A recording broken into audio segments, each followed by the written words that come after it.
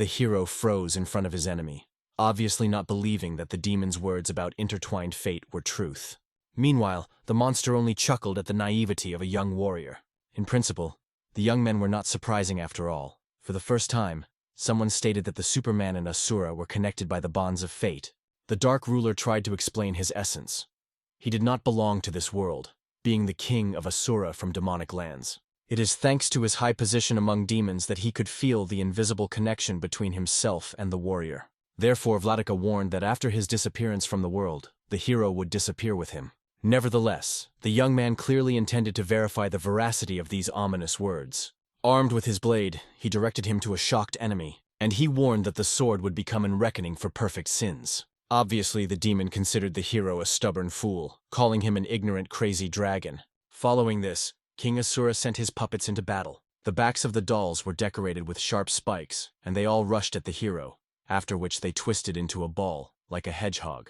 Now, each of the creatures was protected by dense thorns, which it seemed that it was impossible to cut with a sword. Having decided to try the defense of the opponents, the hero repelled the attack rushing against him.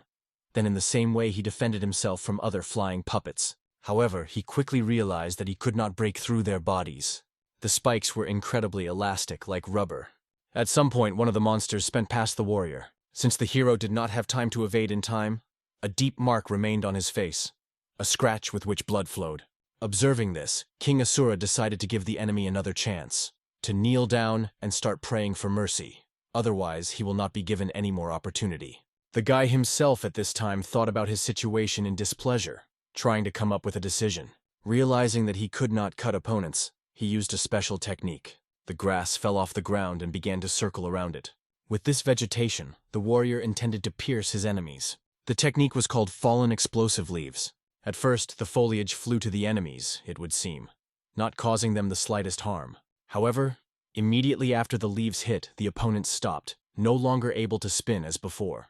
The attack turned out to be so powerful that when she fell into the head with one of the puppets, she just broke it through. The brains flowed out. Only then did King Assura realize how strong a person came for his soul. Taking advantage of the moment, the hero chopped off the heads of the remaining puppets so that they could no longer rise. After that, he jumped up the mountain, where his enemy watched over the entire battle. Obviously, King Assura was outraged that the young man dared to resist him. But the hero did not react at all to his words, and immediately brought his sword behind his head, putting the maximum power there for a decisive attack. And in the end, he won. From that memorable event, they returned to Long 15 years ago. The young warrior came to his friend and began to crumble in thanks for inviting them to such a wonderful mansion. The boy only laughed awkwardly, explaining that this mansion belonged to his father. Of course, the young man was very glad that his friend was so lucky in his life. At that moment, a young lady sat next to the master, who also seemed to be in the future to live in a similar mansion. The hero only neatly acquired her by the shoulder, and promised that as soon as his father was engaged in the prey of fossils, they will be able to engage in and live in abundance. Obviously, the girl doubted. After all, a man could not work out. The warrior only promised that he would definitely come out, because he believed in his father, who was burning with this business. As soon as the topic was closed, the boy decided to ask his friend if he had a lover, and was very surprised to hear a positive answer. Of course, a friend did not reveal her personality, because they had just begun to recognize each other again, but he promised that he would figure it out later. Of course, a friend was amazed and happy for a comrade. In addition, he was offended that a close friend did not trust him with his secrets. However, the young gentleman only smiled, apologizing, after which he carefully looked at the mistress sitting next to his comrade.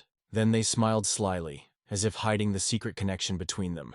After such a long-awaited meeting with friends, the hero, as if nothing had happened, returned home. He already wanted to relax when the warriors who intended to grab Khan and Yen suddenly burst into his room. After that, the warriors took the hero to a strict regime prison located on the island. 2 more prisoners arrived with him. When they reached their destination, they opened a new prison camera, running inside. There, the young man immediately paid attention to numerous men, curiously glancing in their direction. The prison guard warned that from this moment this camera would become a place where they would live. He demanded that the prisoners avoid trouble and try to get along with the rest. After all, if they create problems, it will only extend their conclusion here. After that, the jailer harshly ordered all the new prisoners to sit down. The jailer himself at that time threw a glance at the old man who was sitting in the corner. He sat in this prison for the longest time, However, no one understood what kind of crime he was concluded here. In addition, given that you need to have outstanding abilities in order to hold out for more than 5 years, being in such a prison, the outgoing jailer decided to delve into the records of this old man, and finally find out how he survived here for so long. At this moment, the third in seniority in a maximum security prison approached the new prisoners. He introduced himself on behalf of their elder, who wanted to know who they were and what they were. After that, everyone had to rise one at a time and introduce themselves. The first thing was the prisoner Sin In Ho. 2 weeks ago, he got into a fight and inflicted injuries to another person. Since the victim was a representative of one general family, he was immediately seized. However, the foreman only laughed, realizing that nobody was imprisoned in prison only for a fight in a drunken delirium. Indeed, the man hid that there was another reason. After all, he had an affair with the wife of the person with whom he had fought, so he went to a brothel in order to find an opponent. Of course, the foreman was really surprised that this guy was in such troubles. The time has come for another prisoner, Juice Chan Mun. Last year, he attacked some people, to put it mildly, not very good. The reason was that he heard about their plans to decapitate him. As a result, all that he did was acted with these people just as they planned with him. Therefore, he warned all the prisoners that if they want to live a long life, then it is better for them not to cause him any problems. After these words, even the foreman was slightly nervous. It seemed to him that in front of him the same killer who last year deprived the manager, a servant, and even a girl from a public house of the Midnight Pavilion. He remembered that at that time the murder in the pavilion made a lot of noise, and even in this prison, the prisoners heard the news of this incident. After that, obviously, questions were completely disappeared to this person. He was promised not to disturb him anymore. It's time to introduce himself to Canon Enu. He tried to explain that he did nothing bad. A couple of days ago, when he slept at his home, he was arrested and brought here. The future warrior himself would like to know if someone had heard for what crime he is here. However, the experienced prisoners only laughed, considering this guy truly strange, since he does not know why he was deprived of his freedom.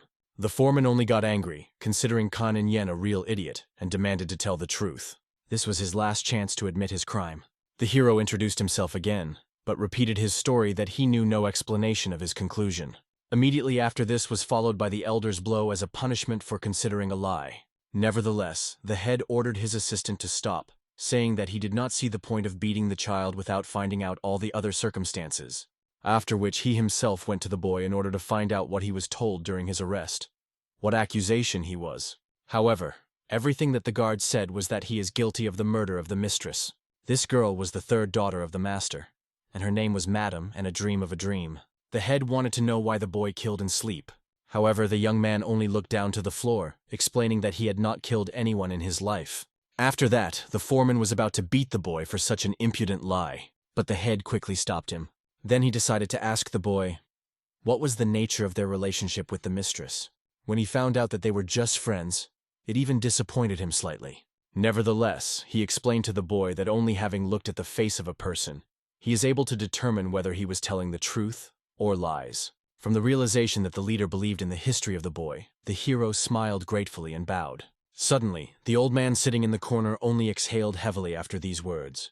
The foreman immediately approached the old man, wanting to pounce on him with his fists for his antics. However, when he did not react in any way, he only threatened so that the old man would no longer give a sound, otherwise he would pay for it. In fact, the head himself was not eager to contact this old man. In principle, the point was not that he was here for the longest time. He simply felt a truly unusual aura from him. Although he did not know why, but no matter how much time passed, he continued to feel it. After that, the prisoners returned to the hero.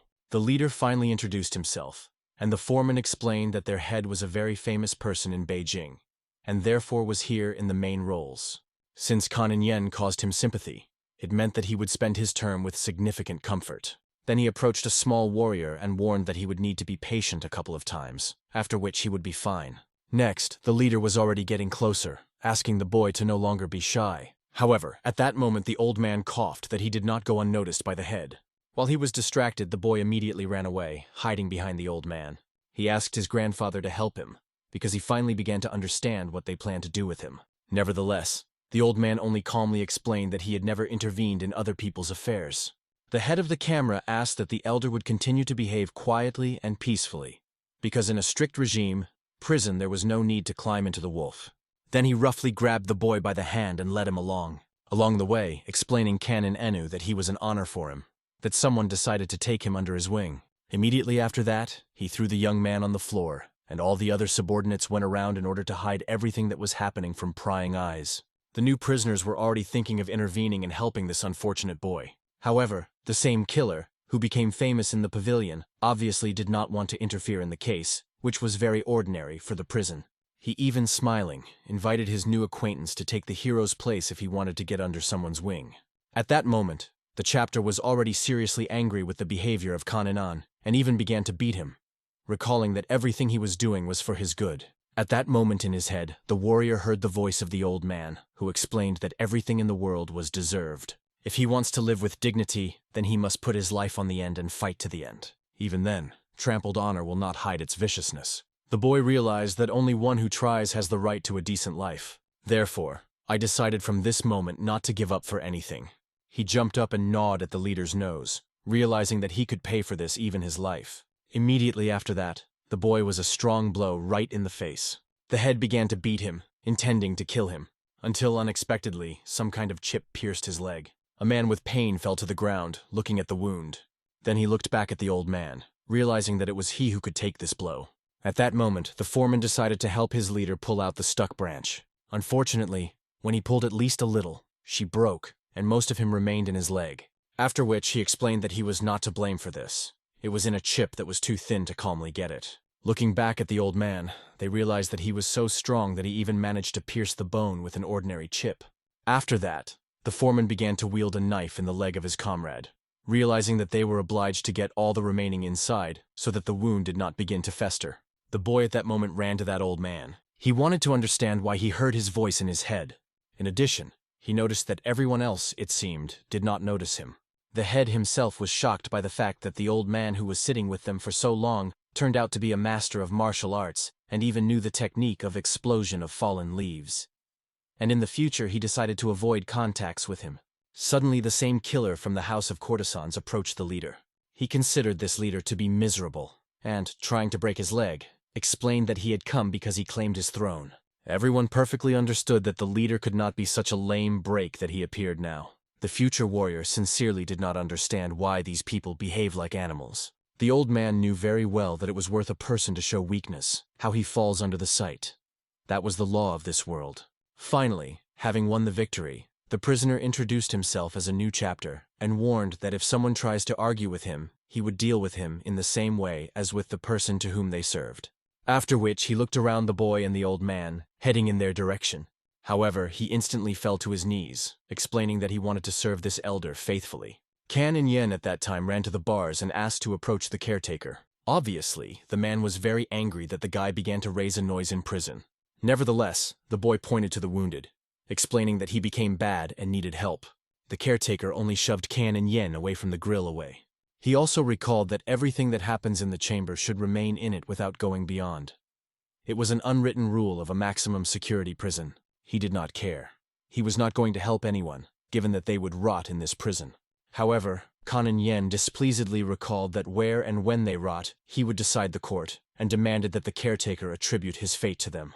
The man obviously was angry after the words heard. Suddenly, when the jailer was about to punish the boy, an imperious voice was sounding in his mind, ordering to shut up and send the victim to the doctor. The guard began to look in fright, looking for the one who uttered these words, and saw the old man. He warned, if the caretaker behaves too brazenly, he will also be lying with a broken ankle. For some reason, the jailer could not help as the sage of the sage. Therefore, he came up with the key, opened the grill, and went inside. A mysterious voice ordered the guard to take a young man with him, so that he helped to take the wounded. Therefore, the boy grabbed the defeated leader by the hand and carried him behind him. Soon they were already in the office of the prison doctor. He carefully examined the boy. He was curious who ordered the patient to bring the patient here. Suddenly in his mind, he again heard the strange voice of the Supreme Elder, who explained that this order belonged to him. He also demanded that this boy stay with the doctor.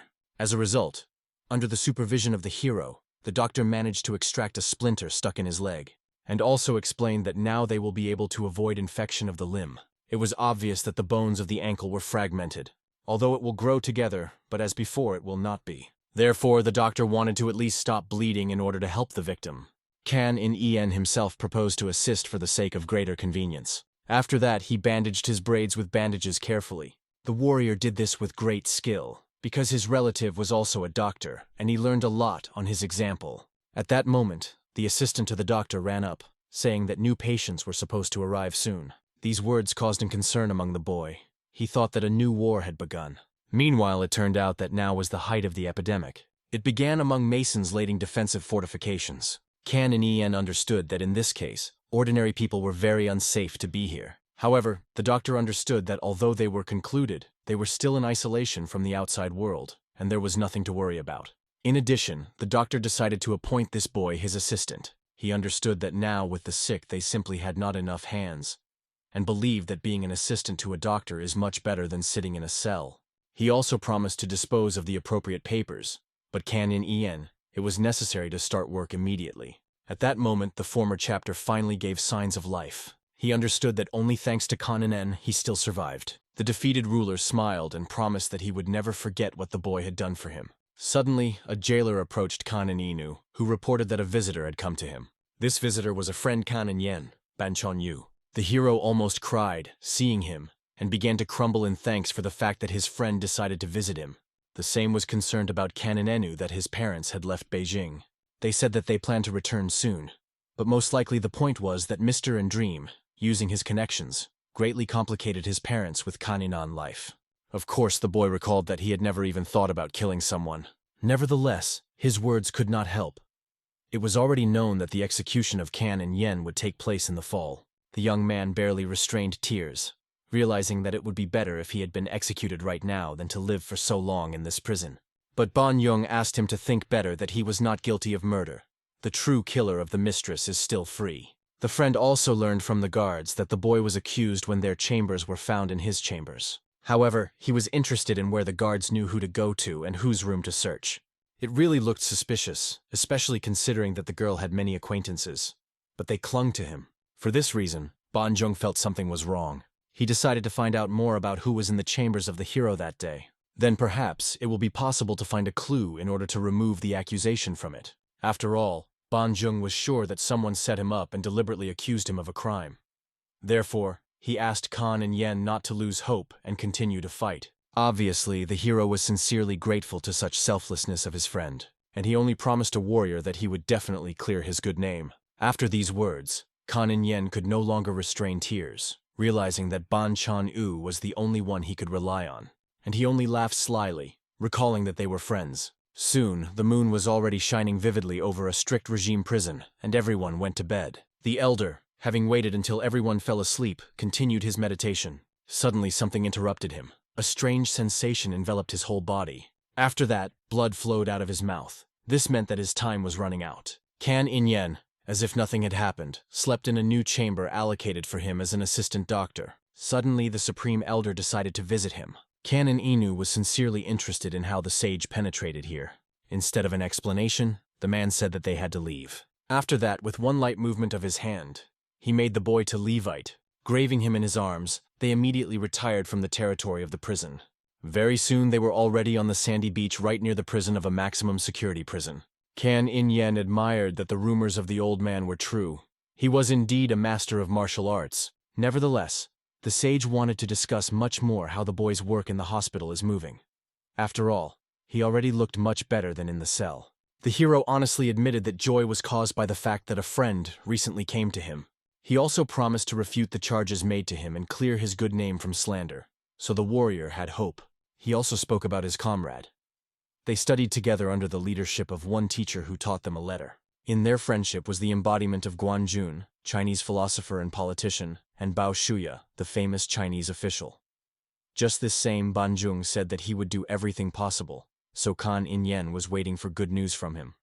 After all, he knew. Banjung brought to the end everything, no matter what he got involved. Instead of enjoying the boy, the elder only asked the young man not to trust anyone. He also recalled that you can never judge the book on the cover, and he must rely solely on his own strength. If the boy listens to him, then in return the sage will endow his ability to stand up for himself. Nevertheless, Canon Ien sincerely did not understand why the elder cared about him. Without explaining anything, the sage only ordered Kan and Inu to turn his back to him and sit on the ground. Immediately after that, he put his palms on his back and asked the boy to stand everything that would happen now. And the young man barely restrained the scream from severe pain piercing the body. He asked the old man to stop, but he recalled that if the boy wants to become stronger, he needs to endure it, or he will never be able to clear his good name. As a result, the warrior lost consciousness from pain, and the sage returned him to his former place. After that, he, as if nothing had happened, began to slowly evaporate, promising that he would return the next day at midnight.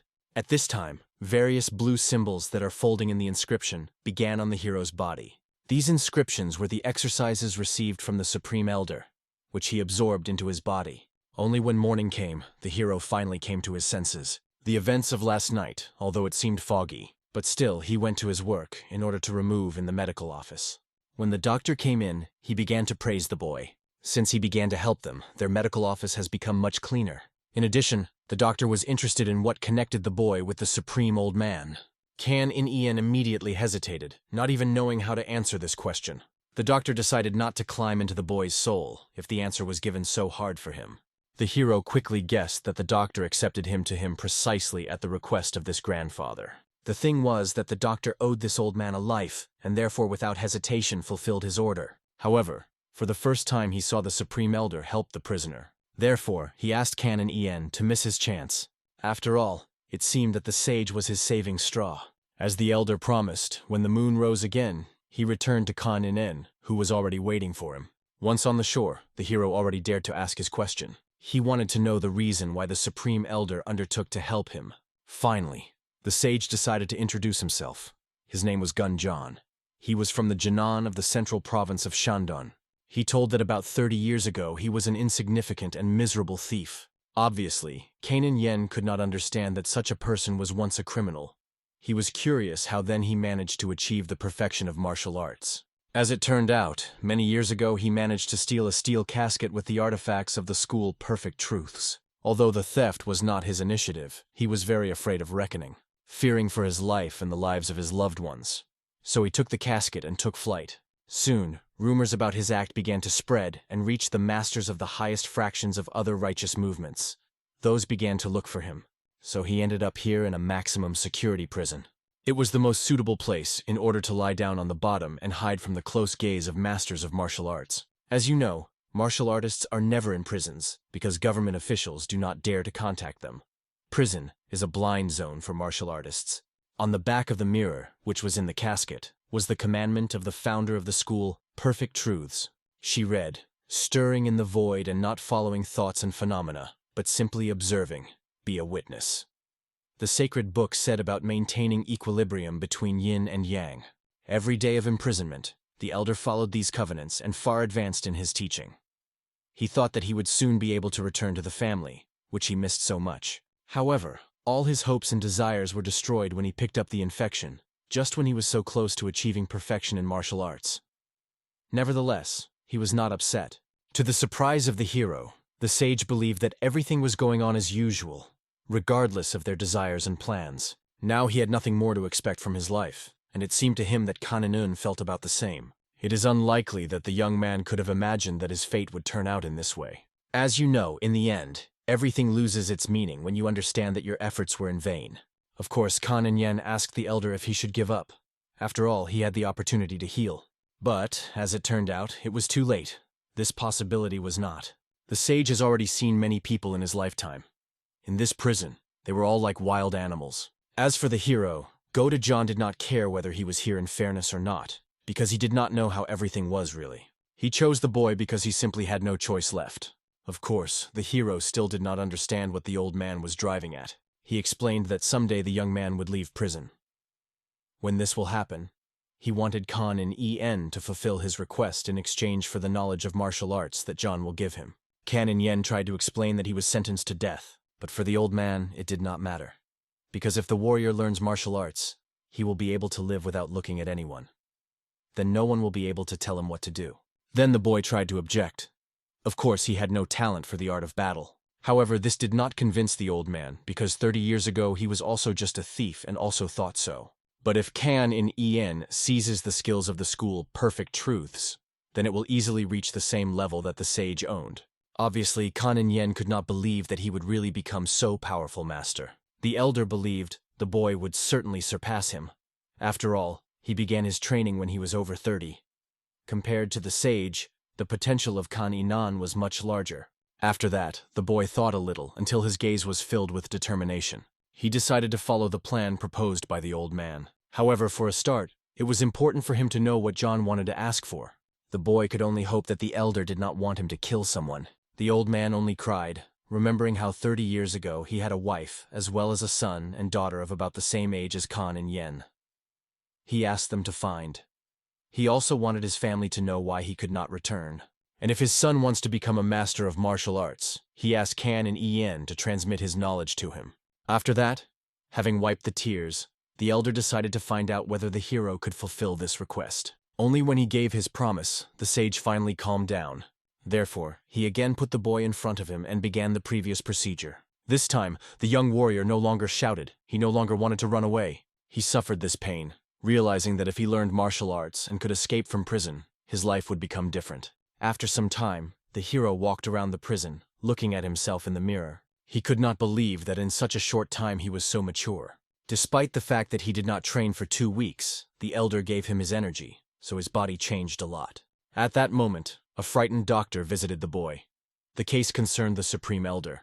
When the young man went to the walls of the prison, he saw that his teachers were already burning at the stake. He never had time to call him a teacher during his lifetime, but promised that until the end of his life, he would remember him that way. He remembered the words of the sage, because he wanted to teach the hero 2 things. The first is the knowledge of stay in the void, continuing to be a witness, as well as the ability to maintain the balance between yin and yang. The elder believed that having mastered these arts, the boy would be able to clear his good name and fulfill his request. When the sage's soul began to leave the body, the warrior heard his quiet voice and the promise to watch Kan and Enam from heaven. Therefore, all that remains the boy is only to bow, wishing the teacher the world in the afterlife. Soon after farewell, the hero returned to the healer's room, who was lying in bed due to poor health. Despite this, he seemed happy that Kan and En managed to take the Supreme Elder on his last journey. Immediately after that, the hero decided to find out how the man feels. He also touched his forehead and realized that the doctor had a strong heat. Of course, immediately after that he began to cook a cold decoction for him in order to make a compress on his head. The healer last reassured the boy, explaining that he was simply very nervous and overworking in the day. But as soon as the warrior put the compress on his head, the man began to cough very much, and soon the blood poured out of his mouth. For this reason, the hero immediately ran around the prison in search of another doctor who could help him. Nevertheless, when everyone came, they froze with fright. All the symptoms of the doctors indicated that he had the same dark plague disease. Obviously, everyone was very excited, realizing that the doctor was most likely infected with the disease when he took care of the sick. Kan and Yen, until the last, asked the audience at least somehow to help him. Frightened healers understood that it was already too late. After all, when the patient begins to cough with blood, even medicines will not save him. After that, everyone began to immediately leave the room. After all, they could also catch the infection and decided to isolate this room. The hero looked at a man who once helped him, not understanding how this could happen to him. Despite the universal fear of the disease, the boy continued to take care of the man. At this moment, he had not left his bed for 3 days. Even the doctor himself asked him to spend strength on him anymore, realizing that there was no medicine from his illness.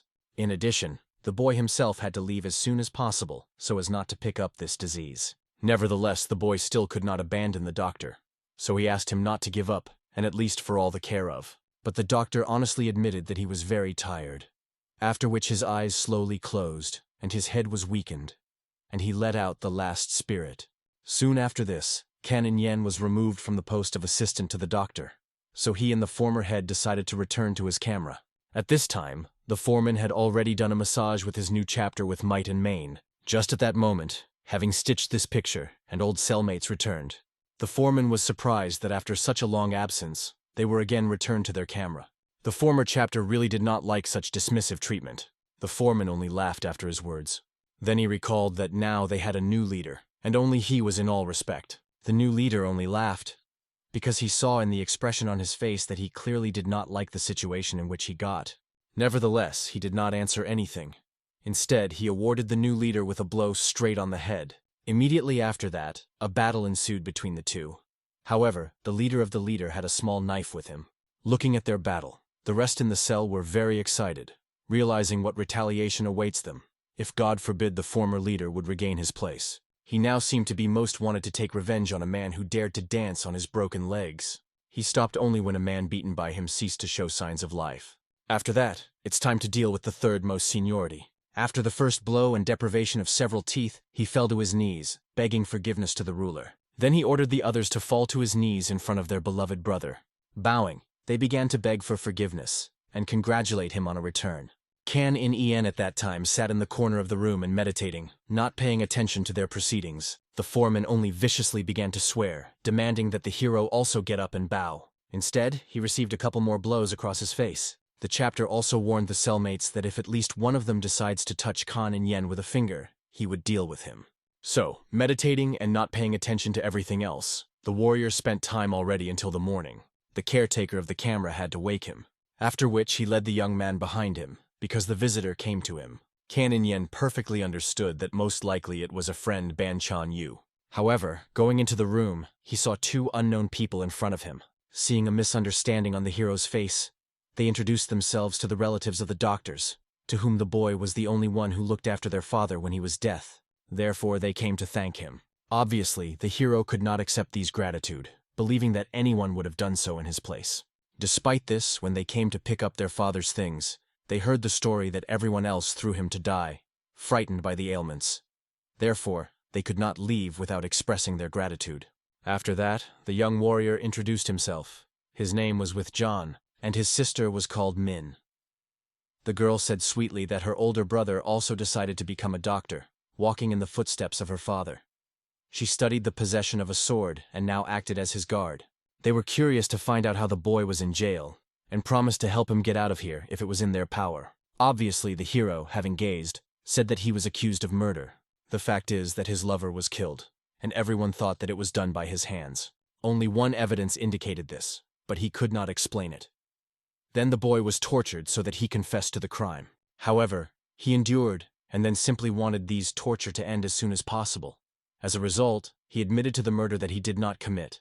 Ming-Si was horrified from this story, not understanding how they could do this with a child.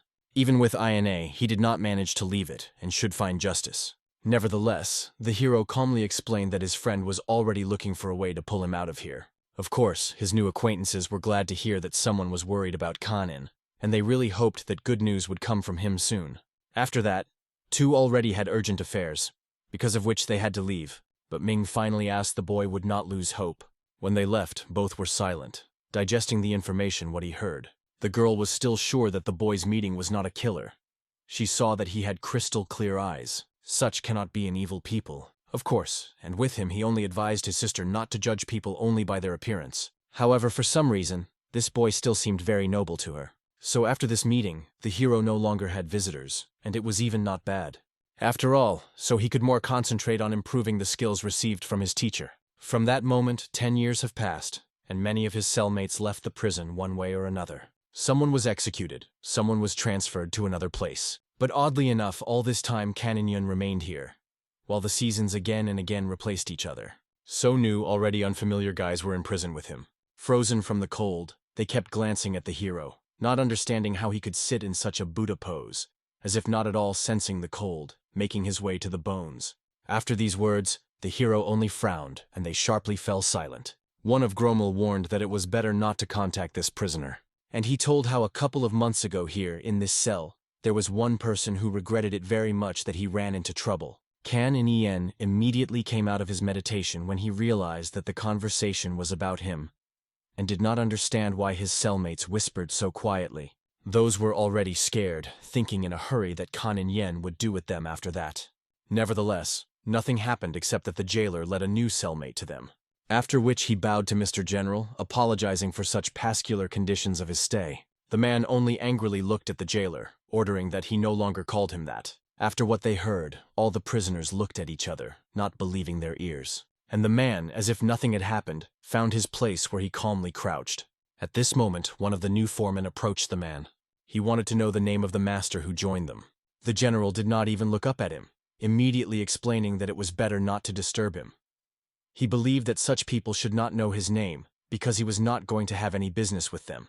Obviously, after that, the foreman only became furious, not seeing the difficulty in calling her name. However, the general only literally seduced his interlocutor with a look. His gaze was so fierce that he literally took his breath, and the second most senior could not breathe.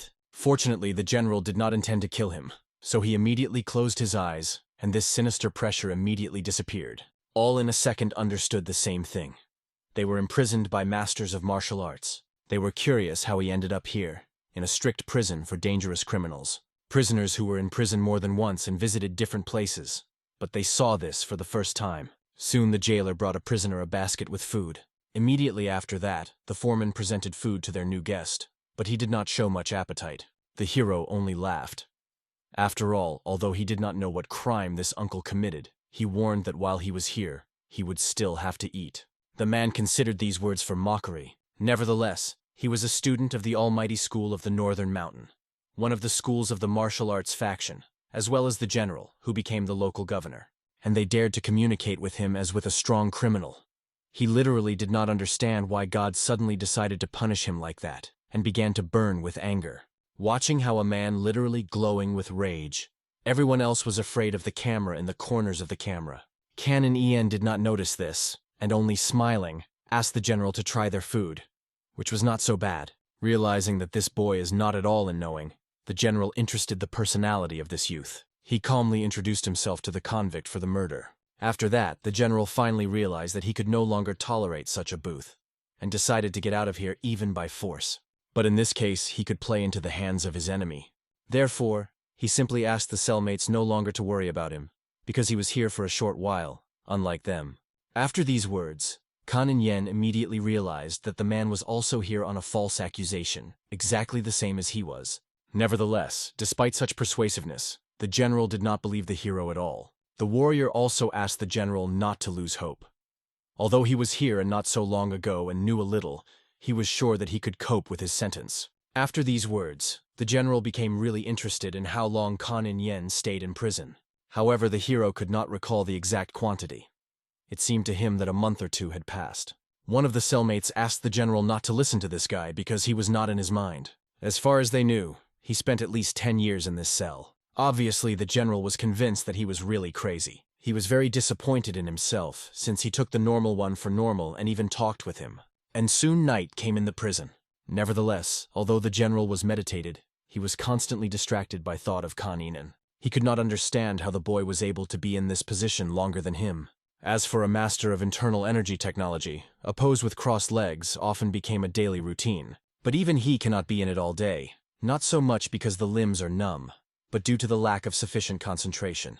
However, this madman was able to meditate all day at all without stopping. The military leader even began to doubt whether he was really crazy. The most amazing thing was that his breathing was almost soundless. As a master of internal techniques, the general possessed an exceptional hearing, but even he was not able to hear the breath of a young man. The man even thought that perhaps the boy independently improves internal energy. Although I soon realized that this was impossible, so I tried to forget about it. After a few more days, the prison career again came to them. Together with himself, he brought another cellmate and asked them to get all of them, and not spend strength on fights and clarification of relations. Soon the man appeared before the rest of the prisoners. The foreman only asked him to remember good manners and introduce himself. Nevertheless, the man did not say anything, which madly infuriated the guy. After that, he began to beat him. After all, believing that the old man had to show respect before him. Soon after beating, tired criminals went to bed. That unfortunate newcomer was forced to sleep alone in the corner. As it turned out, he did not fall asleep. He waited until the rest fell asleep. As soon as he opened his mouth, his eyes rolled up, and from there some aroma began to ooze. The smell reached absolutely everyone in the cell and euthanized them. After that, the man took out a small but sharp needle out of his hairstyle, and just as calmly began to approach the general. He arrived here in order to kill him and complete his business. Suddenly, right in front of the final lounger, his body pierced his neck in his neck, and he could not move his fingers anymore. The hero, who woke up, calmly asked the beginner what he was doing. The old man was clearly surprised that the guy was not sleeping, although he applied the strongest sleeping pill on the basis of the Ushant's incense. When there was no answer, Kan and Yun drew attention to the needle in the hands of a man. He was interested in why he instructed the needle for acupuncture on the general. He tried to justify himself that it was the most ordinary needle for sewing. Then Canon Inu became even more curious. Why did he try to prick his uncle in front of him? Of course, the attacker only laughed awkwardly, explaining that he wanted to repair the clothes of the military leader. Soon the general himself came to his senses. Seeing a similar picture, he immediately discarded this mercenary from himself. Then he took up the needle that fell out of his hands. He immediately realized this needle was definitely a weapon. Approaching an immobilized man, he found out that it was a needle stealing life. The poison needle, which is properly made by the Tang clan. The villain also admitted that he was about to kill the general. However, this was not his personal will. He followed the instructions. This instruction was given to him by a person, nicknamed Sword God Miles, head of the Bishan school. The general heard perfectly that this school belonged to the faction of the Dark Path. Nevertheless, nothing connected him with a man nicknamed the Sword God Miles. He wanted to know why they tried to eliminate him. As he understood, it was a task from a government official. Unfortunately, the mercenary did not know the name of this official, but believed that most likely the leader Huan was in the know. Only then did the general drew attention to the fact that the man does not move at all. Then he noticed a small sliver in his neck, which someone used in order to immobilize him. Even for the military leader itself, this was a difficult task, especially considering that it is necessary to block the right acupuncture point with a simple roll. No, it was outside his strength, and he wanted to know who managed to do this. Therefore, turning to the hero, he wanted to know if that technique of explosion of fallen leaves knew. Canon Yen calmly explained that for things like chips, it is better to use the flight of the golden oriole technique, also known as bloods of foliage. It was evident. After these words, the general was surprised. The warrior, seeing a misunderstanding, explained that this technique allows you to throw a sheet or stem over long distances, as during the flight of a bird. Only after that the military leader realized that the name of the technique was in honor of the bird called the Montenegrin Ivolga. Just about this bird, Canon Inu was told by his teacher. It seemed to the man a very elegant name. Although he did not know who taught the boy, he understood that his teacher was definitely a subtle connoisseur of art. The hero could not argue. The teacher was really an extraordinary person. The general was very curious what this person was doing. The warrior restlessly made it clear that his teacher was a sage. Unfortunately, the military leader could not determine whether he told the truth or lied. Therefore, he decided to carefully ask what the hero's mentor is doing now. Remembering this, the guy only sadly explained that the sage's soul had long gone to heaven. After that, he drew attention to the attacker, deciding to find out exactly where the Bishan school was located. And as it turned out, she was not far from here, in Beijing. For this reason, the hero invited the general to make a small sortie in order to ask these people interested in questions. After that, the mercenary started, not believing what he heard. The warrior calmly looked at his uncle in front of him, because he saw that he was not able to tolerate ignorance, and therefore suggested that this leader visit the visits. It is better to personally ask him about everything. The general, obviously, made it clear that they could not get out of here of their own free will. The hero did not accept such a statement. After all, the arms and legs of his uncle were intact, which means that he can get out of here. After that, he asked the mercenary to rise from the ground. They needed a beginner in order to spend them to the very school, because it would be strange to ask the road from passers-by in the middle of the night. The spy only recalled that he could not move. His whole body was numb. Remembering the chip, the hero pulled out a small leaf, stuck in the neck of the man with a light blow of his hand. Immediately after that, he was able to move again, as if nothing had happened. The general realized how talented a boy was in front of him. Therefore, bowing, he apologized for behaving inappropriately before the venerable master. The hero tried to explain that he did not need to contact him so formally. However, the general considered himself a man of discipline, and could not be so mannerly treated by the master. Canon Yen had no desire to argue anymore, so he temporarily agreed to such an appeal. Only then did the military leader wondered, how can they calmly get out of this prison? This question seemed stupid, guy, so he calmly went to the block of camera. After that, barely touching the grate, broke the hanging lock on small chips, so they were able to get out, as if they were temporary guests in their own prison. Only then did the uncle realize that his training were mediocre in comparison with Khan and Inom. He wanted to know how great the internal energy of Khan Inan, since he was so easily broken by the castle. As a result, carefully looking around, they reached the very exit from prison. When the gates opened, they saw a soldier who, it seemed, only waited for them.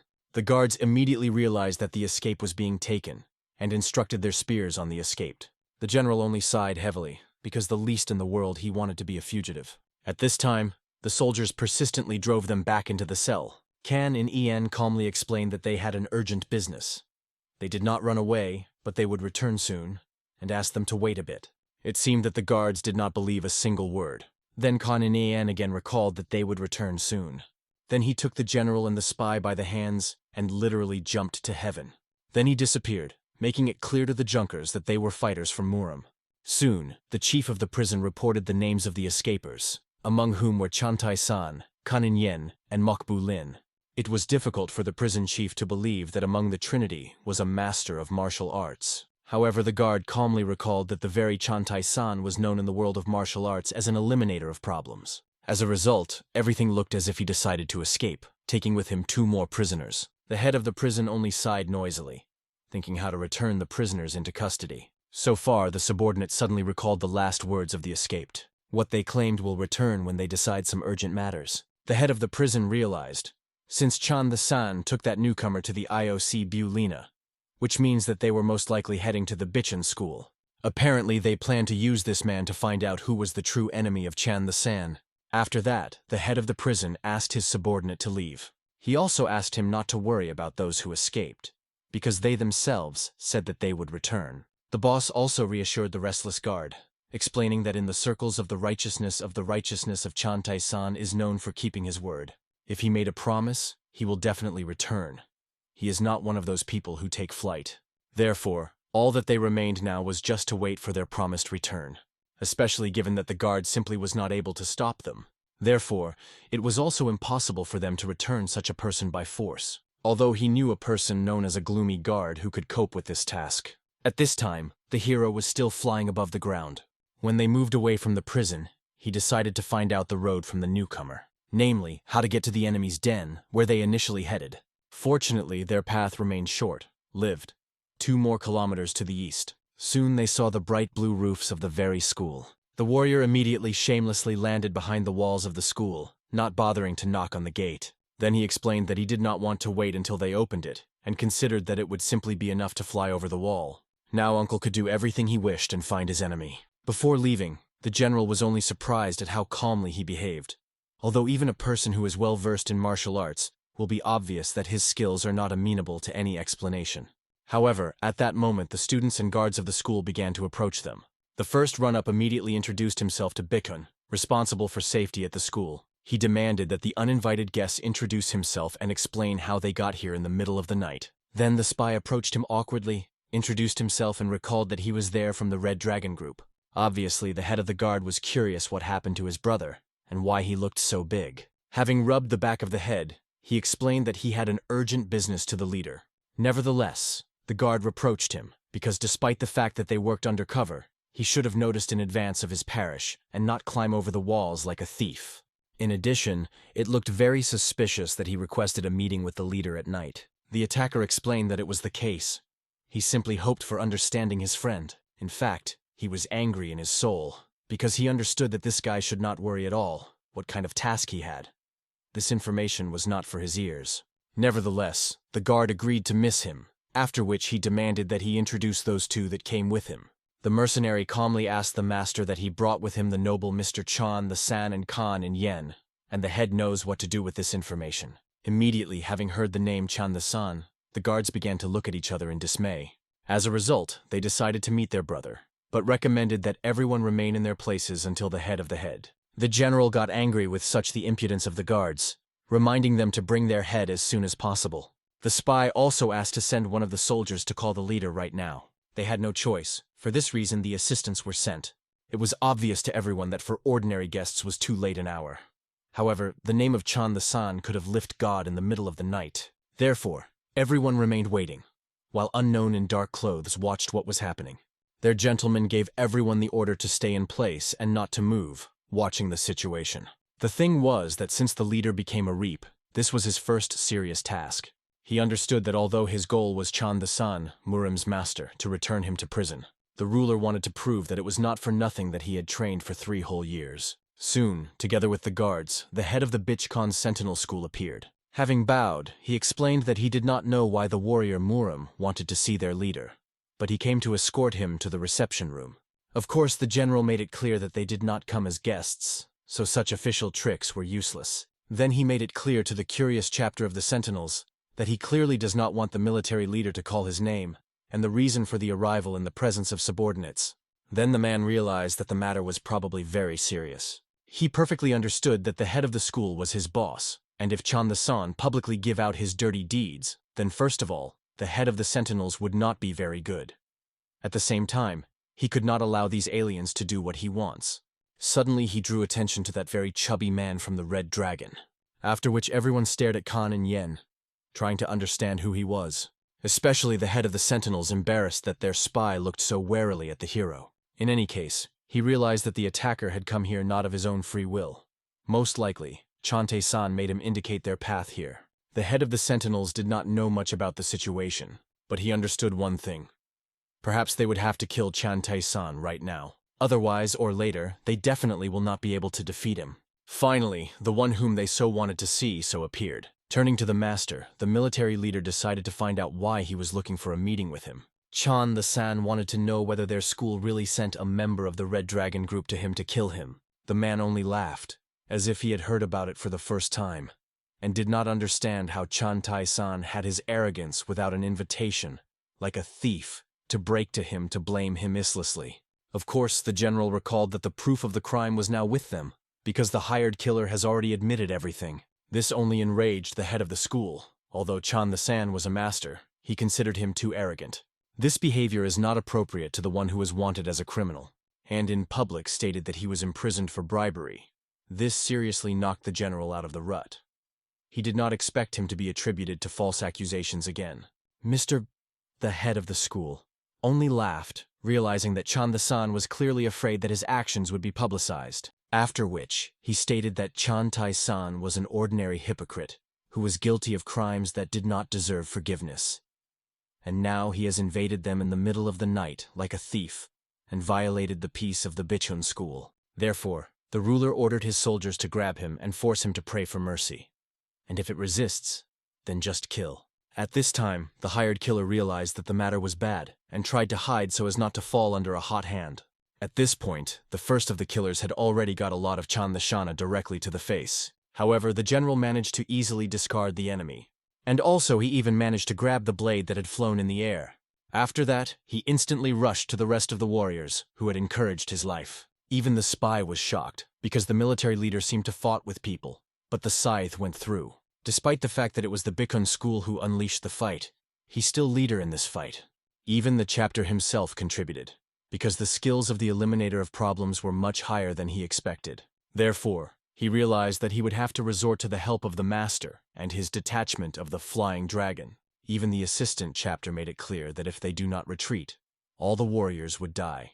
But he still continued to insist on the continuation of the duel until their master arrives.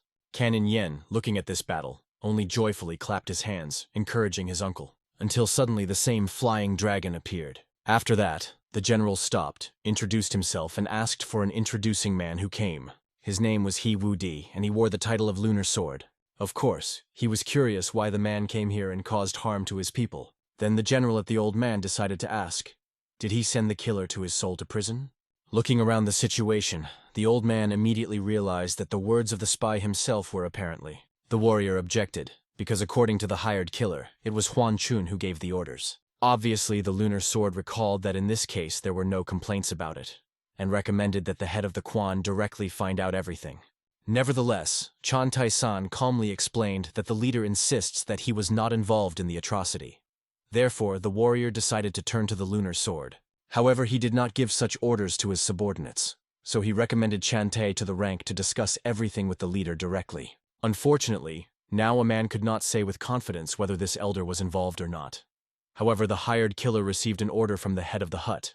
Therefore, without restraining himself, the military leader rushed to him in order to understand who was the original customer. At that moment, the old man ordered his warriors to join the battle and destroy Chan Tai-shan. Therefore, fighters in scarlet clothes rushed into this unequal battle. Nevertheless, even the members of this detachment were easy to cut into pieces.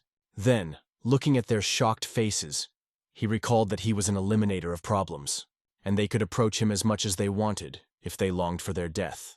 At this moment, the buildings hidden on the roof realized that they could already advance and intervene in what was happening. The lunar sword seemed to exhale with satisfaction that they had arrived. However, he did not understand why they walked for so long. The commander calmly explained that if they had entered the battle earlier, then they would cut everyone, including the people of the lunar sword itself. After that, the captain ordered that the lunar sword take his people, because they did not come to help them. They had their own personal task. Then, as if nothing had happened, the captain turned to the general himself and invited them to calmly follow them. However, any sane person in his place would not obey after that. The warrior looked around people in dark masks. There were 7 of them in all, and the man felt powerful energy for each of them. He may have managed to defeat 2, but if they attack at the same time, he was literally doomed. At the same time, on his side there was a talented master. The abilities of Kan and Yen were incredible. No matter how many people stood in his way, it did not matter. Therefore, the man decided to join the battle with complete confidence in victory. Before that, he asked those who came to introduce himself. However, if they could name their names, they would not wear masks. Then the general at least decided to find out where they wanted to take him. And in principle, he received a logical answer, where they send the escaped criminals. They came from the department, but still asked that Chantai-san be in a good way with them. Obviously, the gentleman was outraged by this. Not only was they slandered and imprisoned behind bars, the Bishan school hired a killer to kill him, and they also forced him to carry out some ridiculous order. Those who came in dark clothes explained that it would be better for him to inform the department about this offense, and not to escape from prison. Of course, he was not very surprised that the martial arts master sought to solve the problem by force instead of following the law. People in black believed that such a position of Mira masters is what corrupts their world, and Chantai-san could agree with this. After he suggested that Mr. Dream intervened in the work of the ministry, he did not think at all to inform the authorities about him. Finally, the group introduced herself with gloomy reapers. They were the messengers of the imperial palace to capture criminals who own martial arts, and invited the warrior to surrender voluntarily. It became obvious if the highest authorities came behind him, then he finally lost to Mr. Sun. Now his hopes for the restoration of justice were literally defeated.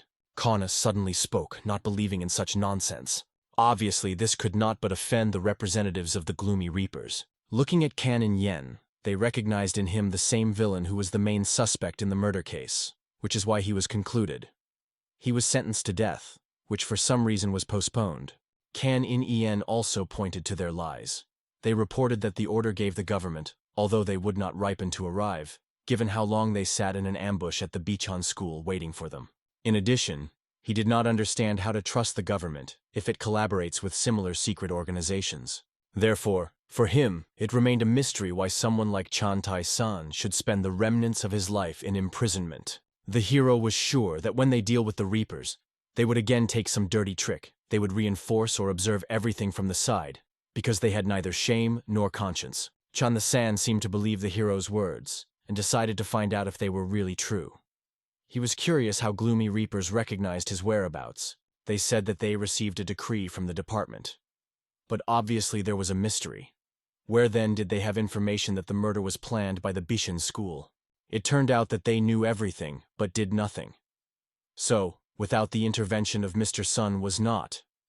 So the Reapers could not complain that he relies only on their own forces, because having come here, they proved that they had violated the law. The Reapers were not at a loss, explaining that they would not discuss with him on a trifle topic, and agreed to take his complaints into account if he followed them peacefully. The hero only laughed at their proposal to satisfy the claims if he did not resist.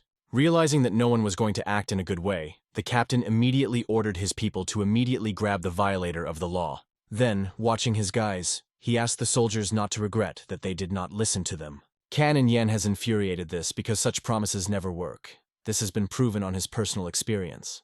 When the first opponents rushed to him, he immediately immobilized one of them. And he did the same with others who tried to attack him. Only then did everyone understand that not only Chantai-san owned secret martial arts. The general only smiled, realizing that he was very lucky to meet this guy. And the head of the gloomy Reapers warned that after Kan and Yen he was harmful to one of them, he was waiting for death. Therefore, he asked his guys not to restrain himself and kill him. Immediately, bypassing the hero on both sides, 2 armed fighters immediately attacked him. However, with these 2, the warrior figured out literally in an instant. The captain could not believe it, because the fighters sent to the battle were masters of their craft. Even the captain had difficulties in a duel with them. Literally for a moment he saw a bright flash of light, and when he blinked, they were already in such a deplorable state. Obviously, the captain wanted to know what Khan in En is from himself. The hero only laughed at his desperate words, approaching closer. Then he punished the man who dared, condemned him for not respected by their government power. When he put the discharge into his head, he completely stopped moving. He wanted to free himself and direct the sword into the hero, but the feeling was as if the forces had left his body, and he could not even move his fingers. Then the captain tried to somehow justify himself that he acted according to the decrees of His Imperial Majesty. Kan Inian recalled that according to the law of Murim, the government and the world of martial arts should not come into contact with each other, like river and spring water. Of course, the man tried to justify himself that he could not stand up as an officer who was following security. And then he simply began to beg for forgiveness, not seeing no reason to make excuses. As a result, everything that the hero is left is just throwing a man away like an unnecessary toy. Following Khan Inan already turned to the very Mr. Khan. He wanted to know if the man admits that he contributed to the lunar sword. Only then, expanding his eyes from fear, did the man realize that he could never cope with such a powerful master of martial arts. He also ran to the lunar sword, trying to explain that even Chantai-san was a very complex enemy, and his companion even more so. From one glance, it was obvious that the skill of this young man was literally behind the line of human understanding. Therefore, the chapter had to admit his defeat, and he decided to tell everything he knows. As it turned out, the representative of the government wanted to kill Chan the Shan. He threatened that he would reveal bribery at their school if they would not deal with him. As a result, the lunar sword had no choice but to agree. Otherwise, panic would begin. Therefore, he sincerely apologized to the warrior. Chan the San himself knew very well that behind this was the approximate Mr. Sona. Simply put, the attempt on his life was a matter of his hands. Nevertheless, he did not understand what was the point of killing him, because it would not solve his problem. In addition, Chan the San could not even do anything about it. Even if he destroyed Mr. Sona while he was related to the government, after Mr. Sun there will be another one who wants to destroy him. Therefore, he turned to Canon Yen for help in order to find out what they would now do. The hero calmly invited the warrior to return back to jail. When he saw his puzzled face, he only calmly reminded his promise. Obviously, this made the general freeze in shock. It was not an exaggeration to say that the young man was the greatest master. She remained a mystery why he wanted to return to imprisonment. Therefore, the military leader decided to find out if he had some special reason why the venerable gentleman wanted to return to prison. The hero only laughed at such a formal appeal. The general explained that in Murim they called the masters who are on the steps higher. Canon En clearly did not understand when he managed to become a master, given that recently everyone called him a madman. Even the hired killer, looking at the behavior of the boy, would consider him crazy even now. However, the general was already accustomed to this behavior of Can's in prison, and did not see anything surprising in this. Only after that Canon En explained that the covenants of his mentor follow. The man did not argue at all and immediately offered himself to return to imprisonment. The hero agreed joyfully, realizing that if they had no more things to do, then they should not even more like a prison guards. Then he also drew attention to the hired killer. Of course, he was supposed to return with them. Therefore, the attacker began to regret very much that he did not run away immediately while everyone was busy, because he completely forgot that he would have to return to prison. After that, the hero again picked up his two comrades, after which he soared far into heaven with them. Then the captain of the Gloomy Reapers decided to check his guys, realizing that they had lost with a bang. He realized that this defeat could not tell anyone. Therefore, he warned the school members that if they even say a word about what happened, they would be dead. He also warned that if at least some rumors about the Gloomy Reapers appear, he would return and take their lives. The old man bowed and vowed that this would never happen. Immediately after that, the captain took his Gloomy Reapers from the assignment. At this moment, looking at the departing, they began to think about what they would do with the fact that they violated the contract to the government. The old man seemed to be more interested in losses now. On the part of the school, 17 people lost consciousness. But fortunately, they were all alive, because it seemed that Chan the San from the very beginning took into account their position. Nevertheless, they were still curious what the boy was that boy. They first saw such a genius. Mr. Kavan even considered that perhaps the boy decided to take refuge in prison so as not to attract attention. However, it was amazing why from all places he chose this particular prison. The elder was insanely amazed, because finally there was no longer any division separately into Murim and separately into the government. Then his subordinate decided to find out if the chapter was relieved when their opponents returned home. He considered that it was enough for them to shun this prison. Because, as they say, to avoid the attack of the tiger, you just need to avoid meeting it. In principle, the lunar sword agreed, surprised at how insightful his subordinate became recently, after which the elder left, hoping that they would cope with the rest of the tasks without him. At this time, the jailers still stood, guarding the territory of the prison.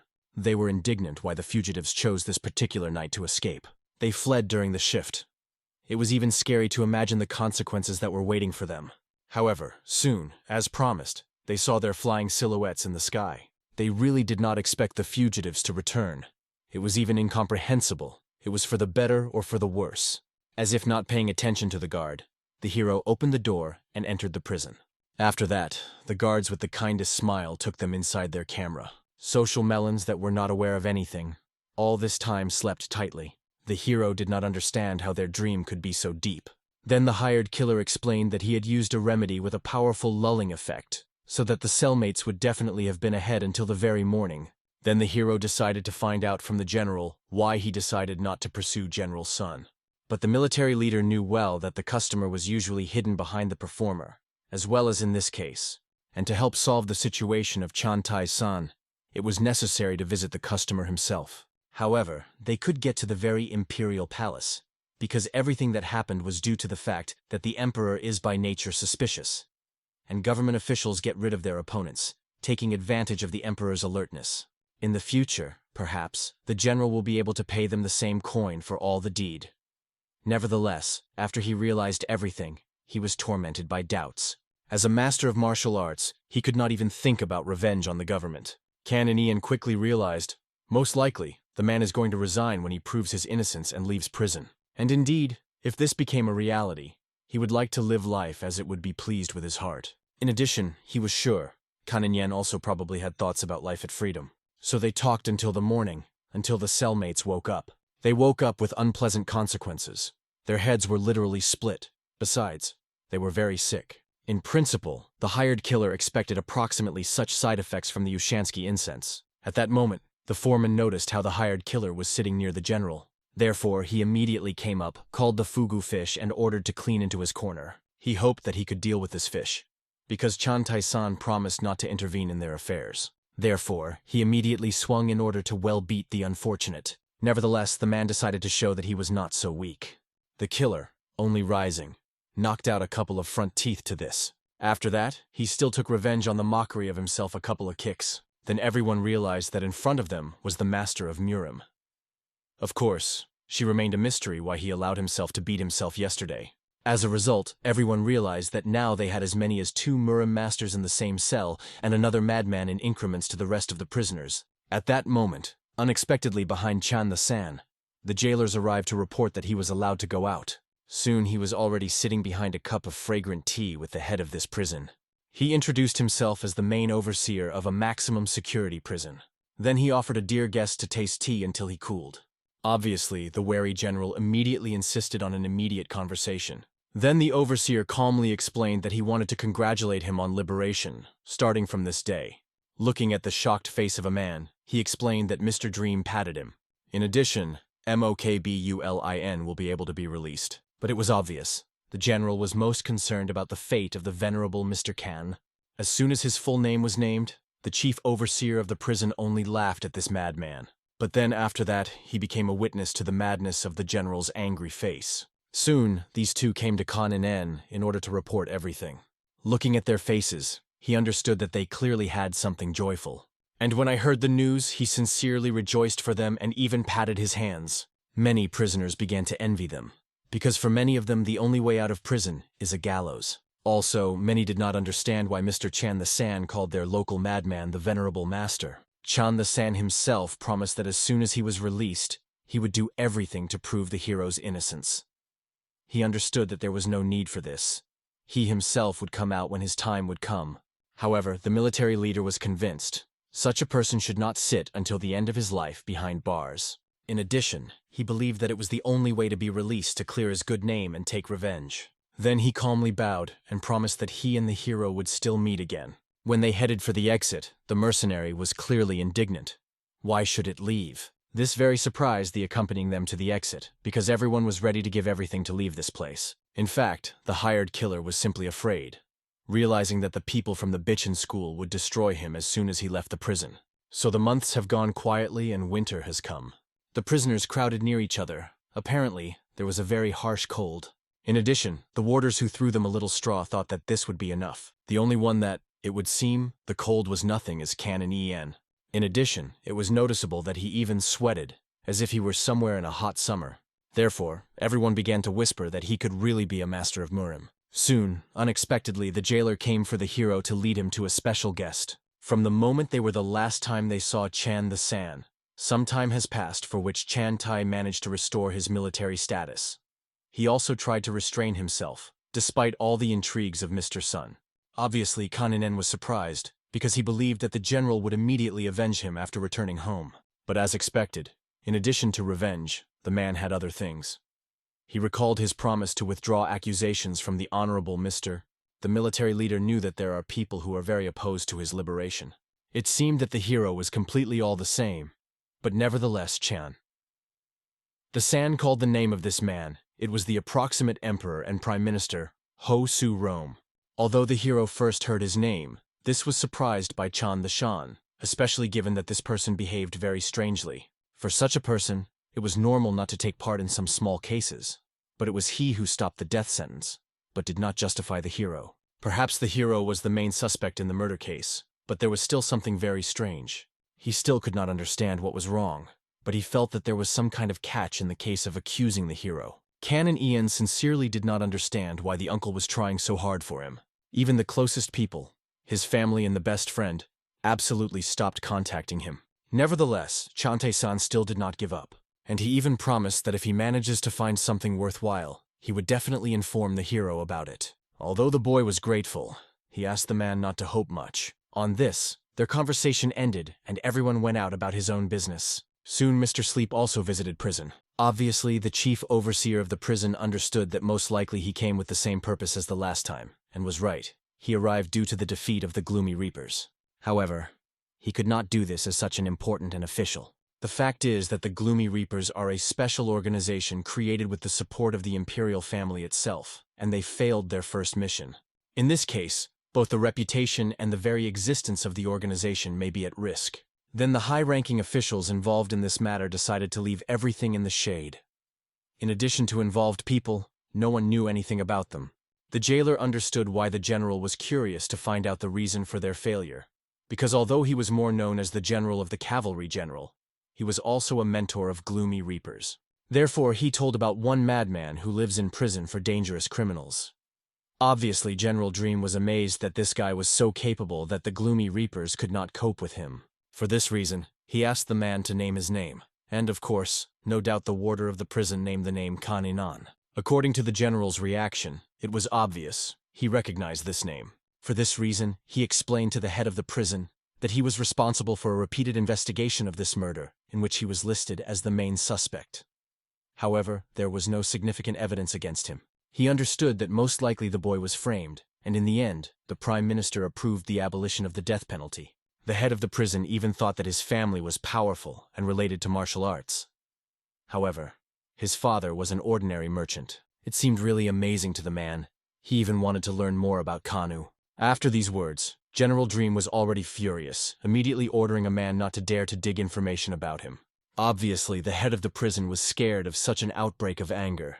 Then he bowed immediately, apologized, and promised to keep their whole conversation secret. The general himself understood. If it becomes known that he was not able to cope with some prisoner, then the Prime Minister may try to get rid of him so as not to stain his name. Therefore, no matter what happens, he decided to destroy this boy. Seeing the general, the head of the prison saw that the usually restrained general seemed to break off the chain today. As soon as the conversation came to Kanu, as if he had been replaced, there was a feeling as if a man was definitely hiding something. In addition, the man realized that he did not have time to tell General Sun that Chan the San tried to figure out Kan and Yen. Suddenly, he thought that the Prime Minister Ho patronized both him and General Sun. Therefore, I decided to hide this information from him. That same night, a new guest was brought to the criminals. He immediately drew attention to the hero who calmly meditated in the distance. First of all, the beginner came to say hello to the second most seniority. He was surprised that this beginner was so ignorant, and should not be the rules by which he was supposed to say hello and tell about himself. But instantly after this remark, a fist flew to him in the face. Then he looked in horror at his knocked out again. All other prisoners did not understand what was happening, so they began to look around, trying to find answers to their questions. The newcomer himself immediately ordered the guy to stop his whining if he wants to survive until the morning. For the company, everyone else was immediately quiet, not understanding why Murim's masters constantly plant them and why they are so unlucky. At this time, the newcomer himself approached Kanin Anu, who was nicknamed a frantic dragon by this moment. The hero calmly greeted the man in order to find out what he wanted from him. The fighter was clearly amazed that such a frail guy managed to cope with the gloomy reapers. After that, he demanded that he open his eyes. The warrior calmly explained that his eyes were a mirror of the soul, and if he meets a look with this mercenary, then he would be sick. Then he decided to calmly find out why a man wants to tie a fight with him, and he considered that perhaps someone gave him such an order, perhaps some very influential person who is hiding behind others. Only when he called this warrior a fighting dog did this finally infuriated the man. He immediately introduced himself. His name was known even to prisoners. He was an absolute master. 10 masters of Murim did not dare to fight with him. It was rumored that he always had with him his scarlet strip sword. Instead of surprise, Kanin Yen asked the man to explain the cause of his provocations, and he was amazed that the offender, who was destined to die 10 years ago, was so arrogant. The hero understood. With such loud words, the mercenary wanted to say that the hero is a real criminal in the case of rape and murder. Even if 11 years have passed since the imprisonment, he is still disgusting to hear about it. Therefore, only the thought of what he actually did is wrong was angry with him. Shards from the ceiling and from the walls began to pour out from his scream. Everyone trembled in fright, not understanding who again had enough conscience to run into a frantic dragon. The man himself was not at all scared, only even more excited and attacked the enemy. However, instantly after that, breaking through the wall, he flew out of the building. He hardly managed to maintain balance at the last moment in order to land on his feet, and Kanin Yen calmly explained to this elder that everything that they knew about him was a complete nonsense. Of course, the man was sure that he knew everything correctly, because he personally looked at the record of the hero's crime. After these words, he only threw a bowl with a worse in the head of the insolent and explained that the one who made these protocols did not understand anything. The man in the last second managed to evade the attack, and he immediately flew into battle on the hero. At some point, it even seemed to him that he was falling under the blow, until the hero's silhouette disappeared. Literally disappeared from the place. Then the guy intercepted the enemy's strip sword and pulled him closer to him. The last time looking in his face, he wanted to know who made these notes, without really understanding anything. Looking at the hero with undisguised amazement, the man could not comprehend how such a young person could have such a tremendous amount of internal energy. As a result, he decided to answer his persistent question, admitting that General Sun was guilty of this unfortunate business. The hero calmly realized that this general was precisely the person whose lips were solemnly promised to remove the false accusation. Nevertheless, shortly after his honest word, he went missing for a long time. From the overwhelming anger, the hero inflamed with anger that even the sword, entwined around his hand, began to quickly heat up. As a result, there was nothing left for the soldier but to immediately let him go, and with deep admiration to realize that he had never met such a powerful master in his long life. After he fought with many professional warriors, only now for the first time, he felt the blood of death for the first time. And all because of a boy who, it would seem, even the milk on the lips did not dry out. The hero at that moment calmly and methodically raised his sword, wrapped around his hand, after which, as if nothing had happened, he skillfully tied it on his belt. The frightened mercenary was desperately trying to explain that this valuable weapon belonged exclusively to him. However, the hero calmly recalled that he could kill him without the slightest hesitation after he came to hunt for his soul. The warrior explained that he was going to leave this excellent sword as a worthy belt, but in return for this magnificent blade, the mercenary was ready to agree to bring the boy the luxurious golden sash next time. This was clearly not enough for the hero. He decided to demand something else, namely, the head of General Sun himself. The whole reason was that this miserable belt was a too petty and insignificant gift from a man who impudently tried to destroy him. Therefore, the warrior warned that if he still dares to tell such stupidity, he would make a man never a sword again. Obviously, he was deeply offended. How appropriate to such a puppy to dare to talk so impudently with older and more experienced people. Nevertheless, in the next second, a deadly blow felt, rushing directly to his unprotected throat. After that, panting and grabbing the air with his mouth, began to rapidly fall on the cold ground. At that moment, Kanin calmly and carefully examined the elegant sword, sincerely surprised at the pleasant impression of the possession of such a perfect weapon. However, he decided to take advantage of it just as it is appropriate for a real warrior, in order to finally deal with his insidious enemy. In this critical second, a man, frightened to death, realized that he needed to flee as soon as possible. The hero decided not to chase after him, only calmly and meaningfully glancing at the jailers. Those only scaredly took their alarmed glances, realizing that perhaps they would have to hide somewhere away from this dangerous place. To their considerable surprise, the hero only smiled kindly, realizing that they probably were very curious to look at this truly spectacular competition. After which he, as if nothing had happened, was serenely returned to his usual conclusion. Only after this significant event, the guard was finally able to exhale calmly, now fully and finally realizing why Kanan Yen is called a frantic dragon with such respect. The escaped attacker himself took refuge in a safe, secluded place in order to thoroughly take a breath. He could not comprehend in any way, as it turned out in a fatal way, that he had so shamefully failed an important task. He did not lose to any battle, even the best and most skilled masters of Muram, but still this mysterious guy managed to completely overcome him. The warrior understood that if he wanted to be absolutely confident that everything would be in order with his precious life, he needs to destroy either Kanan himself or General Sun. He obviously would not want a completely innocent government official to suffer because of this filthy and worthless criminal. Nevertheless, he could not disobey the direct order of the Prime Minister Ho. Somewhere at the same time, the official calmly and thoughtfully examined important government papers in his spacious office. Suddenly he felt anxious approach of an uninvited and undesirable guest. As if nothing had happened, he decided to courtly find out why he granted him at such a late and inappropriate hour. Then the mercenary resolutely opened the massive door and explained that he had come to finally deal with the master. He only in amazement opened his mouth in surprise, even considering that perhaps the mercenary confused him with someone else and made a mistake of the house. However, the man accurately and unmistakably knew that he had come to Colonel General Cavalry. He also strongly explained that he would not depart from his sacred duty, even if his goal was the commander of the Imperial Army. Therefore, he persistently asked that the man would not show unnecessary resistance, because it would really be much easier for everyone. Instead of submissive submission, General Dream waited a suitable moment in order to resolutely grab his reliable blade. Looking at the rapid approach of a dangerous enemy, he was sincerely surprised, because he was amazingly and incredibly fast. As a result, the enemy still managed to successfully attack him and forcefully discard him. Nevertheless, he at least managed to keep a safe distance and get his sword. After that, a fierce battle ensued between these two experienced warriors. However, as soon as the general's sword was seriously injured, he flew away again with the next powerful attack. The blows were truly crushing. If everything continued at the same merciless pace, he would definitely be dead. All that he had left was only fleeing, hoping for the great mercy of the gods.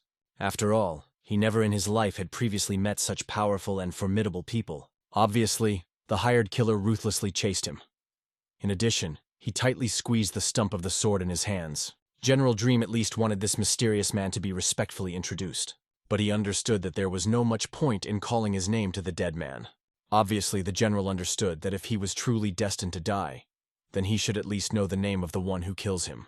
Only after hearing the famous name of the mercenary, he immediately realized that it was the very legendary master, and even considered that he had come to alertly avenge on a long and non-consulting resentment.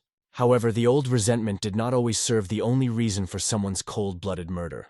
After that, he instantly and without the slightest regret aimed at General Sun's unprotected neck. Only finally making sure that his lifeless body fell on the damp ground, he deigned to leave away. Of course, in the end, he sincerely apologized for the fact that the life of a worthy official in such a tragic way approached his sad end. In the same place in the late evening, a young woman walked slowly. She accidentally noticed a dead body and carefully approached, realizing that it was completely fresh. Seeing a gaping hole around the official's throat, I immediately guessed that nearby was a skilled master of martial arts, with a rare ability to use internal energy in the form of a deadly projectile. On wetland, she also saw a strange inscription with blood that proclaimed Ho Yurim. The girl did not know what kind of mysterious name it was, considering simply a dying message. After that, she began to rummage methodically in the clothes of a dead man, because the murders between the masters of martial arts were completely inevitable and very frequent, so she was not at all surprised. The only thing it seemed quite strange to her that the victim left some name before her painful death. Soon she already deftly pulled out a valuable medallion from his breast pocket. Then she hid him to her secluded place, realizing that he would probably come in handy in the future. She also began to scour diligently, which was still reliably hidden in his clothes. Soon she discovered a weighty bag of money, which clearly did not belong to some kind of miserable thief. She left quite satisfied and happy, rejoicing that she tore off the real jackpot on this successful night. Only the next morning, the general's lifeless corpse was discovered by the Imperial Guards. Based on the random situation and the complete absence of his personal valuables, it was finally concluded that he was brutally killed during the usual robbery. Events in a strict regime prison moved as much as a month after his tragic death. The entire composition of the jailers was in a joyful anticipation, because they heard amazing news that the generous emperor was about to declare a large-scale amnesty. They also respectfully approached the hero, explaining that thanks to the special call of the deceased prime minister, they would first remove all the accusations from those prisoners whose serving were long-term, of those whose guilt was not finally confirmed. Kan in En was really surprised by such a sharp and unexpected turn of events. Now the jailer solemnly arrived at Kan in Anu, because they had to enter his important data on the official list, which they carefully compiled. Nevertheless, he very restrainedly asked, so that the man would not think of doing this. The warrior understood that there was no urgent need to make his modest name into this register. All other prisoners did not understand why the hero acted so idiotic, categorically refusing the long-awaited liberation, and now they were completely convinced that he was indeed incurably crazy. The jailer already persistently asked the hero to carefully think about this situation again, because the government itself officially admits that he was completely innocent, and he would be completely free to go anywhere. It is unlikely that such a successful chance will ever fall out again. However, Kan in En was not going to leave until the guilty general's son would come to personally ask for sincere forgiveness. After that, the guard only laughed bitterly, because if we are talking about this specific person, then there is more definitely nothing to worry about him. Indeed, in recent months, it has happened that the people have already been nicknamed the premature death of the general. Apparently, he fatally met with an organized group of robbers when he returned to his military camp in a state of intoxication. The killer was so skillful and professional that he carefully covered absolutely all traces, up to the fact that even the expensive medallion of General's son took with him. Kan in En only angered such a flare, bordering Rander's neglect towards the late general's son. He considered that perhaps the general sinned in front of him something seriously. Nevertheless, it was categorically like that, so the hero was deeply indignant that he was called just by name, and not the commander. After all, even if a person died, then you cannot treat his memory disrespectful. Immediately after that, reverently bowed in prayer, the guard began to earnest his forgiveness diligently, but the hero persistently asked to remove his food, because he completely disappeared. Immediately after that, the worried jailer, like a humble servant, hastily retired, and the hero only with sadness thought that General Dream met his untimely death, and sincerely hoped that he at least managed to repent of his sins in this mortal world. After all, first of all, he was supposed to sincerely and deeply apologize to him. The hero was well aware that those who once forced to immensely grieve others, once they themselves would bitterly cry with bloody tears. At this time, the rest of the frightened prisoners by all forces tried not to cross with the hero, otherwise they could become the next unhappy victim. So, after this significant day, sinister rumors that it was not worth finding himself up to a frantic dragon, otherwise he will find you even after your painful death, quickly spread throughout an extensive prison. Soon, the news that Kan in En categorically refuses to accept a special amnesty reached the chief manager of the prison. The reason was that he was not going to go anywhere until the former imperial commander came to personally ask him for sincere forgiveness. The surprised chapter thought that perhaps his subordinate simply did not tell the guy that the general was tragically died. Nevertheless, even after he became reliably known to him, Kan in En still stubbornly abandoned the long-awaited amnesty. It seemed that the head of the prison could not understand the true reason for such strange behavior, but simply did not know how to say it correctly. The point was that the only reason that comes into his alarmed head was that Kan in En was mentally unbalanced. As they knew perfectly, Kan in En was usually a calm and restrained person. If he is seriously disappointed with something, he will immediately fall into a state of complete and rampant anger. Therefore, he could say in his rich experience that it was definitely a dangerous state of madness. Of course, the head of the prison perfectly understood that madness is at the same time a simple, but not a simple explanation. Then he decisively ordered the man to return to his work. Then the man quickly rushed at his desk and began to methodically sort out the found papers. He exactly saw that there was a distinctly written name of the hero, from which all the accusations were finally removed. Since the application was officially approved by the higher imperial court, he was supposed to immediately release Kan and Yen. He even thought about the possibility of sending him, since he categorically did not want to leave. Suddenly, he saw an interesting snag in a document that he could use. Somewhere at the same time, hard-working workers continued their daily work on the picturesque bank of the river. Girls diligently repaired a fishing mesh, which went hopelessly. One girl suddenly noticed that the young man was persistently spying on her friend again. Therefore, she immediately turned around and met with a young man. He looked at her obviously in love and admiring gaze, not even taking his ardent eyes. The rest of the friends only persistently asked the girl at least once to smile affably at him, realizing that if she marries him, her family will not have to work hard, especially given that until this time they did not see a single man who would look at their girlfriend so delighted. It would seem that only this persistent fan likes her. However, in fact, the girl simply did not think that she was obliged to get married. Girlfriends desperately tried to explain that if she nevertheless collected to create a family, it is better to choose a good and wealthy man for herself. And it's better not to find this noble gentleman, given that he was already rich and influential since birth. The girl did not argue with this reasonable argument, only wisely advised her friends to charm the guy if they liked him so much. Nevertheless, they doubted that he could at least somehow like this bold idea.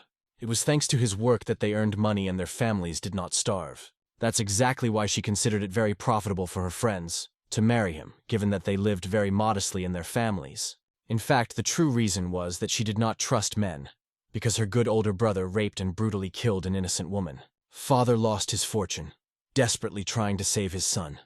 The shame at that time was too great for the whole family. Suddenly, a guard decisively came to them, who respectfully introduced himself to this woman. He also explained that the head of the branch personally ordered her to bring her, so he politely asked the girl to go with them. Obviously, she did not understand why the most high-ranking person in the city came for her. Nevertheless, they came with good news, which were not worth scared. This concerned the older brother of this girl. He was completely exempted from accusing the murder and officially justified by the mercy of His Majesty. It was difficult to believe in it, but still she led the guards to her modest house. Stepping closer, she saw that an unfamiliar man was already sitting there, slowly drinking alcohol and talking lively with someone. He already mentally thought about how the girl would hold a family visit and will console her brother, and safely return him home. At that moment, a sergeant, who brought a resident of the village, approached him respectfully. She decided to find out if the truth is that her family should go and bring her brother. In principle, the girl understood everything quite accurately. It seemed very strange. The brother kept the distance for more than 10 long years, but now he was suddenly released, and she had to personally come to him. So that the girl did not worry in vain, the head of the branch even generously invited her to take reliable accompaniment, with whom she could safely meet her brother. The man himself persistently asked the mistress not to resist this order, and really follow with him, because a man in front of her could take her life according to his command. She should not have acted so recklessly and categorically refuse. The ruler himself only smiled restrainedly, explaining that he did not want to order the mistress. He simply courtly asks her to help. Obviously, she could not fully understand why people of such a high rank treated her so kindly. Nevertheless, she had no choice, so she went to a strict regime prison.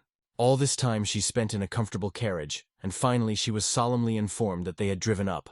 When she looked through the window, she saw many men in a front uniform meeting her with respectful bow, as well as the head of the prison, who cordially thanked the girl for making such a long way. Soon she was carefully brought into the hero's imprisonment camera. She could not believe her eyes when, after long 11 years, she saw her brother. After that, holding back tears, she explained that they could finally return home. Kan and Yen only restrainedly asked his sister how their dear parents lived. Everything was fine with his second brother. He left home because he wanted to become a teacher. Then Kan and Ian decided to find out about the youngest in the family. Nevertheless, the youngest was just his sister, which the hero managed to forget about during his long prison. Looking at her anxiety, the head of the dungeon quickly explained that after a long imprisonment, her brother had serious memory problems. The hero, looking at her tears because of this, gently asked the girl not to cry. She was ashamed that she had never come in all these years. She apologized and explained. It was very difficult for their family to earn a living. Kan and Yen was not at all angry, only affectionately hugged her and offered to go home. And obviously the head of the prison was glad that his cunning plan worked. After that, as a sign of the deepest respect, all the jailers immediately bowed respectfully with the prisoners, in order to solemnly say goodbye to the master. They continued their long way along the dark, barely lit corridors in a gloomy dungeon. So far, The head of the prison suddenly did not offer to stop in his spacious office before the final departure. There was already a small, elegant box with expensive blue clothes. General Chan the San carefully sent these excellent clothes for a hero released from prison. Of course, Kan and Ian already felt quite convenient in the usual prison clothes. Nevertheless, the sister gently recalled that walking in the clothes of the convicted person in the wild is inappropriately. Not wanting to argue with his beloved sister, the hero soon put on his new exquisite outfit. Indeed, as stated in a famous phrase that clothing paints a person, these new things looked just delightful and noble. After that, the jailer finally personally led the hero to the luxurious carriage awaiting him. On the way, servants have already lined up for a long one next to respectful bows. So the hero climbed into the carriage with his sister, going on a long, awaited trip home. As soon as the doors closed behind him, the prisons were slowly exchanged. And then they began to joyfully celebrate the fact that they finally managed to get rid of a frantic dragon.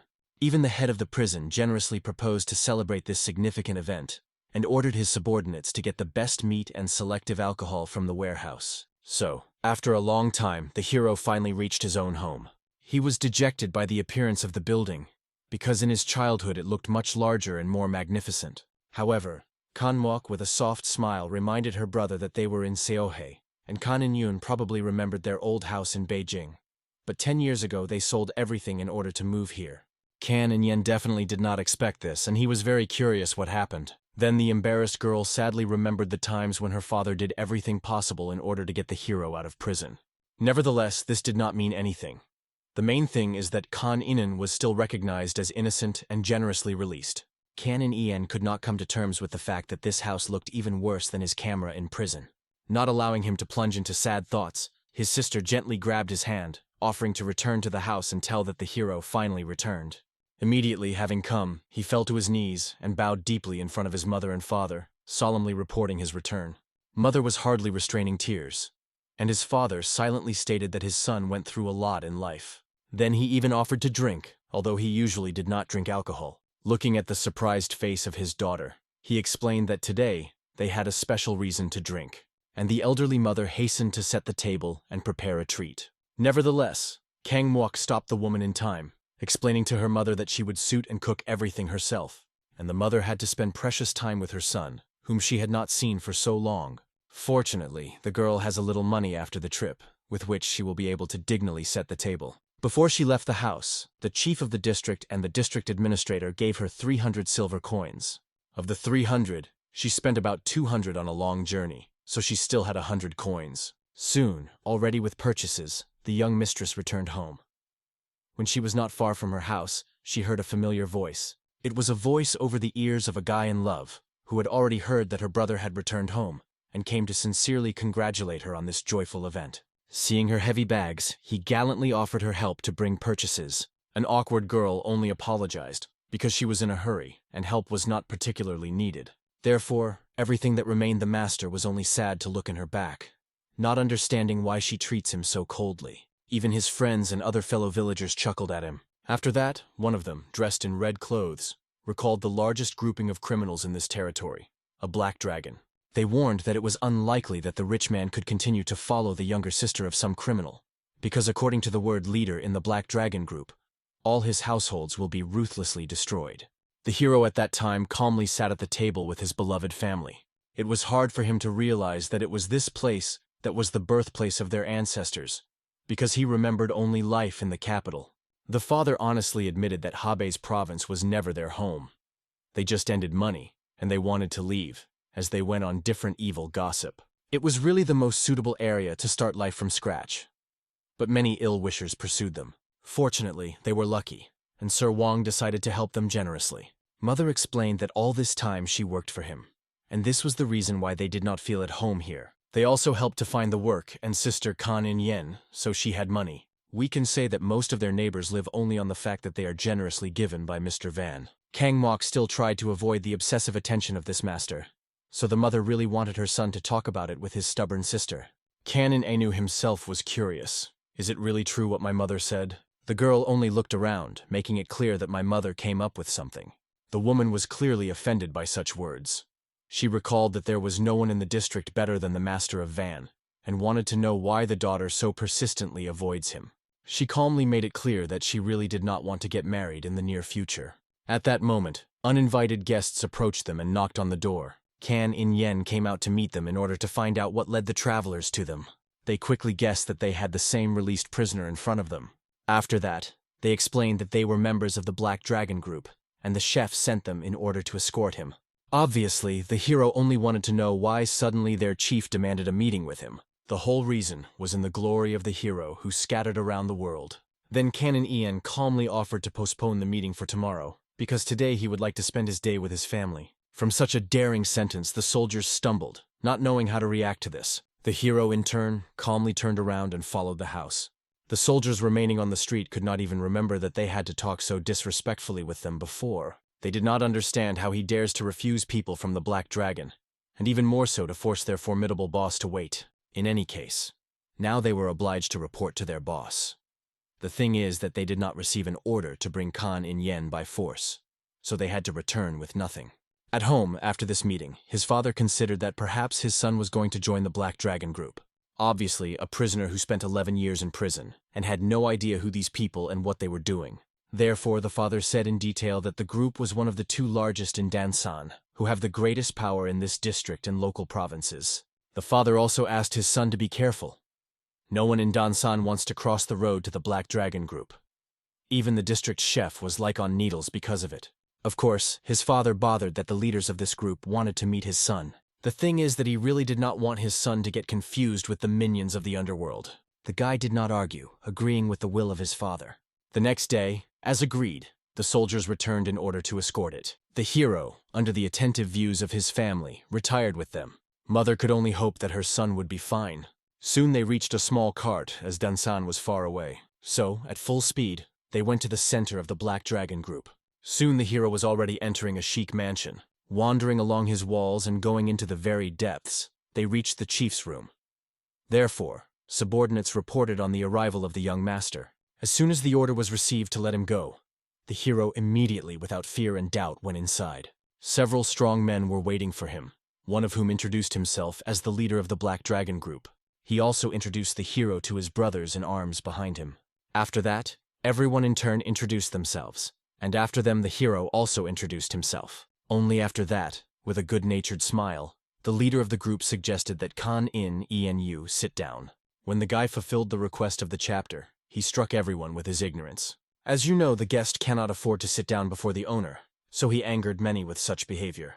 The leader did not seem to notice this, only kindly offered the hero the tea because he heard that he did not drink alcohol. But Kan In-yen would like to avoid all these excessive formalities, and instead as soon as possible to find out for which he was called.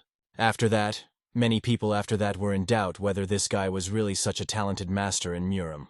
The leader pretended not to pay disrespectful attention to this, and calmly spoke about his old acquaintance, the famous smugglers in the black market in Beijing. For some time he was in prison until he was released because of one mysterious event. He wandered around the world for a long time, and then decided to stop and live here in Dansan. Once there were persistent rumors about the conflict in the cell of suicide bombers. Everyone talked about Kanan as a returning to life. This happened when his friend raved and constantly repeated the name of the hero. He also claimed that invincible expert and true master Murim, and that they should be extremely careful, as he can go crazy. He also clarified that Kan In-yen was even stronger than the famous warriors from the Shaolin Temple, because even those were not able to withstand any of his crushing attacks in front of him. Of course, most of these statements sounded, in their opinion, unreasonable. And after this, such a long and detailed story, Kan In-yen still did not understand what the leader leads to. Then he calmly explained that in Dansan there were two influential organizations that rule in the night. The first is them, Black Dragons, and there was also a group of the Dead Sea. Nevertheless, their old enemies from the Dead Sea group tore the secret pact with them about hiring a martial artist abroad. This put them in an extremely difficult position. Therefore, they would like to invite Kan In-yen to their group.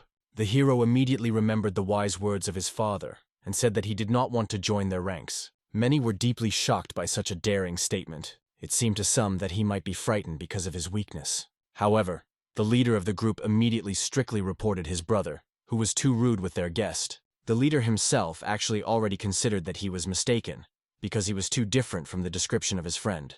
So there were two options. Either the story was greatly exaggerated, or this guy had exactly the same name.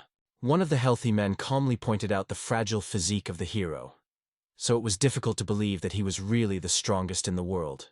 And the guy was amazed that he was saying so recklessly because he did not even know him. Obviously, the bandits believed that a person who proclaims himself the strongest in the world should be able to prove this matter. Then the hero once again became convinced that people in the most guarded prison and in the ordinary world were not at all different.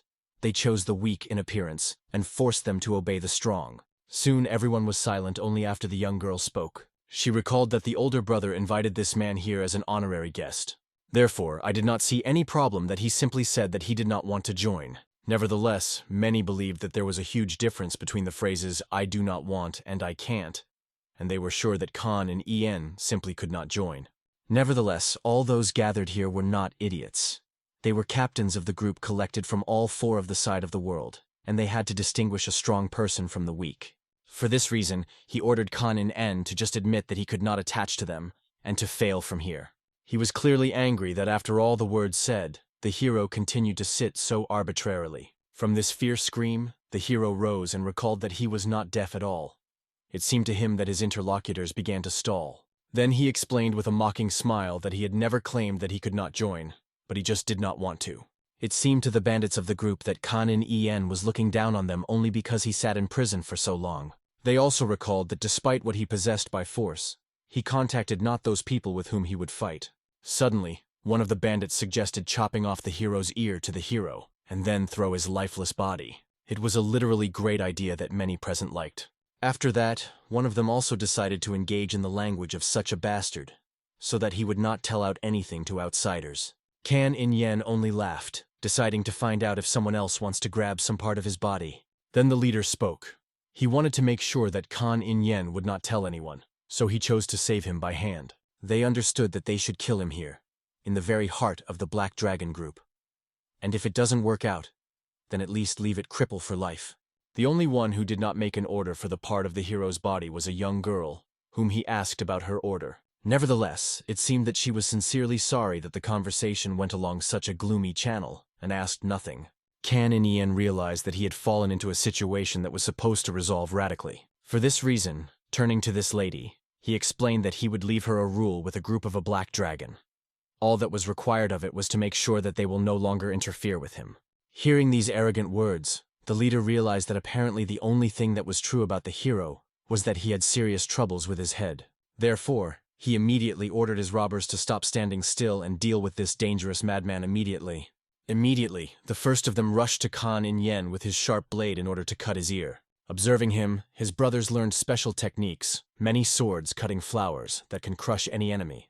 At this critical moment, the cut of the sword was already directed straight to the enemy's neck. Nevertheless, Khan and En stopped this attack in time, putting the block with only 2 fingers of his hand, after which he closed his opponent beyond his wrist and broke his hand in front of everyone. Then, as promised, he also tore his ear with his own hands. After that, he looked at the man who so wanted to cut his tongue. However, the talents of Khan and En were not afraid of that, because he was not a coward and was ready to fight the enemy. The hero seemed to not pay attention to such arrogant words.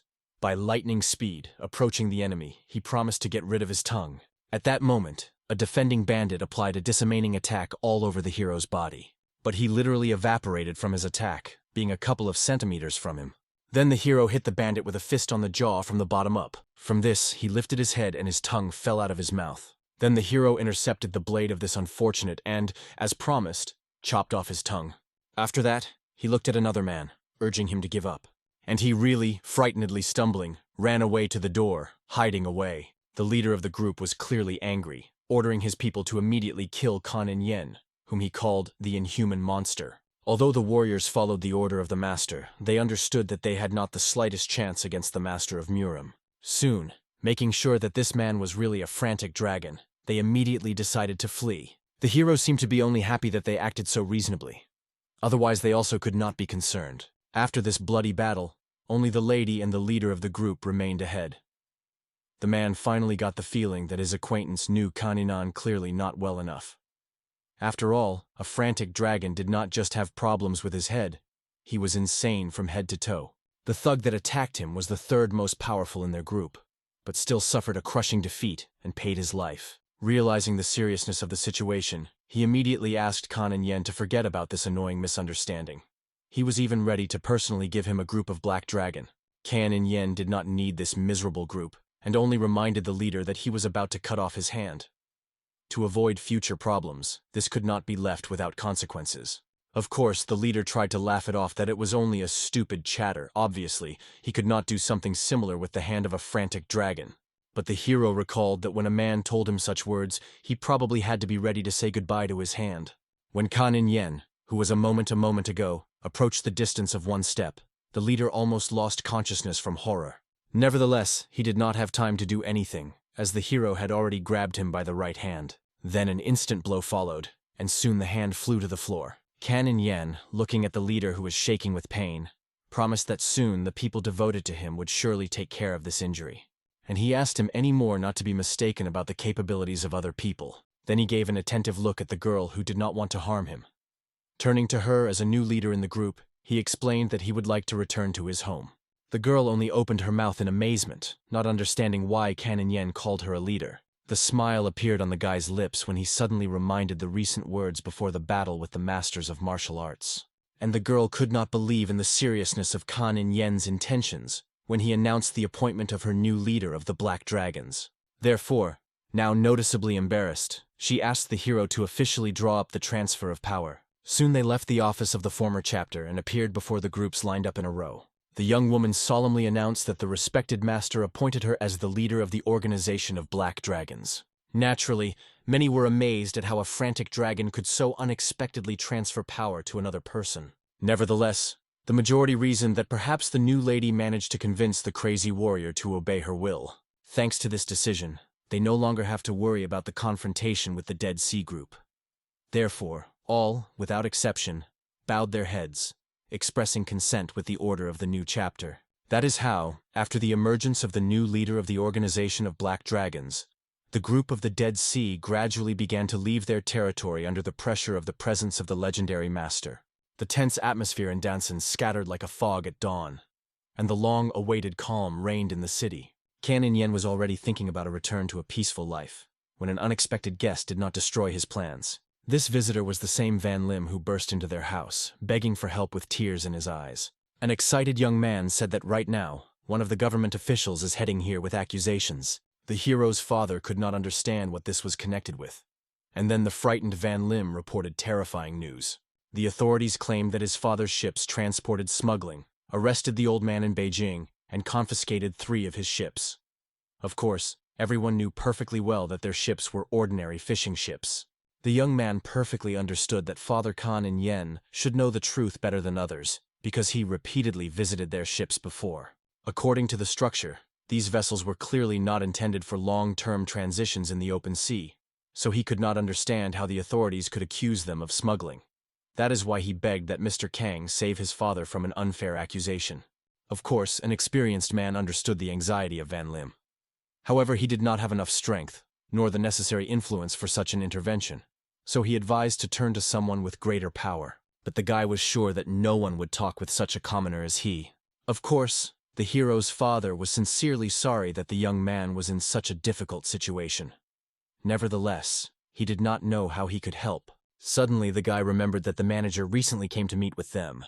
Bowing to the very ground, he asked to contact the manager and beg him to intervene. In this case, he will owe him his whole life. Father only calmly turned to the hero, wanting to find out the opinion of his son about this. The whole thing was that the manager came precisely because of Kan and Yen. The martial art master realized that he was needed to talk with the manager. Van Lim would clearly be extremely grateful to Kan and Inu, and could even vouch for the innocence of his father. The hero understood that an impartial investigation does not guarantee evidence of innocence, since he personally conducted 10 long years in prison. However, he was sincerely sorry for Van Lim, who scattered in the prayers in front of him. Then the master invited the young man to write a petition, which he would deliver to the manager.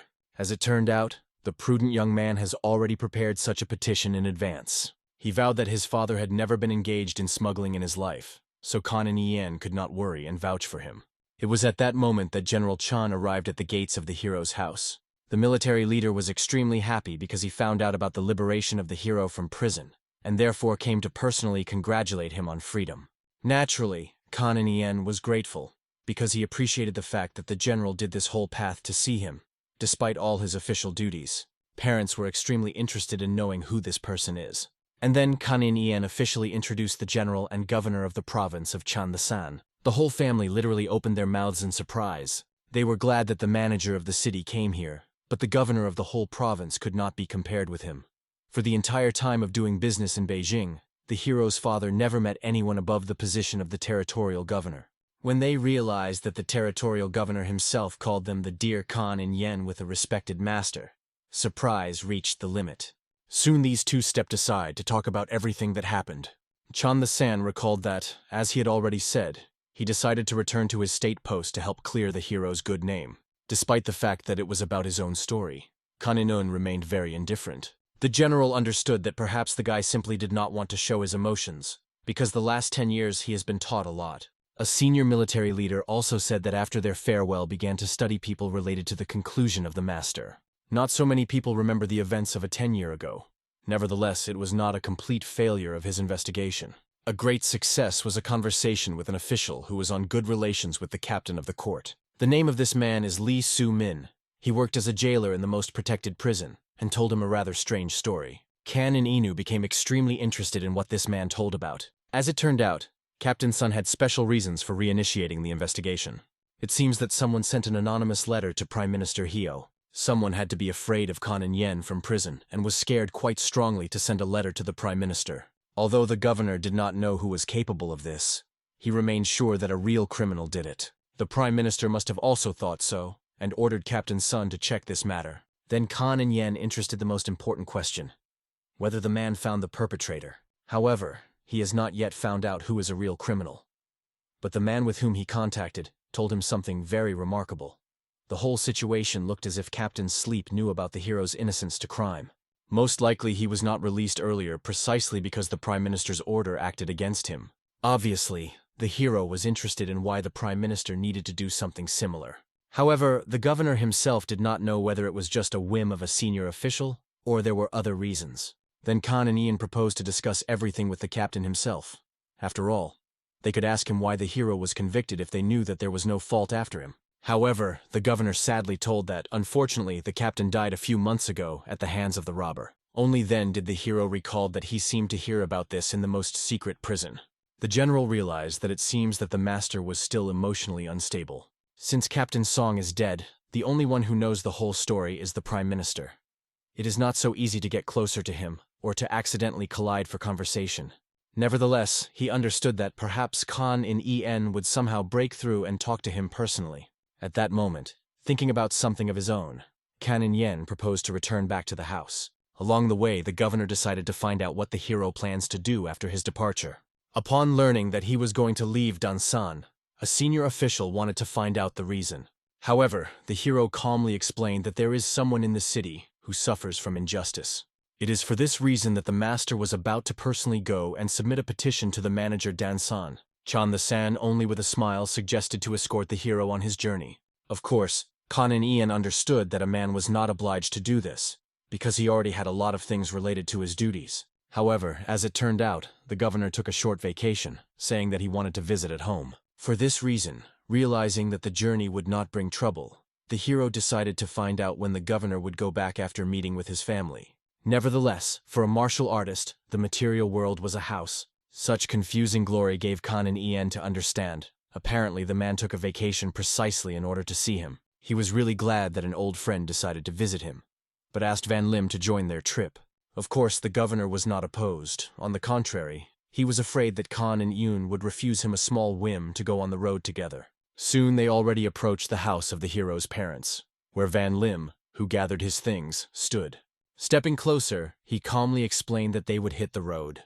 As a consolation, even Khan Mok came closer and asked Van Lima not to worry so much. It seems that when the girl supported him, he really increased confidence, and even tears came to his eyes. Nevertheless, Canon Yen immediately gave a slap in the impudent, who dared to take his sister by the hands, after which the travelers retired in turn. Everyone promised to return soon. Seeing them around, the woman admired the wonderful son of them. Father understood this even when their son independently figured out the grouping of black dragons. However, the woman was completely at such things. She admired the son, who brought the manager to their village, besides a sign with the general. It seemed that all these influential people looked after him. Father only smiled because he understood. When men meet like-minded people, they are not afraid to accompany each other until the end of their days. This means having self-esteem. Of course, the woman was puzzled, but she, it seems, did not quite agree with his words. Nevertheless, the father was sure that the general, who was devoted to their son, who was only 20 years old, did this from honor. However, the woman noted that the general behaves cautiously next to their son. But his father did not notice this. He considered the military leader rather noble, because even among senior officials there are those who demonstrate the difference not only with subordinates, but also with those who are younger. Naturally, the woman recalled that their son was also excellent in martial arts. This was understandable to parents without words.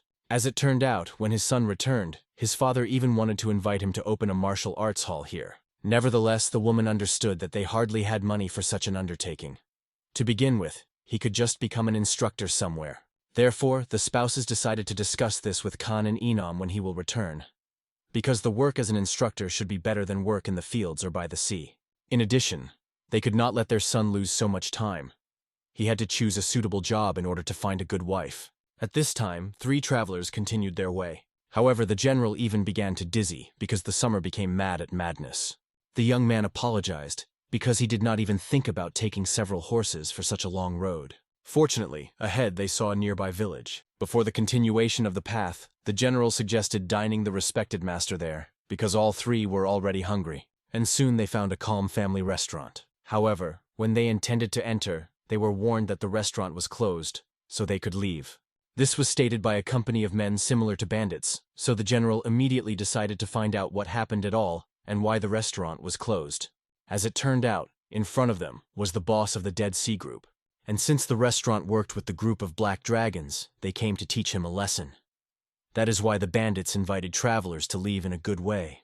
When it came to the group of black dragons, the hero remembered the girl whom he helped to take the leader's place. The leader of the Dead Sea himself warned that they could go further along the road and stumble upon an institution called 3 Taste.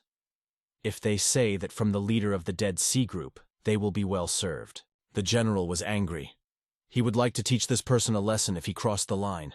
Nevertheless, the governor was madly polite. Therefore, turning to the hero, he decided to find out what to do with them. However, Kan and Yen was only interested in whether that restaurant was really so good. But they answered that the institution was not only famous for delicious food, but could also provide a discount of half the price. For this reason, the hero had no reason to argue. He immediately decided to retire to that restaurant with the company. The general only grinned, realizing that Kan Ying did not have many life experience, so the master believed in other people's words so easily. When they left, the sounds of the battle were heard behind. The governor understood that this was a disassembly of 2 groups in a restaurant, but they had no reason to intervene. In addition, they very quickly reached the very institution of 3 Tastes. As soon as the travelers came in, they immediately, bending, greeted the restaurant owner. Soon they had already ordered their food and sat down to dine at the table. The general was surprised that the leader of the group did not lie. The staff here was really helpful and fast, as promised. In addition, portions also turned out to be huge and very appetizing in appearance. Nevertheless, Kan and Yen did not like food. It seemed to him that prison food was much tastier. After these words, the governor only laughed, believing that at least for servicing this restaurant can be paid tribute. Soon, when they ate and approached to pay, the owner announced the score. According to the owner of the institution, the amount was not so large. In total, 53 silver nanks and 300 munis were due. But the man decided to make them a discount, so they would pay only 50 nanks. Van Lim almost choked on this amount, because 1 silver nan would be enough for a monthly food for 1 person. As it turned out, this was already taking into account the discount for mentioning the name of the leader of the Dead Sea. Otherwise, they would pay more than 70 silver coins for food. The general was struck by the fact that such a fabulous amount demanded such a tasteless food. It looked simply outrageous, as if they were perceived for complete idiots. However, the manager only indignant that the master refuses to pay his order after he enjoyed food. He recalled that they were trying to earn money here, and not to engage in charity, so he asked the man not to raise noise, because they were all ordinary people who tried to survive. The owner warned that it was better for them to pay the bills. This was literally their last chance to finish the matter peacefully. Nevertheless, the general was really interested in what would happen if he suddenly refuses. Realizing that visitors do not intend to communicate in such a manner, the owner had no choice. Therefore, he called his guys so that they knocked out money from buyers who refused to pay. Immediately, Thug went to the general, demanding that he pay if he wanted to leave. However, the governor was not going to pay such a fabulous amount. The hero thoughtfully watched everything that was happening. He had a foreboding that today was not a very good day to start a fight. Van Lim believed that for Mr. Chan, the San, this battle could not end very well. Nevertheless, Kan In Yen quickly made it clear that he was not worried at all for the general. At that moment, a bandit tried to explain as polite as possible at that moment that this restaurant was under the auspices of the Sea of Defense. However, this did not frighten the military leader at all, so he ordered to call him a boss. After that, out of anger, the general broke the table standing nearby and made it clear that until they bring his leader to him, he would not leave this place. At this moment, the frightened manager of the restaurant immediately ordered Gromel to calm the violent visitor until he destroyed their institution. Therefore, the whole gang rushed at the general at once, trying to grab him. Nevertheless, the first of them, moreover, the most huge, lost consciousness from a simple blow with a fist in the face. Then several more mercenaries rushed at the enemy, in order to fully explain to him how to behave in Dansun correctly. Of course, it was not difficult for a man to deal with these villains who flew into him. As a result, not even 10 minutes passed, he stood in a dilapidated restaurant, and opponents lay around him unconscious. Then the alarmed manager, already with great respect, asked a dear guest not to make noise so much because it was his workplace. However, the general had his own condition. He was supposed to cite the leader of the Dead Sea Group. Perhaps then he will not destroy this restaurant finally. There was no choice left, so the manager immediately gave a sign to one of his assistants in the restaurant, who immediately ran in search of the leader. The governor asked his respected friend to linger a little more, because if you look closely, this restaurant certainly could not be considered a normal business. Van Lim clearly wanted to just leave as soon as possible, and did not understand why everything was so complicated, because they had their own important things. Nevertheless, the martial arts master reminded the young man that any man, when he sees the crime, should think about how to rectify the situation. And one cannot justify your actions by the fact that he has business. At this time, other visitors began to pay attention to such a loud noise, and they realized what was the reason that there were so few visitors. In addition, they were sure that this unknown man was arrogant only because he won once. After that, their attention was drawn to the most strange of this company, and the eyes fell on the guy who was calm in front of the counter. Its appearance was somewhat reminiscent of a chicken hen, which protects its egg, carefully clutching a backpack. Therefore, the bandits had a tempting idea better. How could you have fun and play? They were ready to bet that that guy in the bag had much more money than all of them at the table combined. Of course, this argument sounded as if they were all wanted to know that the young man had in a backpack. Hearing that the guys want to test his things, Van Lim immediately grabbed his precious cargo tightly. The bandits were clearly wary of Chan the Shana, trying to understand who this man was, who had just fought with visitors. Looking at defeated opponents more closely, they recognized in them a group of subordinates of the Dead Sea. It was surprising that the stranger coped so easily with them, given that they had never seen the face of this man. In any case, even despite the fact that he was strong, this should not have prevented three friends from Hebei to check what a wimp in a backpack has. Although Chan the San almost did not hear their conversation, he immediately realized what everything was going on.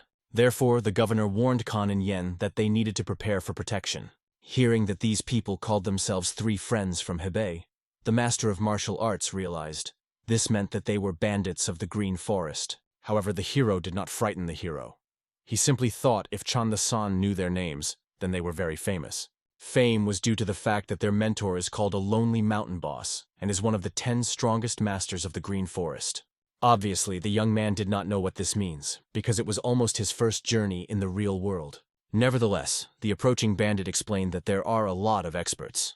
At least 36 naval and mountain syndicates under the sky, and combat experts are in each syndicate, so there are a total of 360 of them. Among all these 360 people, their master entered the top 10. Obviously, the hero was amazed, because he could not even believe that there were so many thieves in the world. From his naivety, the bandit only laughed and explained that he considers himself a valiant knight. They did not take the money just like that, only if they accidentally found it, and did not earn fraud, like government dogs. Of course, Canon Yen could not understand what corrupt government dogs mean, but did not understand that the robber had in mind by some random money. As an example, They brought money that lie in a bag, like random funds. If the owner of this money is not confirmed, they call such money random or ownerless. From their logic, the hero laughed and loudly slammed his hands. He was amazed that this thief made so much effort to explain everything. The feeling was as if he looked at some gorgeous performance in Beijing. Nevertheless, the rest was clearly very much infuriated by what they were called some thieves. They threw a chair and warned that they could allow the hero to express his last desire before death, because he should pay his life for considering the green forest with something ridiculous. Immediately, a small chair rushed straight to the face of a young man. However, he easily stopped his free flight with only 2 fingers. Only then did these masters realize that in front of them was a supermaster of martial arts. Frightened, they immediately apologized to the respected master and tried to pretend that they did not try to attack him. Just the bench was too light when they touched her. Even the manager of the institution could not believe that, having lived for so many years, he first met such a strong person. He never even heard that someone is able to stop a flying bench with such ease. He especially began to worry, given that he sent for someone from the Dead Sea group to deal with violent visitors, but was no longer sure of their victory. At that moment, the general spoke. He wanted to know what they were talking about random money there, and was ready to listen to their more detailed story. One of the Trinity immediately began to apologize, explaining that he realized, do not take money from the owner. The rest realized that if the fighting spirit of their older brother disappeared, the enemy used a very unusual equipment. As you know, their older brother never gave up so fast even before the most powerful rivals. However, suddenly they noticed that he was holding onto his ear, which means he was planning something. Last year, when he fought for his life against the elder of the volcano sect, he also acted and eventually killed the elder with one sudden movement. As if hearing their thoughts, the general warned that these people from those who would definitely put the knife in the back as soon as possible. The hero himself perfectly understood this, because the prison taught a lot in 10 years. Of course, the bandits insisted that they never do this, because such behavior was worthy only of the thug without any concept of honor. After that, the robber tried to get Canon Yen and carefully pushed the cup on the table. Canon Yen immediately turned his eyes to the fallen vessel, and it was a literally perfect moment for the eldest of the 3 brothers to attack. Nevertheless, Canon Yen easily stopped the sword flying into it with one hand. However, then the bandit was not at a loss, and having accumulated saliva with all his might, Canon Yenu grunted right in the face. Obviously, this could not but offend the hero and caught Chan the San. The governor did not understand how such dirty geeks were not only ambushed, but also dared to spit the master in the face. However, at that moment, while everyone was distracted, this man suddenly swallowed some kind of pill. At this time, the hero wiped his face. The sensation was obviously disgusting. He remembered that this happened to him about 10 years ago. After these words, the bandit laughed even louder. The hero, in his opinion, looked as if he had studied skill in the mountains and got into society only now. The robber was sure that he would send the hero to the Lord Hell faster than he could do something. The rest of the 2 brothers only laughed, because their elder has already used the secret technique of a quiet murder of a green forest. They expected that now Khan in En would cover this fear. In fact, that spit contained poison, so they expected the hero would die for 15 minutes, and after 10 seconds, he will stop standing. The general himself was amazed. He once heard that the killers were storing capsules with poison in their mouth. But it seemed to him that it was just fiction. He first met this. Obviously, Chan. To the rank seemed illogical that if the killer kept the poison in his mouth, he himself had to be poisoned. So be it. The man said that the poison used was the pride of the Tang school, which was called a bead of a pounding pill. It is in the root tooth. It just needs to be broken and used at the right time. Nevertheless, obviously, this still did not explain how the man was not poisoned, since he himself kept it in his mouth. The reason was simple. At the moment he swallowed a pill, it was an antidote that he carried with him. So, since he used the antidote, then Kan Inen had no chance to survive at all. He would die soon. However, Kan in En only laughed. He really did not know what kind of school it was, but they created literally terrible products. The master was seriously disappointed with their behavior, if they distribute poisons to everyone who asks for this. Nevertheless, the scoundrel of the green forest only laughed at the ignorance of this fool. He explained that he had paid very expensive for this poison. The antidote cost him 10 gold coins for each tablet, and he really paid dearly for the death of Khan and Yen. Then Khan and Ian realized he needed to get to this school of Tan if they sold poisons to such bandits only for a high fee. After that, he came closer to the eldest of the brothers who had tired him and hit him on his throat. Only at that moment the man realized that the breath of Khan and Yen was still in perfect order. However, Very soon, Ken and Yoon finished him down on the head, and in the end, he lost consciousness. The rest froze with fright, not understanding why the poison did not work. They even doubted that they sold a real pill. At that moment, the hero took a small wand for food, and he threw her so quickly and so accurately that he pierced the hands of 2 more bandits through. Then they were convinced that in front of them is a master of martial arts, which the world had not yet seen. It was not clear where he came from. Kan In-yen, turning to the general, decided to find out how it is better for them to do with them. The man was sure that the best decision was to put them to the police, since the authorities were ready to pay a lot for the heads of such bandits. Since these were famous thieves, their price was about 100 silver for each. Nevertheless, it seemed to Kan and Inu that the fee was too large for such miserable opponents. Nevertheless, the reason was simple.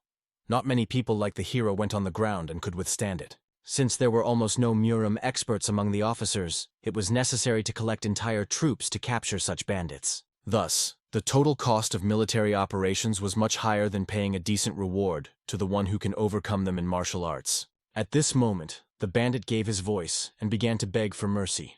He was ready to raise the price and pay 200 silver coins for each so that they would be released, especially considering that the authorities were also bandits, even worse than them. Therefore, the robber did not understand why it was worth paying attention to some small thieves when there are such serious problems with corruption.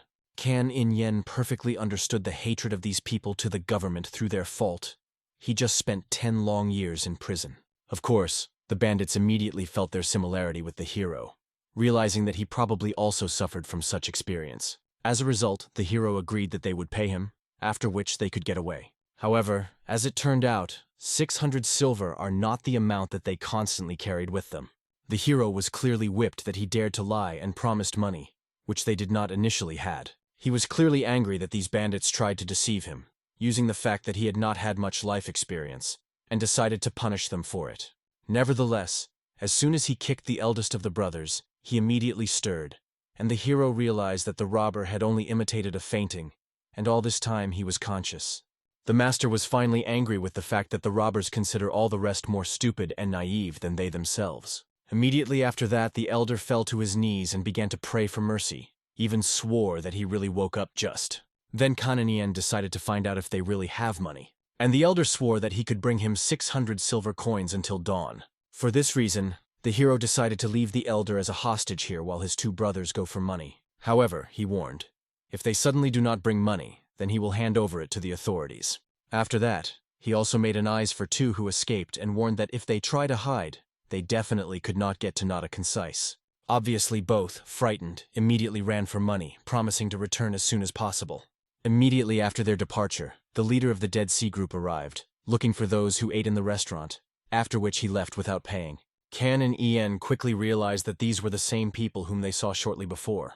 Nevertheless, it seemed that no one wanted to fight with such bugs. The eldest of the brothers immediately caught a hint and decided instead of these venerable gentlemen to deal with such idiots. He decided to show them how the world of masters of martial arts actually works. After that, the general calmly explained to Kan In-enu that it would be much better to simply set the bandits on each other. And now, pushing everyone around, the eldest of the brothers began to punish those who had come for daring to threaten such beautiful people. In addition, they appeared just in time because the elder was not going to take his disappointment on someone. Somewhere at this time, a caravan was traveling nearby. When they drove past the restaurant, they heard the loud sounds of the battle.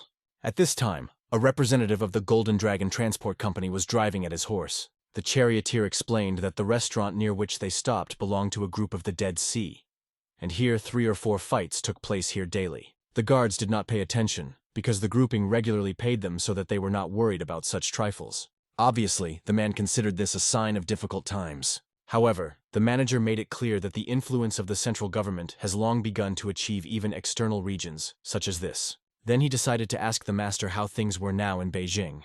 However, there, as always, silence and peace reigned.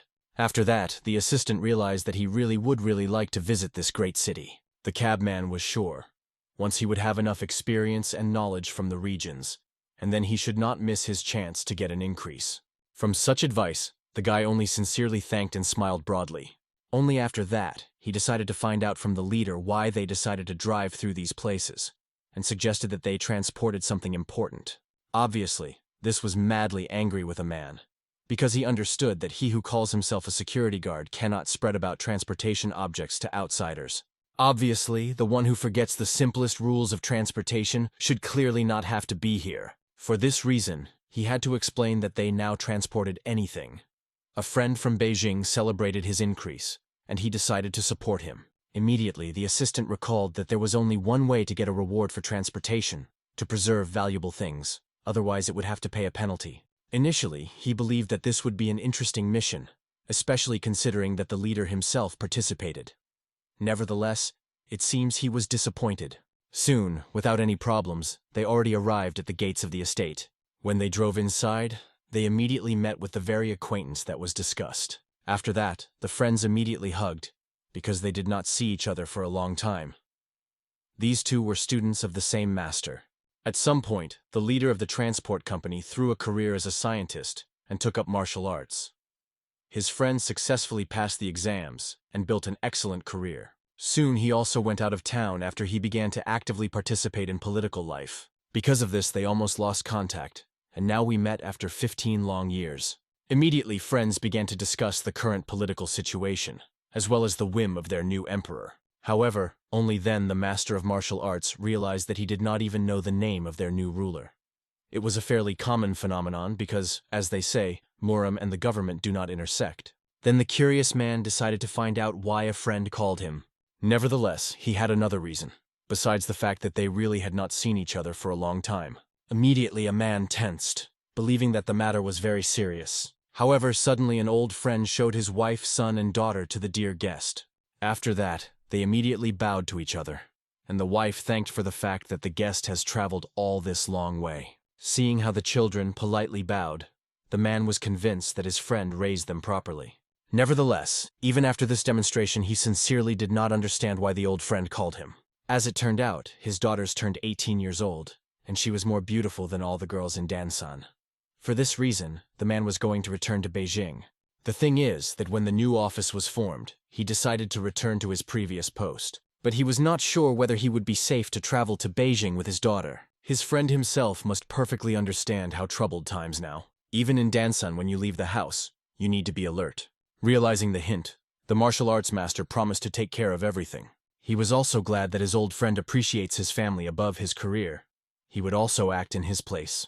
Now it was important to find out how their preparations for moving and when they planned to go. However, it seemed that they had already collected all their things and were ready to leave at any moment, because they did not have particularly heavy cargo. These were excellent news, because only 2 carts were allocated, so he was a little worried whether all the luggage would fit. A friend was amazed, as so few carriages could give the leader himself, but it was in some events, after which they restored the entire transport network, so he had no choice. After that, the head of the Golden Dragon explained that there were quite a few bandits in these places, after which he proposed going on a trip tomorrow from the very morning, and promised to give one of the wagons completely for the baggage of his family. Having thanked, an old friend decided to bring his guest into the house in order to drink and discuss a bit that happened to them in about 15 years of separation. The hero at that time finally reached the manager with Van Lim, who was solemnly provided with a pre-prepared petition, although the official carefully read it. But such help was not included in his immediate competence, and he did not even know what he could tell them on this delicate issue. The whole thing was that the Beijing Ministry of Justice was engaged in the business of the father of the young man, so the local manager here was practically powerless in such circumstances. Obviously, Van Limu wanted to know to whom in this case he could turn to just help. Therefore, an experienced man urgently recommended that he meet with the head of the Ministry of Justice, which the only one could clarify the true reason for the initiation of this mysterious case. The meeting with him really could help, because he is the only one has the greatest authority in such trials. The hero immediately warned the administrator that if they came to the head of the Ministry of Justice, and he would send them to someone else, then the martial art master would be very angry. Then the final result of this conversation will not be so happy for all participants. Nevertheless, the man persistently claimed that he told them the pure truth. If this high-ranking person could not help, then no one could more than solve such a problem. Hearing this categorical statement, Kaninen understood how much he hated the local sales power. Once he knew exactly the same corrupt man, and now he was dead. However, the head of the department only got angry even more. After all, if he advised to turn to another, more competent person, then this does not mean that he must lie or try to get rid of the petitioners. As a result, since they had no choice, they still decided to leave this place with a heavy heart. Along the way, the concerned Van Lim persistently interrogated the hero about what is best to go in such a difficult situation now. Nevertheless, Kane and Yen made it clear that now they at least knew for sure. The head of the Ministry of Justice is definitely one of the main culprits of his unfair arrest.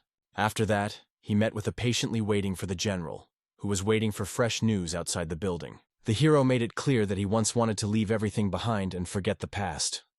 Apparently, fate is again not going to let him go far from previous problems. But until the final continuation of the trip, he still had to go to one important place. He was heading to the restaurant Three Taste, because they needed to pick up the promised fee from their random fellow travelers. When they arrived there, they immediately worshipped them. Respectfully, met the quivering administrator of the restaurant. Since the travelers were pretty hungry and were looking for a suitable place for night rest, they decided to provide several spacious guest rooms on the second floor of the institution for free. Also, the head of the Dead Sea Group specifically ordered first class to take care of their respected and influential guests. Therefore, the general decided to stay with faithful friends here, warning that they were going on a long way tomorrow at the very dawn. They needed to carefully prepare 3 hardy horses and sufficient food on the road. So, after a few more pleasant minutes, gorgeous, skillfully prepared dishes were beautifully on their table. And this time the food was really just excellent to taste and quality. Nevertheless, it seemed that the hero had no appetite at all. He would like to seriously talk to Chan the San. Many important thoughts constantly skipped in his restless head. Since they began to learn more about each other with Van Lim, the master understood that the general was much older by age, but he sincerely wanted them to communicate on equal terms, like real friends. Each time, when someone older respectfully turned to him as a respected master, he felt literally not at ease and extremely embarrassed. Since the road to Beijing was quite long, and he would like to feel as comfortable as possible. This was the main reason why he sincerely asked the governor to call him a younger brother and nothing else. The general could not believe that the legendary master of martial arts himself asked to call him a younger brother. It even seemed to him that it was some kind of joke or a draw. However, it seemed to Kan and Anyu that since he was really the youngest in age, such friendly appeal sounded quite appropriate and natural. As a result, since the hero himself asked about this, Chan the San decided to call him the best younger brother. It seems that the hero and this some formal appeal was not to his liking, so he suggested simply calling him by name without any titles. Immediately, after these unexpected words, the general sharply jumped from the place and began to take a solemn oath to heaven that, as the elder brother of Kan In Yen, he would keep him absolute fidelity and will be fair until the very end of his days. Kan In Yen also ceremoniously rose and brought a response solemn oath as a younger brother, uttering the same sacred words. It was such a noble act that could be called true respect between real men. After that, the embarrassed Van Lim, who did not seem to know whether he should have joined this serious oath, stood awkwardly from the place. He did not understand the intricacies of martial arts and possibly too cowardly, but also vowed that he would remain deeply respect for the brothers. From these sincere words, the governor almost laughed, realizing that Van Lim would hardly have said so easily and carefree if he really knew what the cruel world of martial arts really. Chan the San understood that usually people who swear in a similar way are ready to go through a serious crisis of life and death together. In any case, the sacred oaths were brought, and therefore the general began to carefully fill their bowls with strong alcohol. Then he invited everyone to drink for their newly born indestructible fraternity. As soon as the bowls were completely drained, the general immediately swore that their friendly company would never break up, exactly like a broken bowl would never get into their original state. At this solemn moment, while they enjoyed a special moment of unity, 3 familiar robbers burst into the restaurant door. They raised all the money that they could get out. There was a fairly impressive amount. Immediately, having accepted it to his place, Van Lim gently hid precious coins in his small, reliable chest. This time he looked much calmer and more confident when meeting with dangerous bandits. All because he was now strong and reliable brothers. Finally, one of the bandits dared to respectfully approach the respected master, asking for something to do something with a painful chip in his wounded hand. The hero immediately easily touched his hand, gently squeezing the sliver deeper into the muscles. After that, he also gently touched his tense shoulder. Despite the fact that the man had blood from the nose from internal exposure, the pain in his damaged hand instantly disappeared without a trace. In the same way, he then graciously acted with his comrade. He removed the splinter and touched his body to rid them of painful pain. After such an unexpected mercy of the master, everything that remains is to begin to crumble in thanks and delighted praises. In general, after which they decided to run away in fright from this place. The general only giggled cheerfully, because he could not believe that the three famous friends from Hebei ran away from them like frightened girls. The restaurant administrator hardly restrained the all-consuming fear in the whole trembling body, because he understood, if he tells someone this incredible story, it is unlikely that anyone would sincerely believe him. At this moment, the curious Van Lim decided to find out about his powerful fellow travelers, whether they accidentally have any famous pseudonyms in the world of martial arts. The general immediately proudly introduced himself as his illustrious pseudonym, a solving problem. Immediately after this unexpected revelation, the restaurant administrator of the restaurant literally dropped to the floor from what she heard. Chan the San himself modestly explained that his superiors were rather gambling in his youth. Because of this, he quickly rose to the high rank of Master Murim. At that turbulent times he was slightly wild and slightly quick, tempered in nature. After that, having learned about some kind of pseudonym of the hero, he calmly remembered that he was previously called a crazy dragon. As it turned out, even this formidable name was well aware of the manager of the restaurant. It has enjoyed a bad glory in the criminal world, especially among the group of the Dead Sea. At a minimum, he defeated captains from 3 of the side of the world, and also left absolute power behind the Black Dragons, their sworn enemies. Now he has another impressive achievement. The elusive crazy dragon who was able to stop 3 friends from Hebei without any visible difficulties. It was surprising that such a famous and dangerous person was disguised as an ordinary, simple traveler. But in reality it seemed, he wanted to completely destroy the group of the Dead Sea. In principle, the manager himself has long been tired of constantly deceiving gullible people who come here. Nevertheless, even more he was frightened by the real opportunity for brutal reprisal from such a cunning and ruthless monster. He decided to immediately tell all the followers of the Dead Sea group about the imminent invasion of the crazy dragon, so that this time they certainly do not lose so simply and stupid. So soon, as was agreed in advance, this friendly trinity was provided with 3 hardy, well-fed horses and high-quality provisions on the road. When Kan and Yen asked the value, the manager immediately respectfully explained that all this was provided as sincere gratitude for the fact that the frantic dragon chose their modest institution. Kan in Inu was embarrassing to accept such generous gifts. Nevertheless, it seemed that the manager was ready to give him anything else, if only he had gone as soon as possible. The thing is that he was simply panicky, afraid to take money. After all, no one knew. Perhaps the price for this will be his own precious life. Then, bowing respectfully, they spent this formidable trinity, and the assistant manager, only with a polite and a joyful smile, asked these people to go to them again. Immediately after that, he received a couple of painful kicks from the control restaurant, because it was impossible to say such people who arranged a real pogrom here. This friendly trinity on her leisurely path ran into another impressive caravan, and it seems Van Lim sincerely admired, because never in his life he had seen such a powerful armored convoy. The general was well acquainted with them, because the armored protection of the Golden Dragon Transport Company was widely known in the vicinity of Beijing.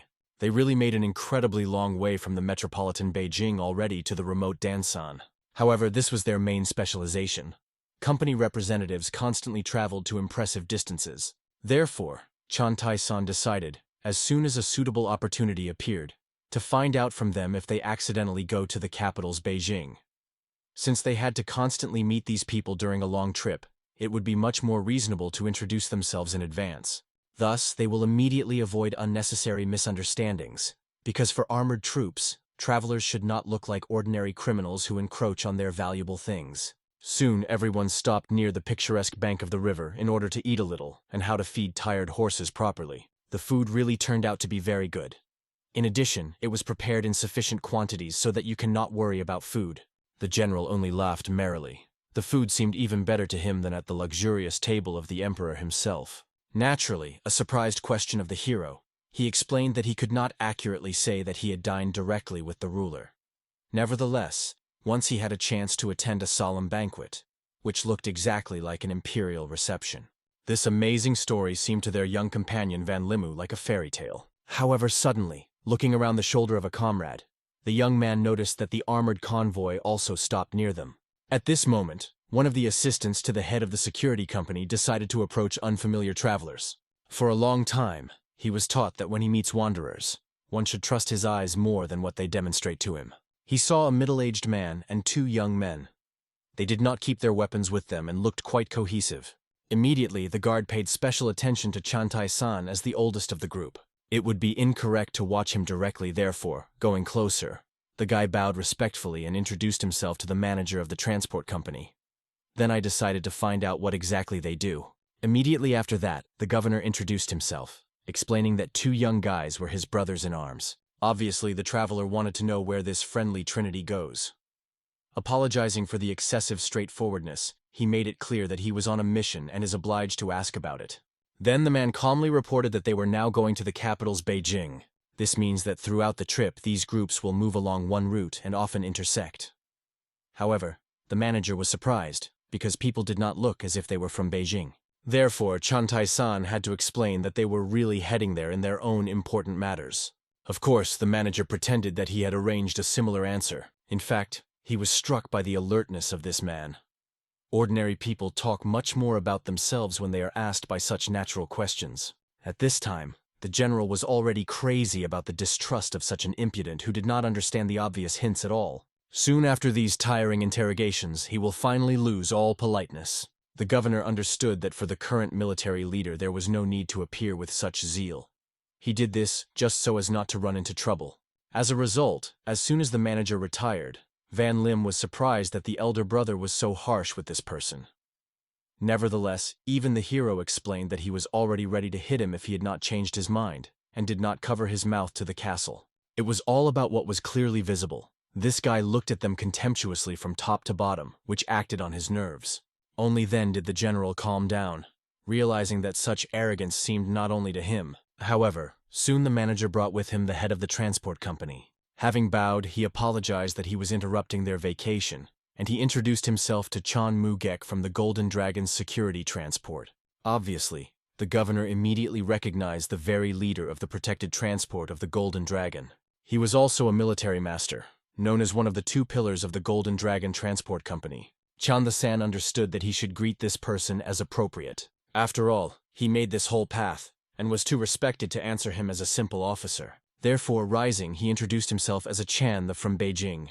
Immediately after that, the assistant realized that it was the very legendary resolver of problems. Obviously, even the leader of the trading group recognized the name of the legendary person.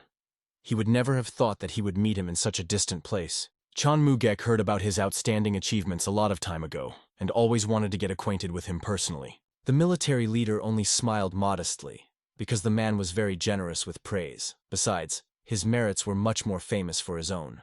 So for him, it was an honor to meet him. After that, these 2 exchanged a little kind of courtesy. Chan Mu-gek drew attention to 2 guys who were sitting next to the general.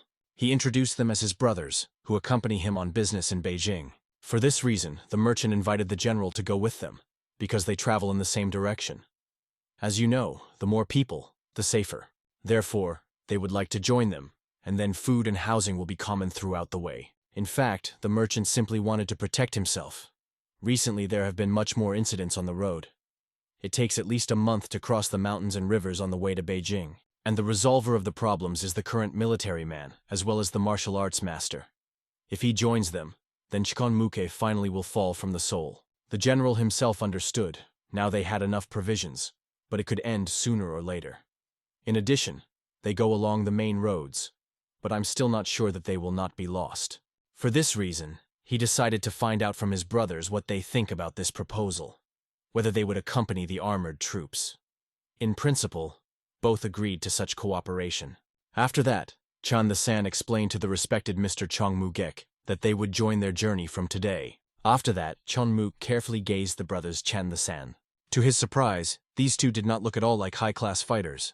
Nevertheless, the general explained that these 2 were his brothers until they disappear from this world, and decided to imagine them. Then Chan-muke already bit his tongue, because he really did not believe that these people became the real brothers as a resolver of problems, no matter how. However, these 2 looked like ordinary guys from the province. Then, in turn, Chan-the-san introduced them, explaining that, unlike himself, both of them were the inhabitants of Dansan. Everyone respectfully greeted each other. As it turned out, Chan-mook himself would not mind introducing such a great person to his friends who included his family. After all, they all had a single mission. Therefore he retired, asking them to wait a bit while he would bring his dear guests here. As a result, these people and his family slowly showed interest in Chan the San. Like everyone, he could again see the imperial chambers, so he tried to establish relations with the governor, trying to maintain a friendly mood. Of course, they were all interested in him as a senior official and an outstanding warrior. Soon, 3 men of the same age were already sitting at the same table, and the younger members of the family are located next to the other younger brothers. However, suddenly, looking at the girl, the hero saw a certain similarity. She was very similar to a student from the School of Swords. After meeting with her, he yearned for some time around the outside world. In addition, during the first meeting, he still fought with a complex of inferiority of his status of the convict. Remembering this girl, he wondered what she had done all this time. Van Lim immediately noticed changes in the expression of his comrade's face, and then he explained that when he saw this young lady, he had a feeling that he had met someone from the past. For some reason, the expression on the hero's face forced her to be nervous. Although she did not care about the Shan brothers, it is amazing that Kan In Yen did not make a single compliment about her appearance, but he remembered someone from the past. At that moment, the guy said that he had met that girl when he was still in prison. Immediately, the brothers and the young lady realized that we are talking about the most protected prison that was in Beijing. When he confirmed their suspicions, their faces changed in the blink of an eye. Then Van Lim stood up for Kan and Yen, who explained that he was put behind bars on false accusations, and after evidence of his innocence, he was released. Obviously, it was difficult to believe that the brother of the general in blood was a former prisoner. It seemed to them was madly ashamed to be in such a company. Nevertheless, soon, when it began to darken, the cabmen began to set up tents. Despite the fact that the assistant tried to work hard, he was actually worried. He kept glancing at Kan and Yen and his company, not understanding why they decided to shelter such dubious tramps. The young manager experienced increasing irritation.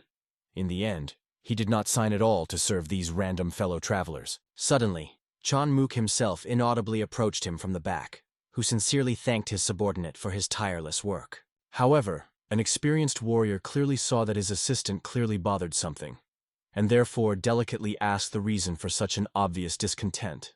The manager explained without problems that he considers what was happening a real overcoming. Of course, he could understand the Mr. S decision to travel along with the mysterious Chan the San, but he could not come to terms with the fact that they divide their food and blood with such two villains. Chan Mook only smiled softly in response to these words, after which he firmly demanded that the young man no longer allow his own statements. After all, it was an integral part of his promise given to the respected Chan, to the rank. Although the assistant perfectly understood the position of his boss, he nevertheless believed that these two loafers simply had no sense of shame. Even such an authoritative and dear guest had to have certain boundaries. Their company was ready to show hospitality and provide protection, but these people did not even attempt to help them on the road. In essence, an experienced warrior perfectly saw the main problem with these brothers. They simply loomed, relying exclusively on the status of friends of a powerful master.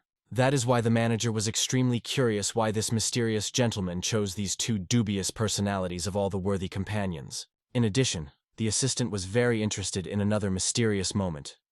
Why does such a great warrior like Chan Tai San travel without his faithful sword? It seemed quite strange that going on such a long journey, they did not even get a suitable weapon for protection. After short thoughts, the manager decided to directly remind the chapter that he himself had to hear numerous stories about scammers who appropriate other people's names and glory. However, the head of the trading company clearly did not like such speculations.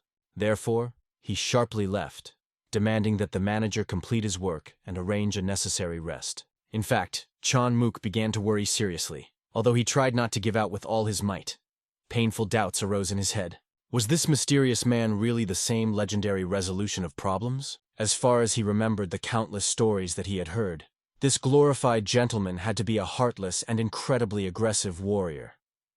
Nevertheless, the current behavior of the satellite was strikingly different from all these legends. Chan Mook Hek was afraid that he was simply deceived, and blamed himself for being too hastily believed in the stories told.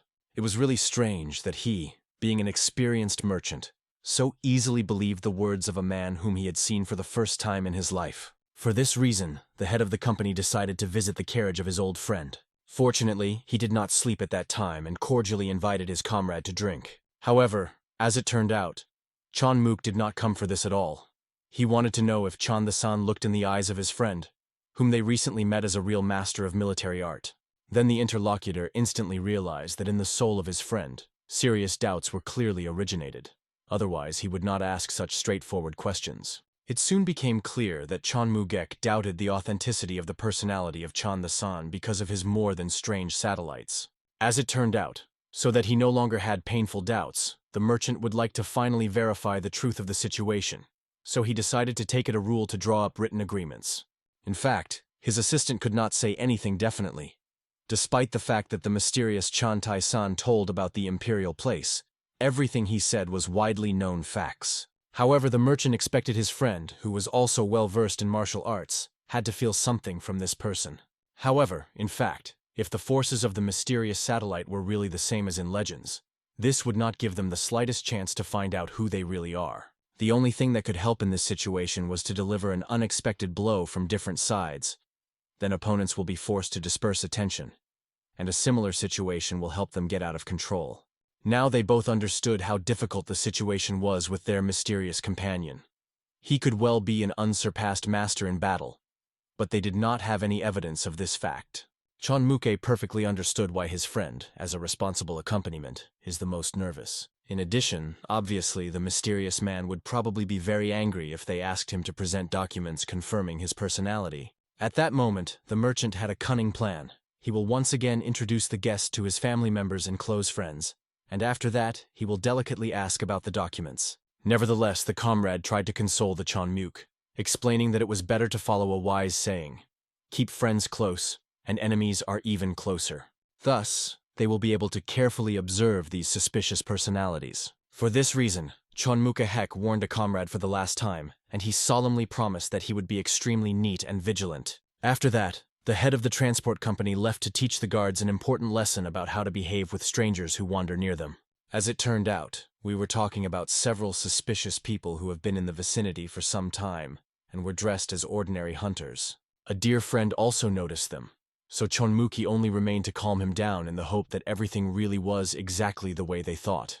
At this very time, a small company of several men is already comfortable near a bright bonfire, fried a small pig. Their leader quickly brought to the rest important information that now their main goal is on the way with a golden dragon and an armored cart.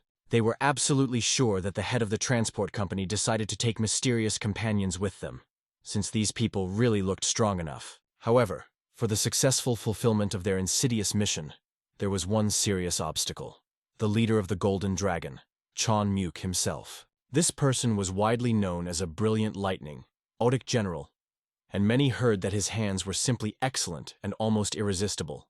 Nevertheless, the bandits were firmly sure that despite all the skill of his technician, he definitely could not cope with their organized group. According to approximate calculations, he had to withstand at least 30 serious blows, and then inevitably fall. And in principle, it was a completely adequate amount of time to start their hunting. Before going into battle, one of the newcomers decided to ask a question to his respected elder. Everyone called this beginner the spirit of the devil of the green forest. And although he himself considered himself a beginner fighter, his formidable name was literally synonymous with indescribable terror in the green forest. Since he was a 40 descendant of the legendary kind of spirits of the devil of the green forest, he was already regarded as the future candidate for the post of head of the whole society. Even the very famous three friends from Hebei were the same age as the spirit of the devil, but they were at a completely different level of combat skill. After all, while this trinity was killed by 3 people, this outstanding warrior dealt with 10 opponents over the same period of time. The whole thing was that this trinity was known in fact only within Hebei, while the name of the spirit of the devil of the green forest thundered around the world.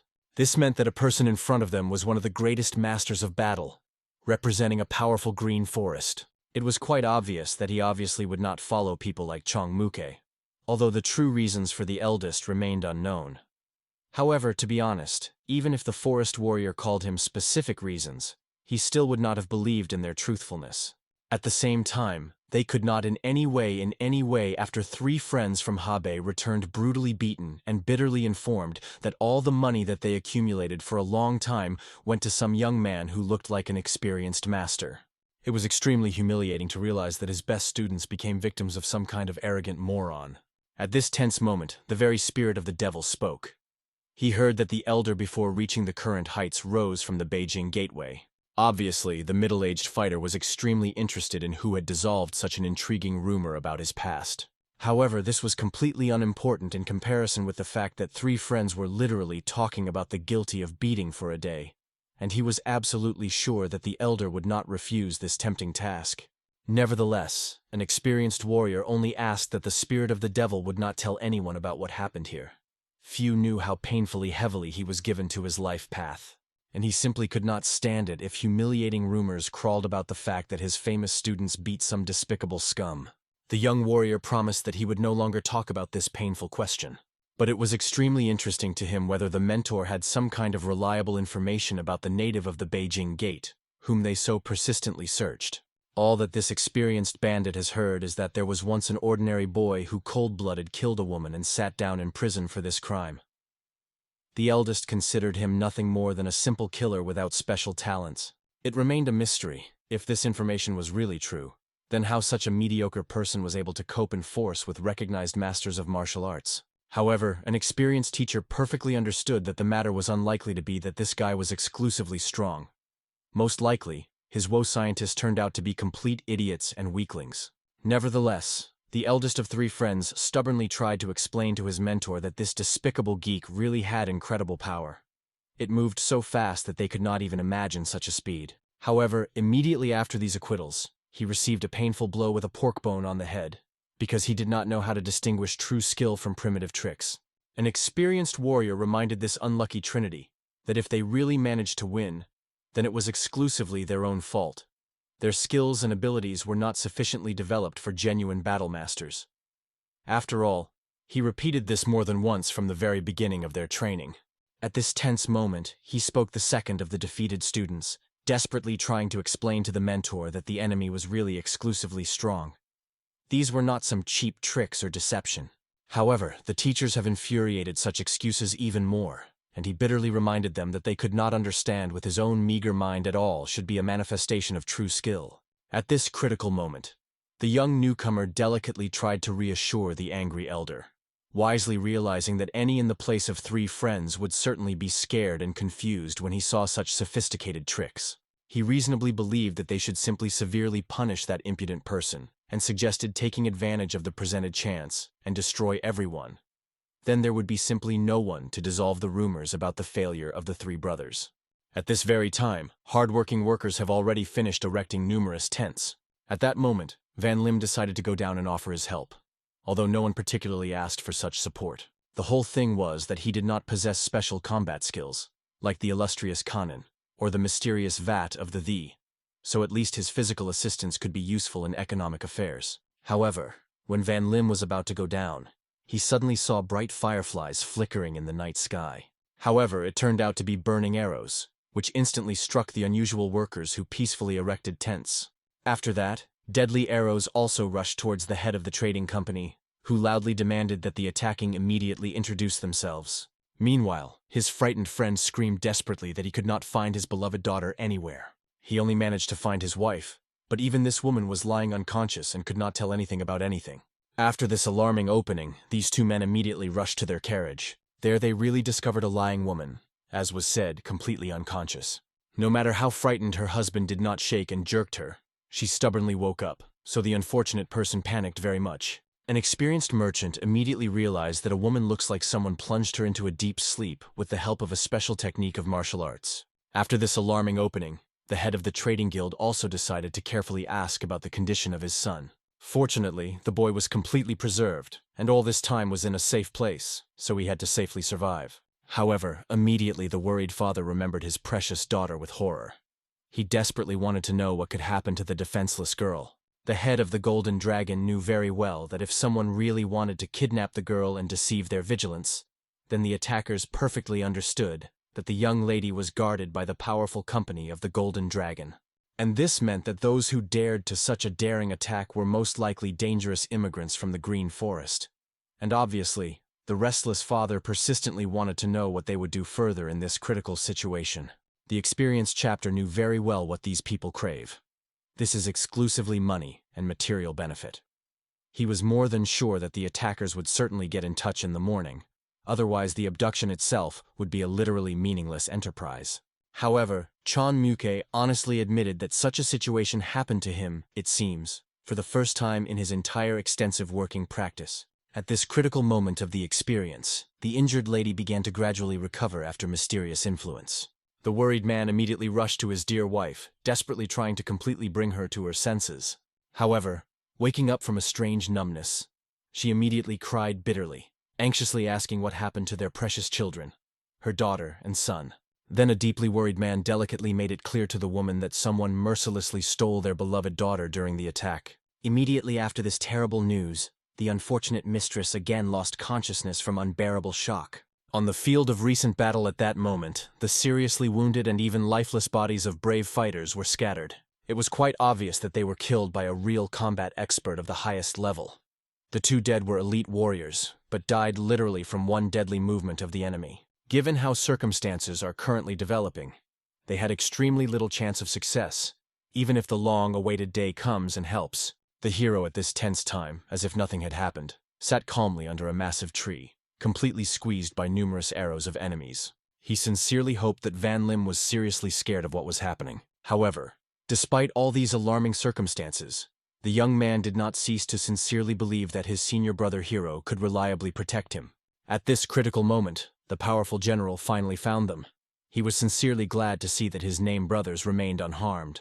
Seeing them together in complete safety, the military leader realized that it was not worth worrying about them anymore. Van Lim immediately began to tell with genuine enthusiasm how his respected older brother acted with lightning speed, like a real ghost, and with one graceful movement of his skillful hands, the enemy arrows rained down, like ordinary fallen leaves. An experienced man only good-naturedly laughed in response to this enthusiastic story, because he knew very well that Kan Yen was really worse than any ghost in battle. Kan Yen himself, only with deep sadness, admitted that it began to seem to him that the world outside the prison walls was no better than the most gloomy prison chamber. Perhaps this observation even corresponded to severe reality, but the wise general was firmly confident.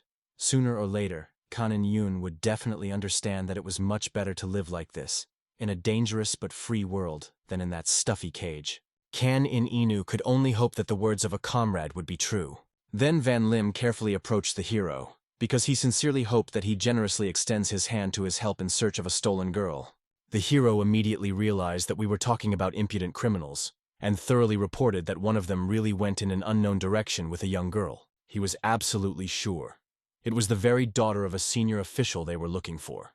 In addition, the mysterious kidnapper was dressed in rough skin, and a noticeable mole was clearly visible on his wide forehead. The general was sincerely struck by the fact that Kan Yen can describe in such accurately and in detail the person who abducted the defenseless girl.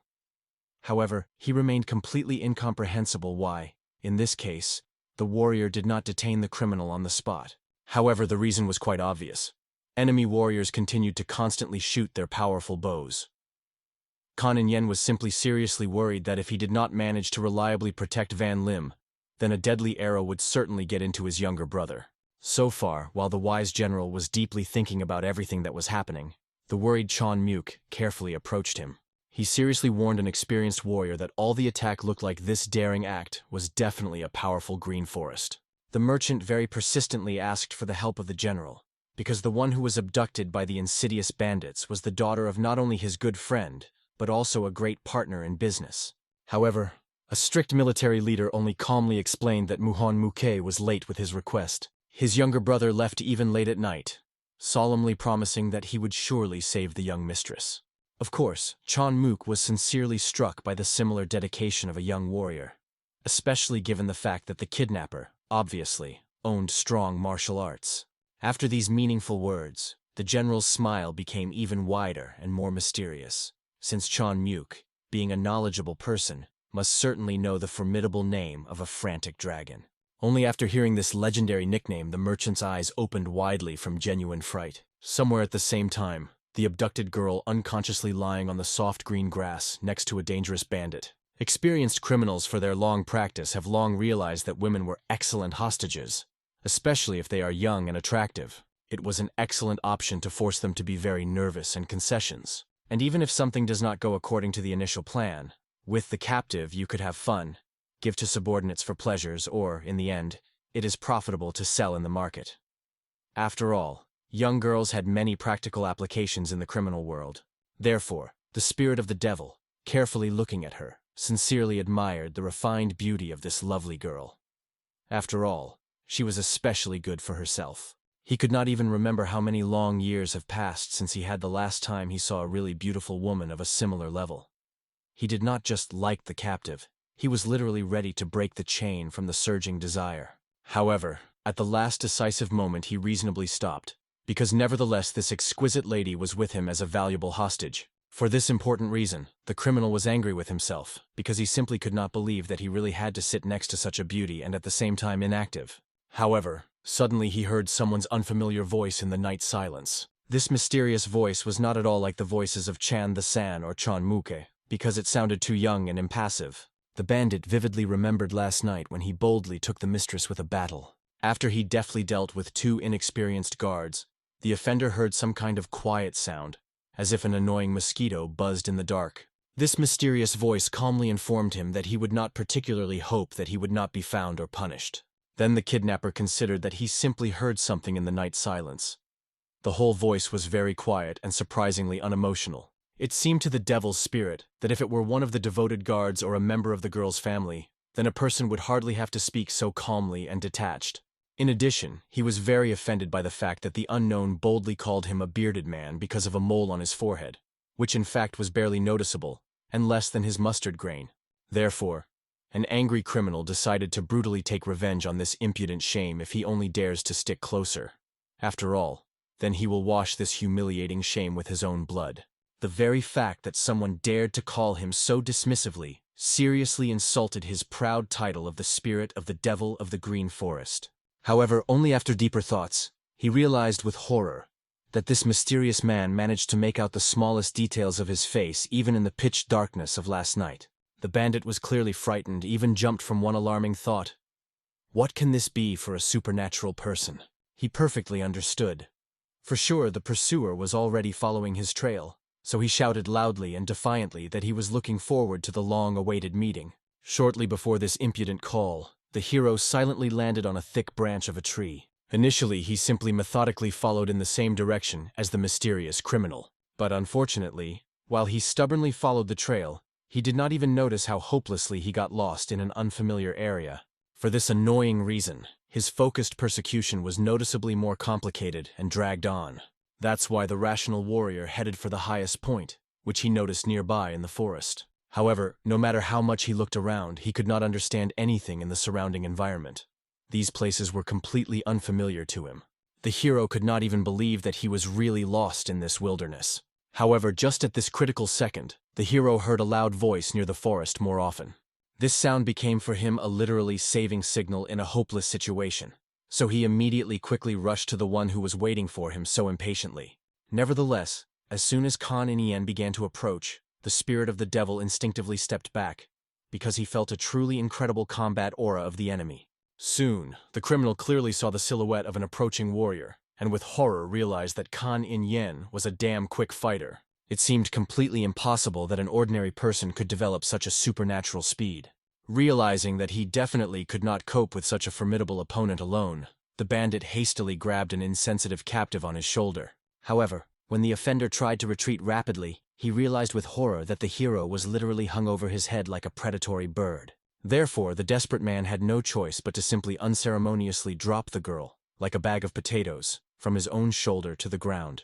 After that, he with a challenge introduced himself as the spirit of the devil of the green forest, and persistently wanted to know what kind of group Khan In belongs to, and who was his venerable mentor. But instead of answering impudent questions, Khan In wanted to find out who was standing in front of him, an ordinary thief, an impudent robber, or a disgusting rapist.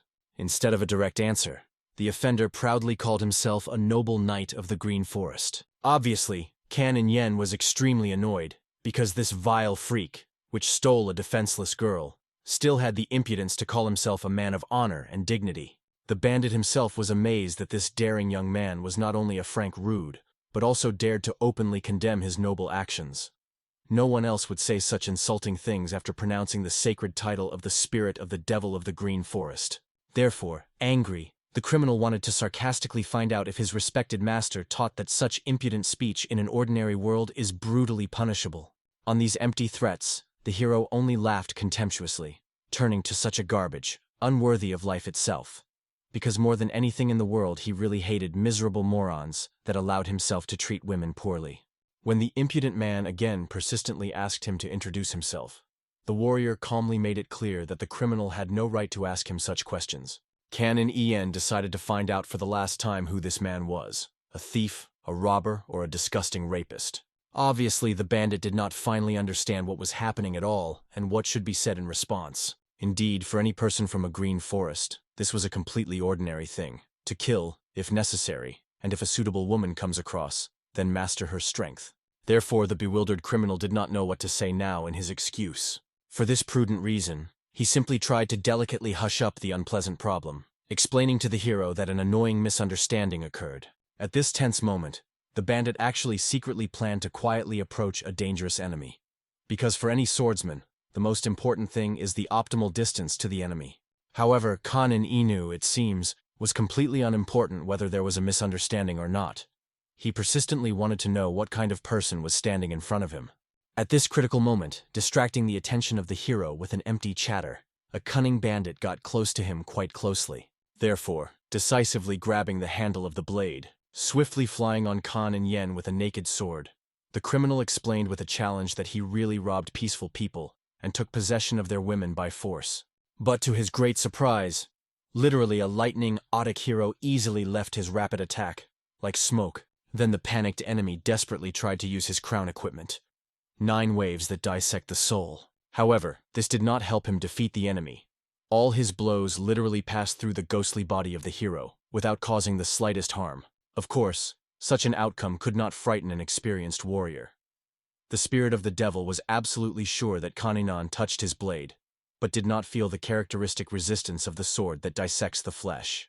At this decisive moment from his leather belt, the hero took out his trophy blade. The criminal immediately saw his red flexible sword and was frightened. However, Kanin Yen did not answer his outraged exclamation, because he was not going to fight with someone like his bare hands. Of course, from such an obvious attack, an experienced man immediately deftly dodged his own sword. However, not only Ken Yen had incredible internal energy, he also had a truly incredible blade. Literally, in the blink of an eye, he cut the enemy's weapon into 2 useless parts, and then the hero already thundering for the next crushing blow. As soon as a desperate man tried to defend himself desperately, the warrior immediately deftly wrapped his sword with his flexible blade.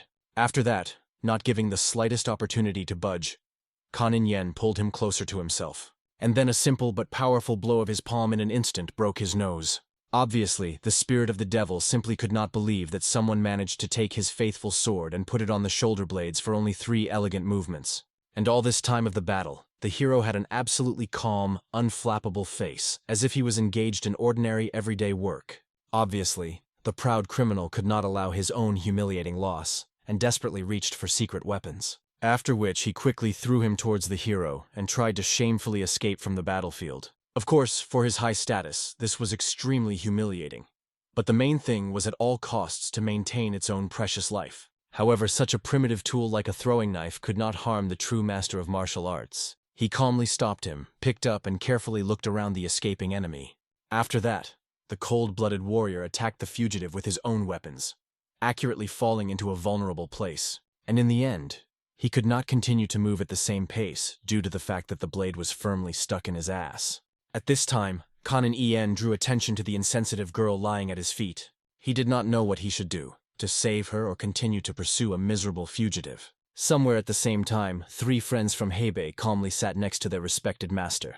The eldest of them decided to delicately ask what kind of mysterious person this spirit of the devil of a green forest is. It was extremely interesting to them because they, with their own eyes, saw that this guy was strong enough. They clearly understood it. And after he respectfully took off to leave for half a day, it became obvious that he needed exactly so much time in order to finally deal with the Chanmu Gek. Trinity would like to know what kind of insult he hid in his heart. However, the master only strictly reminded his curious students that they should not poke their nose into other people's dangerous affairs. However, it seemed to them that they already went far in this story, and have every right to know more details. However, The teacher with undisguised anxiety only shouted at them menacingly, categorically ordering not even to think about interfering in the personal affairs of this person, and pretend to be not heard at all, and did not know about what was happening. Then this inquisitive triple became extremely interesting. Was the spirit of the devil of the Green Forest enough to fight on equal terms with the legendary frantic dragon? Of course, no one could know this with complete confidence. However, everyone was firmly confident in one undeniable fact. The frantic dragon certainly cannot be compared in true skill with their unsurpassed teacher. At this very moment, just clumsily picking, the battered spirit of the devil of the Green Forest came running. All those present were sincerely surprised. He walked somehow strangely and looked as if something sharp was stuck in his ass. Even an experienced master could not believe that he really shamefully lost to some Chonmu Geku. At that moment, while the victim tried to catch his breath, everyone noticed a throwing blade that stuck straight between his buttocks. Therefore, sympathetic comrades helped him quickly extract a painful metal and properly process an unpleasant wound. 3 friends from Hebei barely restrained the uncontrollable laughter, not believing that it was really one of the 10 best experts of the Green Forest. Even their harsh master was extremely interested in what happened in that forest. Then, without really explaining anything, the injured man persistently asked the master to generously lend him his loyal students. They had no choice, so the students had to implicitly follow the spirit of the devil of the Green Forest. However, they still chuckled at a guy who really ran here with a stuck knife in the ass. It seems that the teacher wanted to know why the uninvited guest was going to use his dear students, and he decided to tell this person the whole truth about his past. As it was widely known, he already perfectly mastered the mysterious technique, Souls of Souls in 9 steps. This was a signature technique of a legendary expert woman, who was respectfully called the Beauty of a Green Forest. 50 years ago, she suddenly appeared like a bright comet, and majestically swept throughout the area of the South River. And in those parts, it was still treated literally as a living goddess of the south of the river. Of course, the spirit of the devil of the Green Forest perfectly understood that hardly anyone knew the true story of how his master had gained the legendary Souls of 9 steps. Also, few knew about the innermost fact that the spirit of the devil was her only chosen student. Then he thoroughly said that the husband of his master used to be a pious monk, and before he died from a painful chronic disease, he handed her what was known as the true performance of 3 jhana. While the master stubbornly improved in the complex technique of the true performance of 3 jhana, she reached a fundamentally new level and independently created a deadly shower cutter at 9 steps. The husband of his master suffered from the serious consequences of the cruel torture, which was subjected to a corrupt official. After his tragic loss, the master plunged into an all-consuming anger, and clinging to the true performance of the 3 jhana, unconsciously came to the creation of a cutter of souls. However, it still remained completely incomprehensible as Chanmuke is associated with this sad story. As it turned out, after her bloody revenge, the master was on a constant run from the pursuers. One noble merchant helped her generously, and she fell in love with him with all her heart, conveying him the innermost knowledge of the true performance of 3 yan. After that, she wandered around the world for a long time and received during this time the loud name of the Beauty of the Green Forest, and also accepted the spirit of the devil as her only student. Before her death, she told him one extremely important thing. A cutter of souls of 9 steps was a fraudulent technique created exclusively from her blind anger, and that the true performance of 3 yan contains a genuine great power. He had to restore and master it. Of course, this revelation was insanely shocked by an elderly master. He knew very well that the spirit of the devil of the Green Forest was one of the best experts in the Green Forest. His cutter of souls of 9 steps was precisely what led him to this high position. But it turns out that this technique was a false way all this time. Just the reason he stubbornly remained in the south of the river was that he persistently sought Van from Gun, his beloved master. He discovered a clue for his searches for a long time, and the master quickly realized that most likely Chanmuke was a direct heir to this Van himself. However, as far as the spirit of the devil knew, that noble man married after his master left him forever, and he had his own children. Of course, all family members had a venerable surname Van. The secret true performance of the 3 jhana was solemnly transferred to his first son by inheritance. After his family finally ruined, he moved to the capital's Beijing and earned a modest life with everyday hard work. Once he accidentally met a dangerous robber, and Chan Mook genuinely saved him when the unfortunate was literally in a balance from a painful death. An experienced merchant saw an outstanding talent in young Van and later warmly invited him to his prosperous company. And now Van was the head of the department of the transport company of the Golden Dragon. Obviously, it was extremely interesting to the master of what happened to that invaluable leadership of truly art and a mysterious book. However, when he carefully asked Van about this treasure, he honestly said that he generously presented the sacred book by Chon Mook, since the merchant was his savior and a benefactor. After this revelation, the spirit of the devil calmly killed Van, and he himself followed Chon Moogek, learning that his armed guard was near these places. For this significant reason, it became quite obvious. It was Chon Mookehuk received the invaluable, true performance of the 3 John. In any case, all the discovered clues indicated this, and obviously, Chon Moogek had to perfectly understand the true value of this legendary book, if he was not a simple ignorant. Then the master wisely understood. If everything said by the spirit of the devil corresponds to reality, then the book should really be with the merchant. But of course, this could also mean that Chon Mook already knows that someone is aimed at him because of the true performance of 3 John. The master asked what the spirit of the devil was trying to convey this, and he calmly reported that at dawn he had a serious fight with one mysterious person. The enemy looked very young, but turned out to be a truly formidable fighter, and apparently, he is the one who is called the legendary Frantic Dragon. Muhon Muke must have specifically called him, so that he reliably guarded the true performance of the 3 John. Then the master realized with understanding that what he had just seen, sticking out of the back of the spirit of the devil, was also the fruit of his skillful work. And although the man was extremely ashamed to admit this to his comrades, but the guesses were completely true, the master finally realized that the really frantic dragon was exclusively strong. If he defeated the spirit of the devil, and previously stole all the money from his students, his strength was truly amazing. An experienced warrior wanted to know what chances of victory they will have if they unite all their forces against this enemy. The spirit of the devil was absolutely sure. This would be just their next light victory, because anyone can win no one when their opponents include dozens of best military experts of the Green Forest. Therefore, the master strongly decided to get involved in this dangerous business and help. He considered it literally a fate that they met in this place, and at that time. In fact, despite the request for help, the spirit of the devil understood perfectly well that this cunning old man was also very dangerous. He might have to be eliminated after the end of the case. At this point, the beautiful beauty finally began to gradually recover after influence. The first thing she saw in front of her was the magnificent figure of Kaninan. He delicately warned the girl that he cleared all her blocked acupuncture points, so she could calmly get to her feet.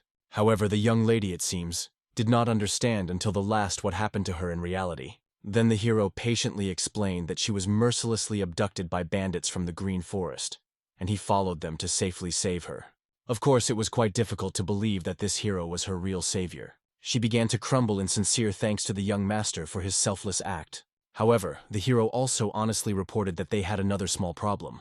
They needed to return to her family. But unfortunately, he did not know the way back through this unfamiliar area. However, it seems that the beauty was not upset at all, realizing wisely that everything would certainly be fine, and it is not necessary to go exactly the same in the same way back. However, the girl was still extremely interested in what happened to the disgusting bandit who abducted her. Canon Yen only calmly explained that he cowardly disappeared into the dense forest more often. Therefore, the mistress could only hope that after a serious fight, Kanan Yang was not seriously injured anywhere. However, since Kanan Yen was completely intact, he drew attention to the well-being of the mistress herself. Of course, the beauty immediately realized that any woman could not be in perfect order, just having spent the whole night captured by a dangerous bandit. It must now have been delicately asked about whether anyone had harmful to her. Of course, she felt the severity of the abduction experienced, and this seriously suppressed her, but she still felt untouched. She was ashamed that the young master suspects that she was not able to preserve her purity in a critical situation. At this delicate moment, Kaninen decided to carefully find out if the lady was getting hurt somewhere, and having learned that she was in perfect order, invited her to return to her worried family. However, it was evident that the girl was interested in whether there was definitely nothing reprehensible between them and the bandit last night. The hero only turned silently, looking at her, not even knowing what to say in response to such a direct question. However, it was obvious that the lady wanted to know the harsh truth, because sooner or later she would have to look in the eye. Then the hero realized that he was mistaken about this sophisticated mistress. Regardless of how good and educated she is, she was still only 18 years old. It will be quite difficult to figure out what happened last night. Outwardly, it looks like she is able to cope well with any situation, but he felt indescribable loneliness emanating from her. Therefore, Kanin calmly reported that it had absolutely nothing reprehensible with her last night. He also made it clear that everything happened due to the fact that the bandit was too busy with a panic flight. He ran continuously, having no way to rest anywhere. Obviously, the young lady was sincerely pleased with this encouraging news. Kan and Ian literally guaranteed that that bastard did not even have the slightest chance to touch her hand. After these soothing words, she felt great relief, and calmly agreed to continue their path to her home. At this time, a gang of bandits of 5 dangerous people was already coming towards Kan and Enu along the forest path. Along the way, the elderly master became interested in how good the enemy is in throwing knives. Nevertheless, they already saw with their own eyes how he was jewelry and a dagger with the straight spirit of the devil in the ass. However, the victim could confidently say that the enemy's fist tricks were exceptional, and he also used a crimson flexible sword that he took out from his belt.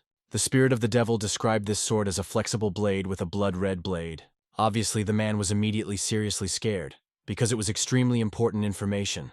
Even the spirit of the devil was noticeably frightened, believing that there were some serious problems with the fact that the enemy wore this legendary blade. However, the old man only recalled that the master had to tell him about the bloody sword, bringing mountains of corpses and a sea of blood. However, the spirit of the devil first heard this and decided to find out what this bloody sword is generally. Then the master thoroughly said that it was a favorite weapon of a legendary warrior, a flexible sword with a crimson blade. In addition, his owner killed about 300 people at the Dragon Sword School, and received the ominous nickname, Mount of Corpses, a Sea of Blood. However, the spirit of the devil was sure that the crimson blade does not necessarily mean that it was exactly the same blade. Nevertheless, the master was firmly convinced that this was the same blade, because the 7 great factions publicly declared a person who owned such weapons to his sworn enemy. The reward for a crimson sword was 1,000 gold coins. They could simply be killed for carrying a flexible sword with them, just like that, for nothing. It is hardly possible to find a person who used a flexible weapon, since few will take care of such a rare and dangerous thing today. However, this person was actively looking for. Then it became obvious. They clearly hunted precisely for this mysterious person. After one case, the owner of the sword disappeared without a trace, and since then, the names of the inhuman master of the sword and the bloody sword became literally living legends. However, he was only a legend because he was never caught. If he had been seized, he would simply become a killer of piles of people, no more. Then this means that this young man was possibly a student of the inhuman master of the sword. Of course, the master could not definitely rely on such dubious information. It became obvious that now they still do not fully understand that for a person, there was their mysterious enemy. Therefore, the wise master suggested not acting in a bit, but at first to carefully think over the plan. After all, it was foolish to go on the attack, not knowing anything about the enemy. They did not particularly have any better ideas, so they began to seriously think. The master was sure. Many still wanted to take revenge on the school of the dragon sword. This means that they can let a rumor about a rabid dragon, and it was not so important who exactly was the mentor of this young man. Somewhere at this time, a deeply worried Chonmok looked anxiously, hoping to see the hero. I passed exactly all day from the tragic moment that the young mistress was kidnapped, and the armed transport of the Golden Dragon could not move a step from the scene. But time was inexorably coming, and it remained completely incomprehensible why the abductors still had not got in touch. It was evident that a friend was seriously worried. Perhaps something terrible could have happened to his precious daughter. However, Chonmok asked him to calm down. In fact, his guard was already gossiping with might and main about the fact that the girl was killed or sold somewhere very far. As a more experienced person in worldly affairs, he could not disagree with them deep down. However, obviously he could not tell such a severe truth to his friend. At this time, Chan the San also stood, looking anxiously a hero and patiently waiting for news from him. A deeply worried father came running to him in order to talk. He persistently wanted to know if any news appeared from his younger brother. However, there was neither a hearing or a spirit from Kan and Yen, which was madly disappointing the excited father. Nevertheless, Chan Tai-san patiently explained that if the news is absent, this is not always a bad sign. He was literally convinced that everything would certainly end well. However, the restless father was interested in whether Chan the San knew nothing concrete about the past of this boy. For example, who was his mentor, or to which group he belonged. However, Kan and En never consisted of any such groups, so the man was even more worried. Would everything be in perfect order with a young man? However, the general knew that they should not worry at all, because if his brother did not fulfill this task, then hardly anyone else could do this. Father could only hope that the general was not mistaken. This was already the second long night, which they spent in this place instead of one planned. According to the unfortunate man, literally his heart was torn in two, imagining his poor innocent daughter and the fact that she would spend another painful night in the dark somewhere far from here. At this very time, two travelers still continued to stubbornly wander through the dark forest. Obviously, after a long, tedious walk, even the lady began to seriously doubt that they definitely go on the right way. However, Kanin Yen was not too sure of this from the very beginning. However, he could solemnly promise to the mistress that he would surely return her to her parents, so she did not need to worry about the future. Nevertheless, suddenly in the pitch darkness the girl did not see the root of the tree, because of which she stumbled. She immediately realized that although not much, she still turned her ankle and limp. For this reason, the hero reasonably decided to stay here for the night, so that the leg ceases to hurt by morning. Of course, the mistress had to agree due to forced circumstances, but it was extremely embarrassed that two adults of different sexes spend the second night together in private. Of course, this was inevitable in her situation, but very risky for reputation. The hero politely asked the mistress to stay in the place until he looked around in the district. He immediately took off into the air to the very tops of the trees, carefully looking around in the district. This was the second time when the lady saw such an amazing sight. Her heart began to beat very quickly when she saw Kan Yen so courageous. Now he was literally like a god who descended from heaven. As a result of the inspection, the hero realized that they needed to go a little further to a small waterfall. The area itself looked safe enough. However, they needed pure water. And obviously the mistress was glad to finally refresh a little. The whole thing was that she was afraid that she could smell bad from her, so she kept a careful distance with Kan and Inam and did not want to miss such an opportunity to wash. However, the hero clearly doubted that the girl would reach with an ankle, and of course it was still painful for her to move. Therefore, Kan and Ien proposed to attribute her to the water in her arms. And obviously, from awkwardness, the mistress immediately blushed. At least it was pleased that now the night and no one would see her in such an obscene position. The next moment, the guy already leaned over in order to take the girl on his back. The same embarrassed could not believe that she would have to go on the back of a man whom she almost did not know. In addition, she did not wash for 2 days and was sure that it smells bad. She was embarrassed by such intimacy. However, there was no choice, and in the end, after a moment they flew along the sky together to the river. Obviously, Kan and Yen had never touched a woman before, even to her hand. Of course, he had first love. But before that he only read poetry to her and did not even touch her clothes. But now on his back was an 18-year-old girl whose hands hugged his neck. In addition, he felt the chest with which she pressed against his body, and even despite all the confidence and composure of the hero, he obviously could not be calm about this. However, after a couple of minutes of flight, they found themselves at that very waterfall. For this reason, the mistress immediately got off the hero's back, so as not to confuse him anymore. Nevertheless, at that moment, she almost fell off the rock on which she stood. And when Kan and Ien saved her once again, she again waned him awkwardly, apologizing for her negligence. For some reason, the guy felt very strange every time this lady called him a young master. If you think about it, she is probably the only one in the whole world that called him in this way. Now this beauty admired the waterfall admiringly, admiring his beauty. And then she awkwardly explained to the hero that she would like to wash. Immediately blushing with embarrassment, the guy, without saying a word, retired away. As a result, undressing, the lady finally was able to wash her body. Kan and Ien at that time took up the breeding of the fire so that they would not freeze the cold night. Of course, when the young lady came out and noticed the fire, she wondered how the young master managed to breed a fire without a fire. However, Kan and Yen made it clear that any trained martial arts could do this with the help of the strength of wood friction. Only then, the girl realized that it seems in the study of martial arts, there were much more hidden advantages that she did not notice. Then she calmly held out her hands to the fire, starting to warm after cool night water. Kan In Yen, looking at her with an open mouth, was amazed at how often women are so beautiful. Obviously, the lady immediately noticed how the young master stared at her intently. However, embarrassedly asked him to call him an older brother. Kan In Yen quickly remembered that his younger sister and girl, who he liked before, addressed him so much, and now this lady wants to call him so. However, despite this, when the young lady called him so, all the sensations were completely different. The girl even considered that it is possible Kan and Enu do not like this appeal because of his late answer. Therefore, she suggested calling him an older brother, if only when they were alone.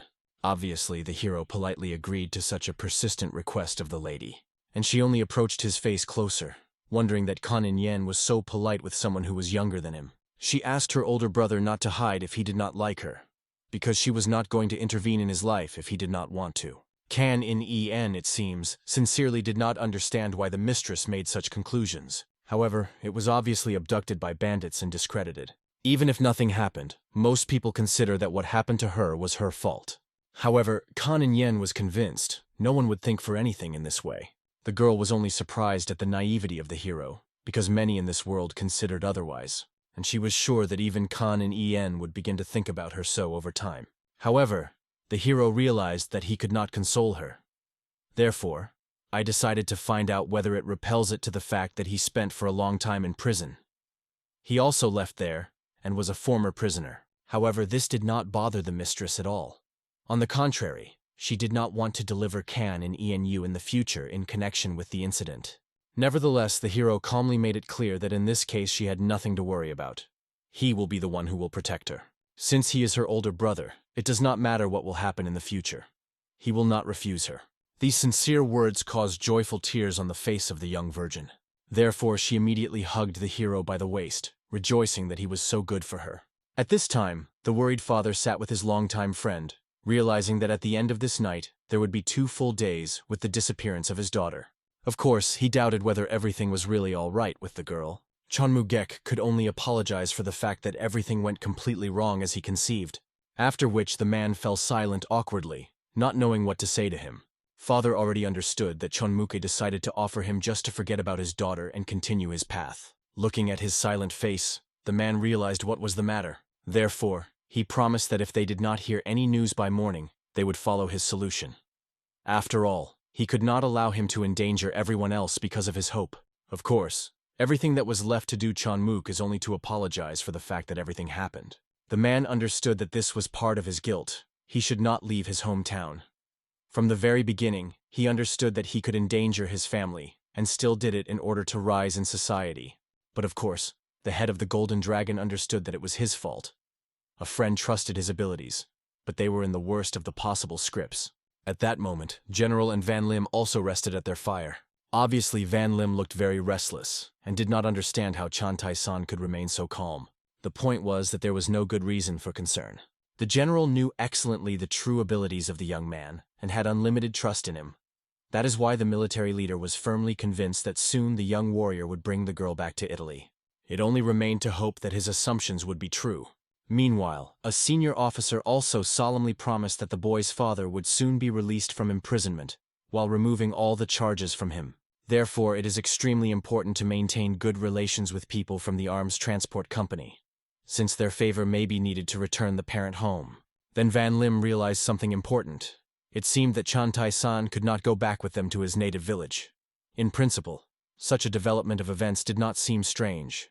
After all, a man also had their own important things that require immediate attention. The traveler recalled that Kan Yin was behind bars on false accusations, and he was eager to find the one who set him up. Obviously, the young guy really wanted to help in this difficult matter. Nevertheless, they could not drag him into a similar dangerous adventure, since he did not own martial arts at the proper level. Among their opponents were people who could easily kill even experienced martial arts and scouts of the Royal Guild. However, the young warrior asked Van Lim not to worry about this, because he was sure that he would deal with this matter on his own, and everything would certainly be fine. Obviously, knowing the true abilities of his younger brothers, he did not doubt them at all. But in fact, despite all external confidence, the general was deeply concerned.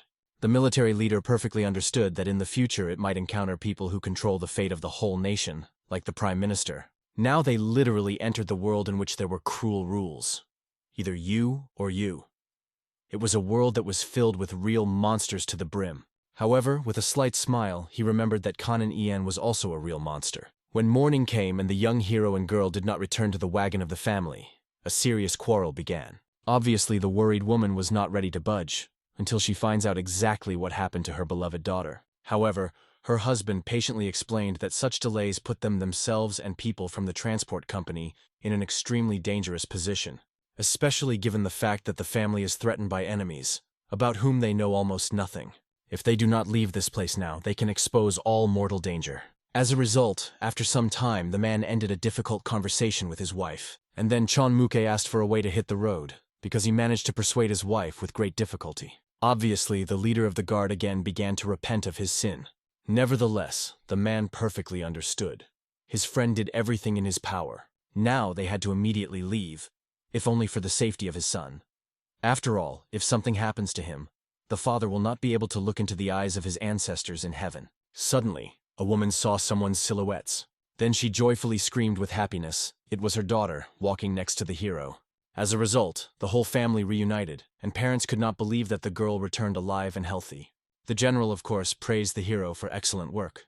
Even Van Lim was happy that everything was so well resolved. However, Chan Tai-san understood that this was not the end of history. Now everyone was worried about someone else's grief, and tried to console the family, because they knew what tragedy it was possible to avoid. Meanwhile, he also informed the young man that in life there is such a pity that accompanies a person to the very end, and although it seems that the girl has returned to the whole and healthy, she will definitely encounter such thoughts. After all, the guards of the armed transport of the Golden Dragon know that the girl was abducted by bandits and returned only on the third day. In addition, she was a frantic dragon with her, a man from the underground kingdom. Therefore, for sure in the future, the young lady will face serious skepticism. It was obvious that even the soldiers of the transport company believed that their second brother made some kind of deal with a green forest in order to return the mistress. And all because the absence of witnesses allowed their imagination to take a joke in earnest. As planned, the armed transport of the Golden Dragon rode all day and arrived in the residence of the Yi clan in Bongvan. The head of the clan was the old comrade Chon Mook, so he provided travelers with a fairly warm welcome. That evening, the leader of the clan arranged a magnificent feast in honor of the Yang family and the guards. The man also mentioned that he has a son who recently reached the age of majority, and he hinted at a possible marriage and offering to reduce their children in order to intermarry. However, after that the man immediately fell silent, saving the situation. Chon Mook explained that his friend was a little old-fashioned scientist, so he was not used to such jokes. However, this was not a joke at all. The girl really made an excellent impression on the head of the clan, so he wanted to arrange a formal meeting of their children in the future.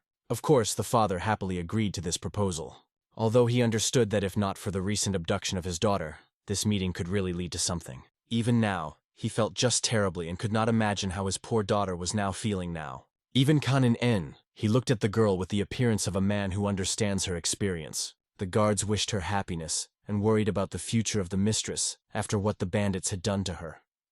They believed that life was really very unfair to her. Obviously, their conversations carefully listened to the servants of this family. Nevertheless, some of the guards believed that it was already a blessing that even though the girl lost her chastity, she was able to maintain her life. The manager understood that now this young lady could not get the desired future. Most likely, in her place, he would have killed himself with shame. Obviously, having heard all such details right there, the maid ran in order to tell everything to her mistress. Then there were long conversations in the office, and soon the worried wife came to talk with her husband. Obviously, he was amazed at the news heard. However, their maid heard all this from the whispering guards and believed their words. Before that, she laid her eyes on this girl, but now her opinion has changed dramatically. In fact, the man suggested that the Yang family was so sad because it was exhausted after a long road. But I could not think that something like that happened to them. Soon, at the table, the man sympathized with Mr. Jan because of what happened to his daughter. He also promised that they could count on the help of his clan. They will catch and kill every bandit who will be found and repay for what they did with a young lady. Obviously, such words, especially pronounced in public, made the mistress think about herself. And Khan and En, such disrespect has infuriated himself. The head of the house also made it clear to the master that he learned about everything from security officers, and therefore would like to do everything in his power to console the young lady. Nevertheless, the man only loudly recalled that his daughter was not injured in any way. He explained that Khan and En became her savior, followed the bandits, defeated them, and brought the girl back. They got lost on the way back, which is why their return took as many as 3 days. Therefore, he did not understand what the man implies when he was saying what the bandits had done with his daughter, and wanted to know where he heard this. After which his father stood up, staring at the guards. After all, they were better than anyone. They knew that nothing happened to his daughter. He also went to his friend, asking him to somehow speak, so that he did not have to blush and make excuses that everything was in order with his daughter. Obviously, Chanmuk took his side, but asked his friend to calm down. After all, everyone knew that the girl was not touched. But the man could not understand why then rumors were going on that she was terribly injured before returning to them. After that, the head of the transport company became furious. It didn't matter to him who distributed these gossip. However, he warned that if at least he hears such delusional guesses again, he would personally find the one who spoke about this and deal with him. Immediately after that, all the guards fell silent, barely leaning before the master. The man began to apologize for not raising his people well enough. After that, the whole family of Yang had no reason to linger at the event, so they decided to leave. The head of the clan, on the other hand, began to apologize, and asked Chanmuk to say an apology on his behalf. If he somehow offended them, he did not want to upset anyone. He sincerely wanted to help their family. Chanmuk obviously understood the position of his friend, and promised to definitely talk to Mr. Jan when he calmed down a little. As a result, on such a gloomy note, the banquet came to an end. The general was seriously disappointed that the guards were so talkative. In addition, he noticed that at that moment the hero's face clearly changed in expression.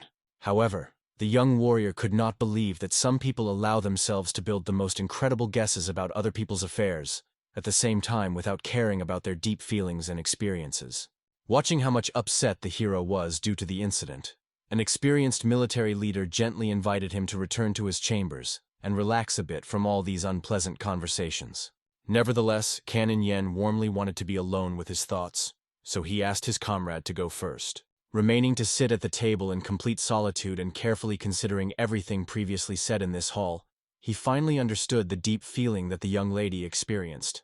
The young hero was well aware of now. People really shamelessly climb into affairs that do not concern them at all, given that they do not even really know anything about the real state of things. However, quite unexpectedly, the young beauty decided to join his secluded meal. The girl did not say anything, and immediately silently sat down at her older brother at the table. He delicately asked how the girl feels, and with a noticeable fatigue in her voice, she explained that she was already finally tired of annoying people who were constantly approaching her in order to console her, as if something really terrible had happened to her. Even her own family treats her as if she slowly dies from some incurable disease, although in fact she was absolutely in order. Canon Yen also knew the true state of affairs very well, and was firmly convinced that she was not injured during her ill-fated stay in captivity. From the accumulated despair and mental pain, the girl even decided to drink strong alcohol. Since the bowl was only one, she decided to take the bowl of her older brother without ceremonies. Of course, despite some surprise, the hero did not refuse her at all, generously filling her vessel with fragrant alcohol. Obviously, as soon as the young lady drank a hot drink with determination, she immediately began to cough strongly from the unexpected bitter drink. The young warrior was sincerely interested in why the lady decided to force herself to drink what she was clearly not used to. Suddenly, the young lady decided to directly ask about what exactly Canon Yen was thinking about her as a woman. After that, with a charming smile, she openly admitted that her elder brother was very, very pretty from the very first moment of their acquaintance. After this touching recognition, she also poured fragrant alcohol in him.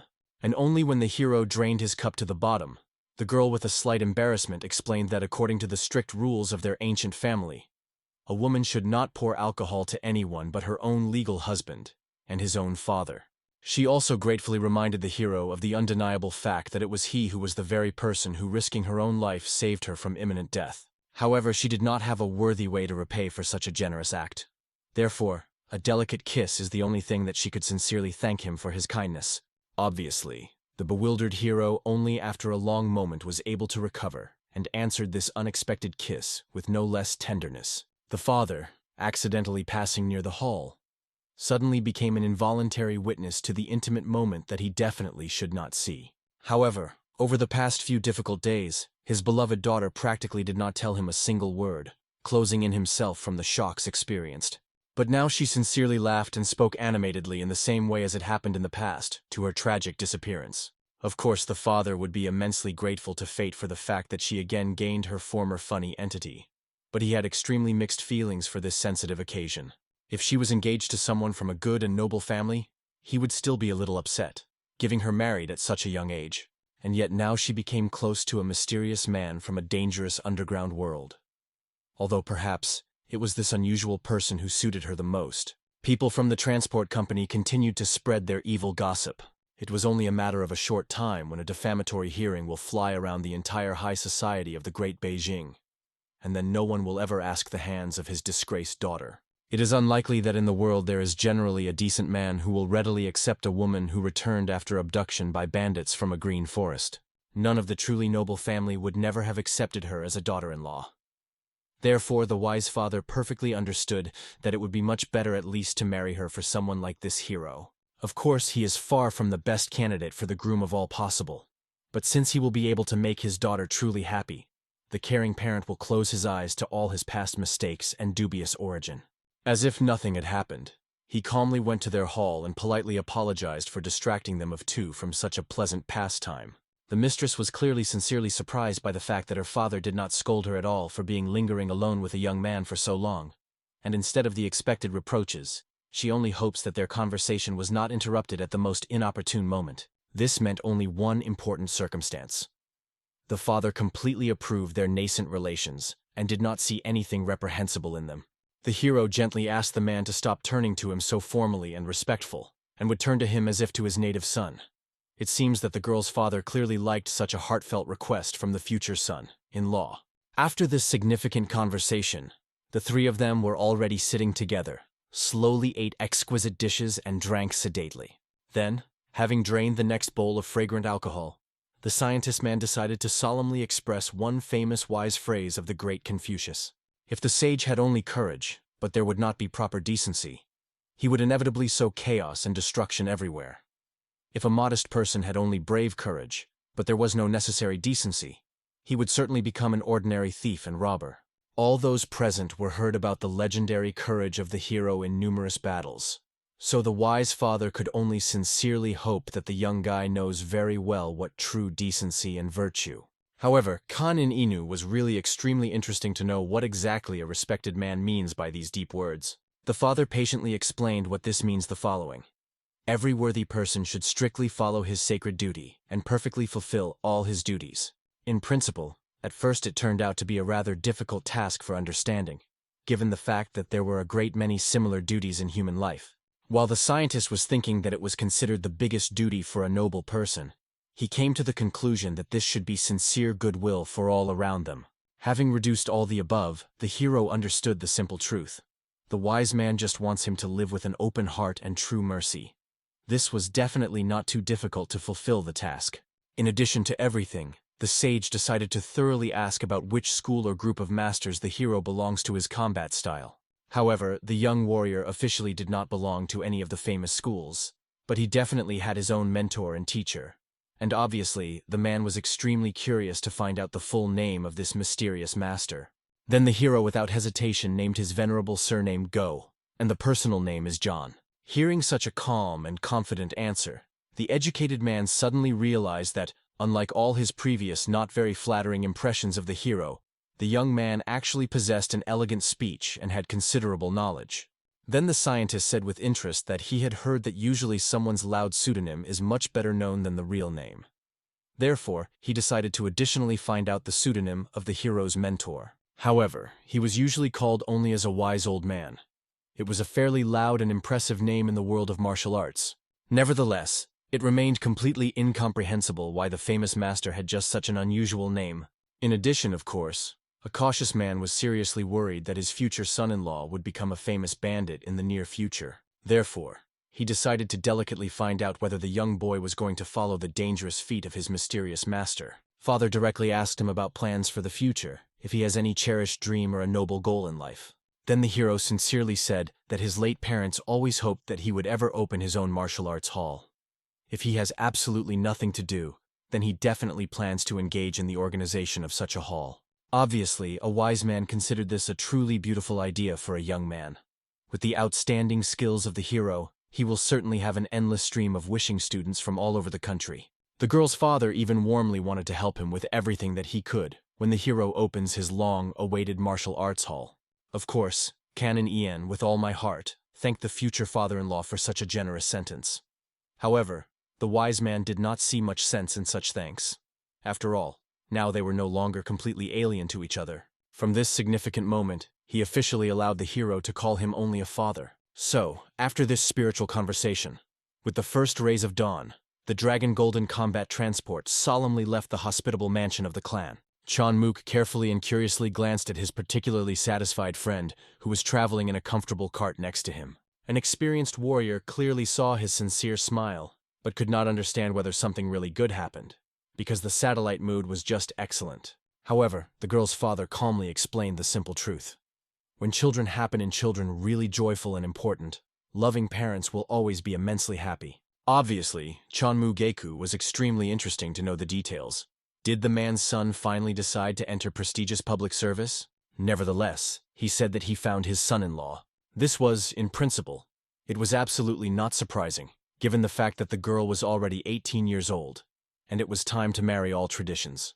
Obviously, Chan Mukagek only joyfully congratulated his old friend, warmly wanting to find out who this lucky man was. It turned out to be a frantic dragon, the very person whom the head of the Golden Dragon knew under the name Kanin Yun. Obviously, the head of the transport company was sincerely surprised that they so quickly and deeply became close during the rescue operation.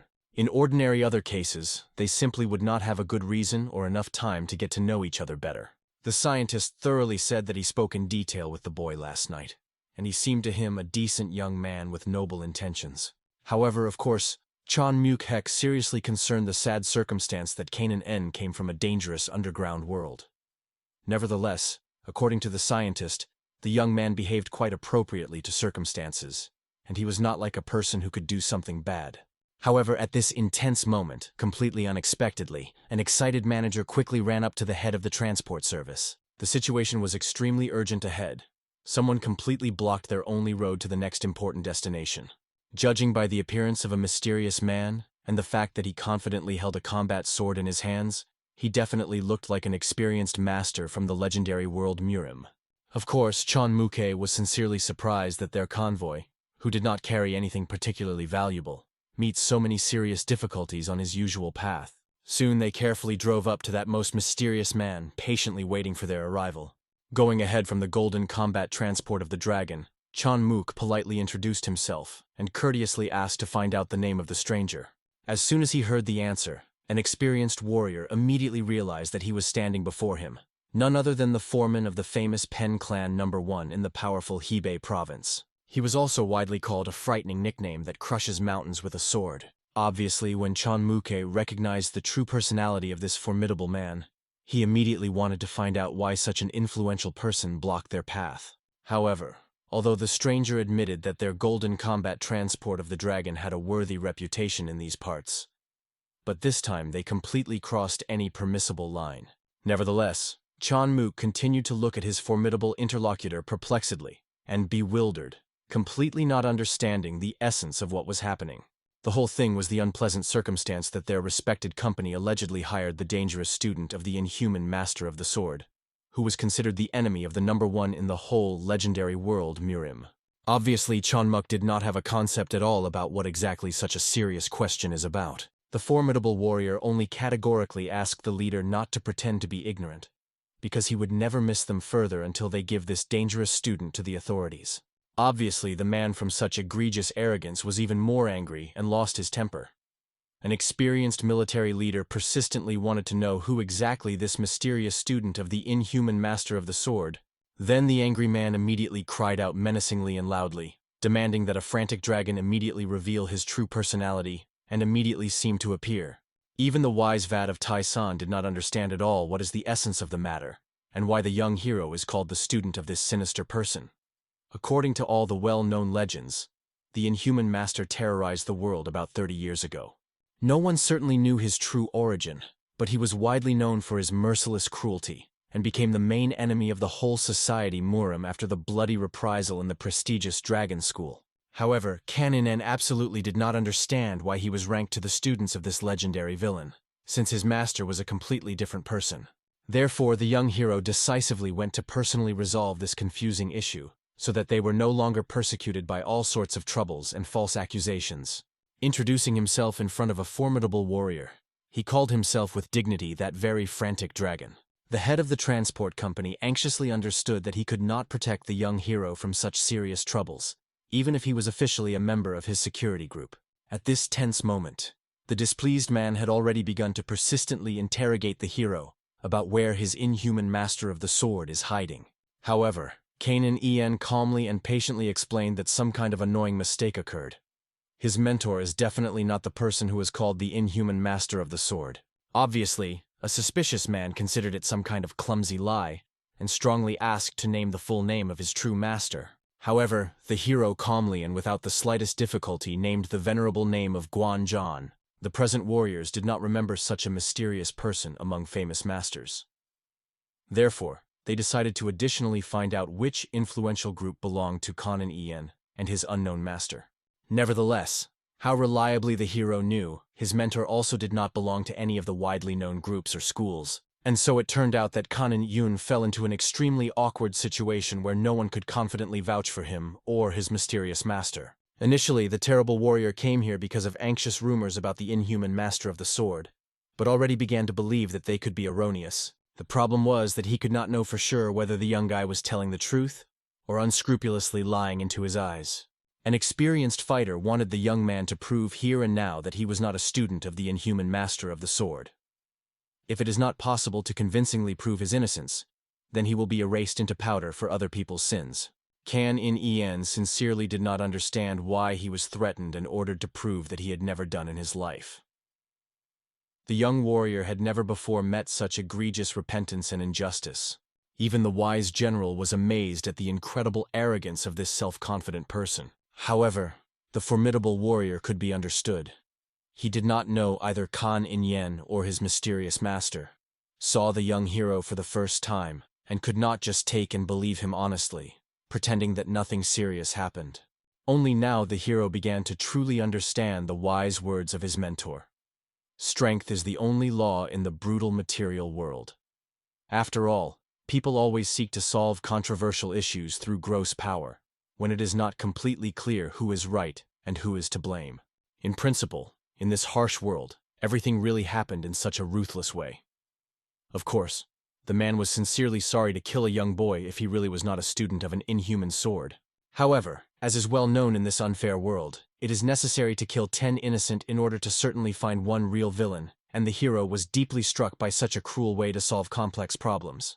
After that, the young warrior loudly turned to his father-in-law, recalling that until then he acted as friendly as possible in relation to everyone around him. However, it seems that this peace, loving behavior even more angry with a formidable warrior in front of him, because he did not see in the actions of the hero a drop of sincere goodwill. Nevertheless, Kanan En patiently reminded the obvious fact. All this time an aggressive soldier was extremely rude with them and demanded an immediate fight as soon as they first met. But the young hero constantly restrained himself and his righteous anger, so he showed true goodwill in this difficult situation. From these fair words, an angry man completely lost his temper. He considered that the hero was a complete crazy one, and literally begged for him to be killed as soon as possible. Initially, the terrible warrior planned to cut off only one hand as a punishment. However, now he changed his mind radically, so that the young insolent could no longer enjoy a normal life at all. He decided to ruthlessly deprive him of both hands. The angry fighter rapidly attacked, using the powerful technique of the rising dragon for this purpose. Nevertheless, Kanan En with amazing ease has evaded this deadly blow. Then the stubborn man immediately attacked the destructive attack of the stealing tiger. However, the hero simply gracefully flew into the air and did not let himself be offended by a sharp blade. After this spectacular maneuver, he, beautifully scrolling in the air, used his own technique for the descent of the heavenly dragon. Immediately powerful outbreaks of pure energy rushed straight into the face of his self-confident enemy. Energy shells were incredibly fast and instantly touched both shoulders of a stunned man. As a result, they immediately began to bleed abundantly, and an experienced warrior flew back, unable to hold his heavy sword in weakened hands. From such a fantastic spectacle, even the head of the trading guild froze on the spot in complete numbness. In his entire long life, he has not seen anything remotely like that, and had never met such an incredible technique of fighting before.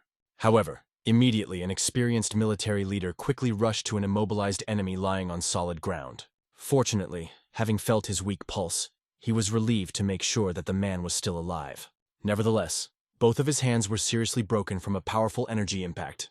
Obviously, it was extremely difficult to believe that the famous sword, crushing mountains, could not even stop a single energy shot of a frantic dragon.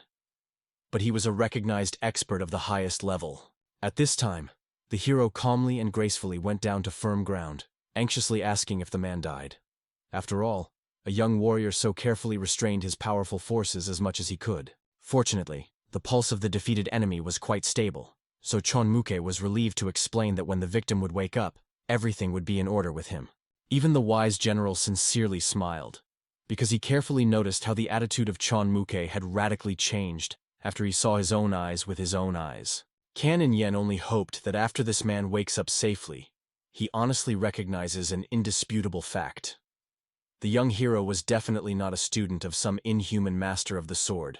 Chonmuke did not doubt this at all because the legendary inhuman master was widely known for his art of owning an ordinary sword, and certainly not energy shots and similar supernatural techniques. Canon Ien was sincerely glad to hear it, because he really could not stand such irritating and unfair situations. The young hero also persistently asked to provide all kinds of treatment with a defeated man. The head of the Golden Dragon readily promised that although both hands of men are seriously broken, he will certainly return to normal after 3 months of a good rest and restoration.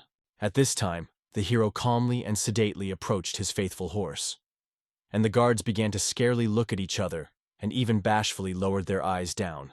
Previously, they arrogantly considered Canon Yen with anyone, just a rootless native of the underworld. But now he was more like the main villain of terrible legends, and they really would not want to fight him, even the 3 of him. Even the respected general sincerely apologized for not being able to vouch for the mysterious master Kan Inan, because he personally did not know him. However, the hero explained with understanding that now the annoying problem was completely settled. Chan the San solemnly promised that after influential people see the unique technique of energy shots of his friend, he will be able to vouch for him with full confidence in the future. The wise warrior also invited the young hero to immediately calm his adopted father-in-law, telling him that nothing really serious happened. After all, probably an worried man was very worried about the safety of the future son-in-law. Approaching an excited man, he patiently explained that there was a little misunderstanding with someone from the local clan, but it was already completely settled in peacefully. Then a curious man decided to find out where those loud sounds came from, very similar to cannon shots. He even thought that somewhere nearby a military camp was located. The hero only smiled mysteriously, sincerely promising to carefully find out whether there was no army camp or exercises nearby. The hero left. The man himself wanted to breathe a little fresh air after a long stay in a stuffy and cramped carriage. Looking after him, the caring father smiled sincerely and joyfully. His wife could not even believe that this young boy he liked so much and quickly. However, indeed, the more an educated scientist recognized the mysterious Kan Yen, the more the guy began to sympathize with him. Despite the fact that they knew almost nothing about his dark past and origin, the wise man understood that his wife did not need to worry about anything. After all, Kan Yen openly said that he was once convicted of false prosecution, and then completely pardoned. Nevertheless, the woman was seriously worried about how long the poor guy stayed in a gloomy prison. And indeed, he spent more than 10 long years for the act that he had never committed. For a man who again enters a high-state position, this tragic story will serve as an important lesson in morality and justice. At this very time, the same dangerous bandits carefully and secretly watched their movements. After observing for a long time for their potential victim, they finally realized that none of them could be able to defeat a formidable, frantic dragon in an honest match. However, their main goal was precisely Chonmuke, and not at all a mad dragon. And with this circumstance, they were just very lucky. But in fact, the spirit of the devil was in a state of real panic and despair. After all, if this cunning old man is frightened and understands that one cannot cope with the task, the entire carefully thought-out plan can fail. In the evening, sitting at a warm fire in a forest more often, an experienced master thoroughly explained to his subordinate that the main problem is that Kanu Ven too quickly and easily dealt with the enemy. Who would have thought that a similar recognized expert of the highest level like Pan would fall dead from a single blow? The spirit of the devil already clearly understood that they would need at least 15 precious minutes to steal a secret book by the head of the Golden Dragon. Therefore, insidious fraudsters needed a real expert who could adequately withstand such a formidable enemy, and not some small bipod without sufficient experience. To their great happiness, now in the province of Habai, there was one such legendary person. Obviously, the spirit of the devil was extremely interesting to know who this mysterious master was exactly. Then the old man reverently remembered the famous past of the master of the school of the mighty tiger, as well as the great god of war, who was respectfully called Chol Kyung-yong. From this legendary name, even among the experienced spirit of the devil, he literally took a breath from reverent horror. As it turned out, earlier this outstanding person entered the 5 best experts of the world around the world. This great god of war is the one who is mentioned in the famous saying, "God turned to Buddha, and 3 demons will weaken before the sages." If this legendary god really was Chol Kyung-yun, then the whole story changes dramatically. More than 30 years ago, 7 absolute masters of unsurpassed level existed in their harsh world. The first to be considered Mu Bull from the Holy Temple Shaolin. The second was a mysterious expert without a name, nicknamed just the God of War. Also, this elite 7 included Punyanja from the powerful fraction of the volcano, and a wise sage from a mysterious shamanic group. No less formidable were the supreme god of demons from the heavenly mountains, and also the bloody demon of Mount Yin, and the inhuman master, whom all the great 7 factions unanimously considered a swordsman demon. Incredible legends and songs composed of these legendary people. In short, this meant that God stood above the Buddha, and the demons were weaker than the sages in their inner essence. The spirit of the devil had the opportunity to personally see the epic battle of the god Chol and the infinitely cruel, inhuman master. This grandiose battle was the last time when the whole world heard about the inhuman master of the sword. Obviously, the devil of the Green Forest then thought that the great god had won a convincing victory, and of course he was absolutely right in his assumptions. But for some mysterious reasons, instead of finally killing an inhuman master, the powerful god allowed him to safely leave. Despite the fact that a huge reward of 1,000 gold coins was relied on the villain's head, the merciful winner released the defeated enemy. Of course, the devil considered that this happened due to the fact that the great god was not included in any of the influential great fractions. However, the wise old man guessed that someone else could serve as a true reason for such a decision. It is only known that something or someone is tired of a powerful man, and he simply let go of a defeated enemy. After this revelation, the spirit of the devil decided to find out additionally whether there were some more hidden experts in the world of Muram, except for this illustrious 7. After all, people usually talk about the 10 best experts, and the insidious master understood that there were 2 more or 3 outstanding fighters. Of course, there were elders from the 7 great factions, but only thanks to their loud reputation they could not even hope to enter the elite 7 of experts. Their combat skills were without any serious competition.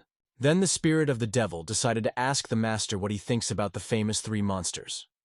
They officially did not belong to demons and great families, so their status remained mysterious. However, the experienced master has never seen the legendary 3 monsters in action, so he could probably know their true level. But perhaps they could enter the prestigious top 10 due to their awesome reputation. It seems that their incredible skills were approximately at the same level as the inhuman master of the sword. Therefore, the wise old man believed that the same legendary god was much stronger than all 3 monsters combined. In any case, their daring plan was to skillfully attract this god to their dangerous work. And this was completely not strange, because he was a really skillful fighter of an unsurpassed level, and was just near their location. The spirit of the devil understood everything perfectly, but did not know how they would be able to attract this powerful person to participate in their adventure. Then the cunning master suggested secretly send him a provocative letter with a direct call to a deadly battle. Thus, they could make an arrow and, having tied a letter to it, deliver the message to its intended purpose. And in the letter itself, they will write something like, "A student of the inhuman master of the sword is going to take the life of the great god." This will sound like a real challenge, and this will be quite enough to achieve the goal. Such a trick was not amazing. In addition to the master, no one else knows the details about the legendary battle between God and the inhuman sword. This means that God, without the slightest doubt, believes that the letter was really sent an vengeful student. All that they had now remained is to sincerely hope that the great god himself has not lost his legendary grip over these long 30 years. At that moment, the security guild finally safely brought her dear guests to one of the major cities. Therefore, the married couple immediately came out of a convenient carriage, and in front of them solemnly lined up an honorary line from the entire guard. The man was clearly surprised that the guards finally behaved as if they were really fulfilling their sacred duty. As it turned out, now they were lined up in a row, because they were respectfully waiting for the moment when he enters the institution. When the puzzled scientist did not understand why there was such a solemn cerebral papillary, it turned out that everything that was happening was thanks to his new son-in-law. Obviously, the man knew almost nothing about what happened, as he was in a carriage and did not see anything with his own eyes. But the young hero was able to really hit and surprise all the guards with his incredible abilities. Chonmuk did not want to disturb his friend, who was supposed to soon enter a high position. Details. Therefore, he only briefly explained that the scientist was very lucky with his future son-in-law. Also, an experienced military leader persistently asked that from now on, the man would no longer worry about walking rumors around his daughter. After all, now, when all the combat skills of a frantic dragon present with their own eyes, they do not dare to look down on him anymore. When the intrigued scientist asked exactly when his son-in-law managed to demonstrate his skills, Chonmuk only calmly explained that this happened right before the warrior defeated the recognized world expert Murim. At that moment, in addition to the fact that they went into a hospitable institution, the guards also carefully brought the body of a seriously wounded fighter. Obviously, it was extremely interesting for the scientist to know what exactly happened to this unfortunate person. However, Chonmuk patiently explained that it was none other than the elder of the famous Pan clan, the best clan in the entire Hebei province. He even owned martial arts, significantly exceeding his own skills of Chonmuk himself. The scientist could not believe it, and really was beside himself from the deepest shock, until his faithful comrade carefully asked him to shut up and not attract too much attention. All this time, the friendly company Kan and Yen was wary of their backs, behaving especially carefully. So far, suddenly the head of the Golden Dragon was not offered by Chanda to the rank and his friends to join their lively conversation. Obviously, they were sincerely happy to join the future relatives of their dear second brother. These warm words to madly embarrass the young hero, and his cheeks turned red from awkwardness. Chan the son only laughed good-naturedly, because for the first time during all the time of communication, he saw the young hero so embarrassed and confused. Soon, everyone, both the guards and representatives of the family, sat together and rested at the spacious table. Then finally, a warrior, who came to his senses after losing consciousness, decided to carefully go down. The first thing he came to him was the head of the transport company, who politely explained to the master that he had lost consciousness from injuries, so they brought him here for treatment. Then he pointed to the guy who wounded him, and now he calmly dinner at the opposite corner of the restaurant. Therefore, approaching the young hero, the head of the Golden Dragon respectfully explained that the famous Mountains would like to talk to him seriously. The defeated honestly admitted that he was amazed at Kan and Yen, and now he finally understood that the warrior was in no way connected with the master of the sword. He was sincerely sorry that he had to pay such a high price to find out. Nevertheless, Kan and Yen calmly explained that given the man's direct threats that he was going to cut off both hands of the hero, so that he asked for mercy all his life, it was not at all very high price for the lesson. Chan Tai-san only dropped his eyes heavily, amazed at the unbearable character of the young man, and the defeated warrior was deeply offended by the fact that Kan and Yen continues to talk so boldly with him, despite the fact that he was a respected foreman of the Pan clan. Then the hero, in order to avoid any further troubles, politely apologized to the master for not being properly treated. However, he poorly remembered his full name and even pronounced him incorrectly, which greatly insulted the pride of the proud warrior. And the rest of those present finally became convinced that the young hero was indeed the finished crazy, once he called the famous crushing mountain sword to some ordinary pan there. However, Canon En calmly explained that he would like to do as mercifully as this is generally possible in such circumstances. Nevertheless, he was only even more offended by the arrogance of Kan, because the young insolent spoke completely inappropriately with the foreman of the influential clan. The proud warrior promised that he would leave the world today and would not arrange a scandal. But such an arrogance of the young man could not last indefinitely. Canon Yen was sincerely amazed that the guy continues to blame him for arrogance. But the young hero believed that he, as the first son of the Kan clan, was allowed to speak in this way with the first son of the Pan clan. Not finding any worthy words to answer this insolence, a stunned man in complete shock simply retired away from their table. The head of the Golden Dragon, on the other hand, considered that Kan and En finally went crazy. After all, although he was excellent in martial arts, he did not need to act so recklessly and defiantly. An experienced military leader seriously reminded Kan Inu that this person still remained a respected elder of the Pan clan, and he should show significantly more proper politeness and reverence. However, the young hero only reminded the obvious truth that this stubborn guy was ready to calmly kill 10 innocent people in order to catch one real villain. Obviously, an experienced man was deeply amazed that the hero, dealing with such a powerful and influential clan, was not completely worried about possible serious consequences.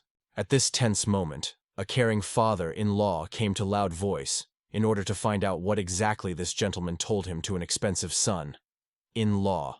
He explained the essence of the conflict, that this self-confident gentleman was going to ruthlessly chop off his hands if he was weaker in martial arts. He would certainly finish a miserable disabled person. Therefore, father-in-law believed that the boy acted correctly in the circumstances. After all, a real man can remain merciful when, and can also be mercilessly cruel when it is worth defending his honor. At this significant moment, 2 more elderly people also entered the hospitable restaurant. Immediately giving them an attentive, penetrating look, the head of the transport company immediately recognized them. First of all, the strangers respectfully approached Chanmuk and politely asked him to give them a great honor and agreed to talk. Then, an experienced man finally became convinced that he was not mistaken in his assumptions. And these respected gentlemen were indeed the famous black and white wandering duet. The elders only laughed good-naturedly, because they were already widely heard that Chanmuk had a truly penetrating look at people. After which, they solemnly introduced themselves as legendary white and black tramps. The head of the Golden Dragon himself respectfully bent, and gave worthy elders well-deserved respect. After which he carefully looked around the characteristic outfits of the guests who came. The man in white clothes had a traditional pumpkin bottle and 6 knots on a leather belt, which meant he was a student of 6 weaves. The white tramp was considered an elder of the powerful faction of tramps. As well known, their head of their influential fraction wears exactly 7 knots on the belt. So, this venerable person was in the power hierarchy, right under the head of the organization himself.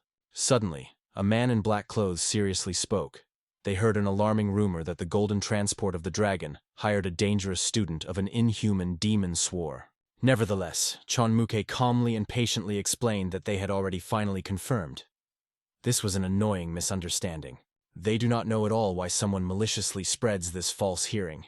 But the frantic dragon was definitely not a student of an inhuman ditch demon.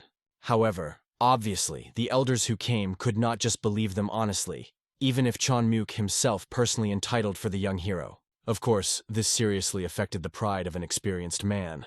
But those who came were completely right in their doubts. Maybe he was the dragon golden head of the Golden Transport, but these people significantly exceeded his own abilities in their position and combat skills. Therefore, the military leader thoroughly said that the famous Mountain of Mountains himself arrived and personally fought with a frantic dragon.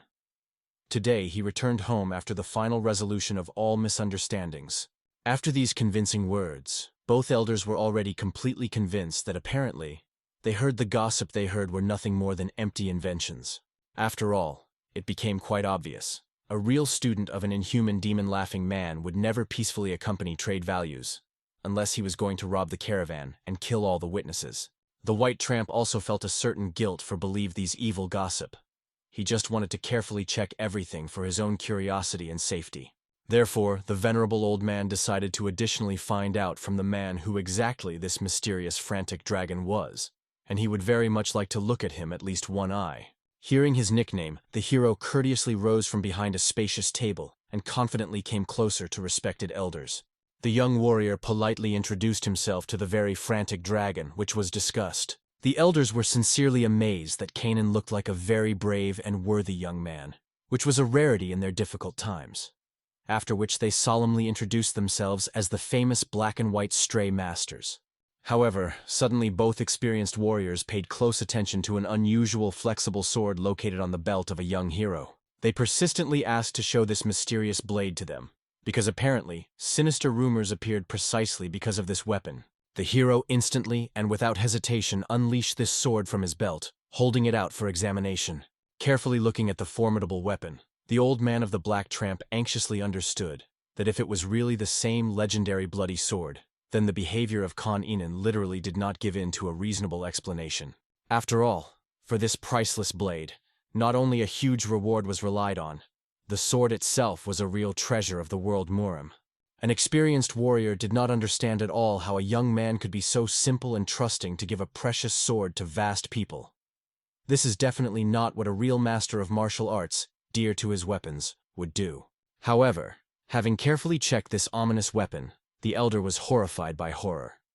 It really was a favorite weapon of an inhuman darer, a legendary bloody sword. The elders warmly wanted to know how exactly Canon E and Yu managed to get this priceless blade in their own hands. Then the young hero honestly explained that when for many years he was sitting in a maximum security prison, one mysterious old man started a mortal fight with him and, after losing, he gave his sword. Nevertheless, obviously, these two influential elders were not going to blindly believe in such incredible inventions and fantastic stories. However, Canon Young told the pure truth, and this was not his problem at all that they could not believe his word. Obviously, the Black Tramp was insanely angry with such egregious, disrespectful behavior of the daring hero. Chon Muke showed them significantly more proper respect as venerable elders, and a similar impudent Salaga still could not calm down his cheeky tongue. Watching rapidly developing events, even the cautious Van Lim already seriously thought about resolutely intervened in the situation, until it went too far and became irreversible. However, the wise Vat of the Sun understood that it was already too late to change anything. At this moment, an angry man wrapped a flexible sword around his belt, because he believed that such behavior of the hero and a lack of elementary respect and good manners had already proved enough that he was indeed a student of a daredevil demon. Canon Yen only laughed bitterly, because he clearly realized that apparently, the greedy old man initially tried to dishonorously take this valuable blade to his hands, although the young hero would not mind giving him away if he was politely asked about it. Moreover, such frank neglect only more and more angered the proud old man. He menacingly explained that this sword was a legendary weapon. It is worth applying a little inner energy, and this blade will cut the strongest steel as soft oil. Only then, the young hero finally realized that this belt was really an ominous object, and sincerely invited the old man to pick it up.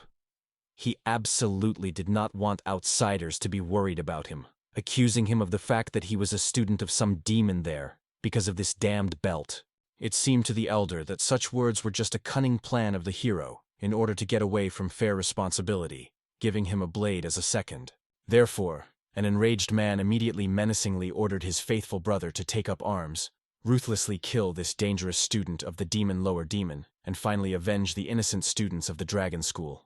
Even the white tramp sincerely surprised how much a calm friend was usually furious, especially when the young man did not even have any weapons for self-defense. Nevertheless, Canon Yen only politely asked the respected old man to choose a slightly different, more suitable place for the upcoming battle, so that innocent strangers would not suffer from their fight. The Black Tramp was only finally convinced that this daring guy really accepted his serious offer. The young man was really complete psycho and crazy if he was going to fight without weapons. However, this circumstance was only at hand for obvious reasons. Therefore, he generously agreed to fulfill the last desire of the doomed hero and imperiously ordered him to show the way to the place of future execution.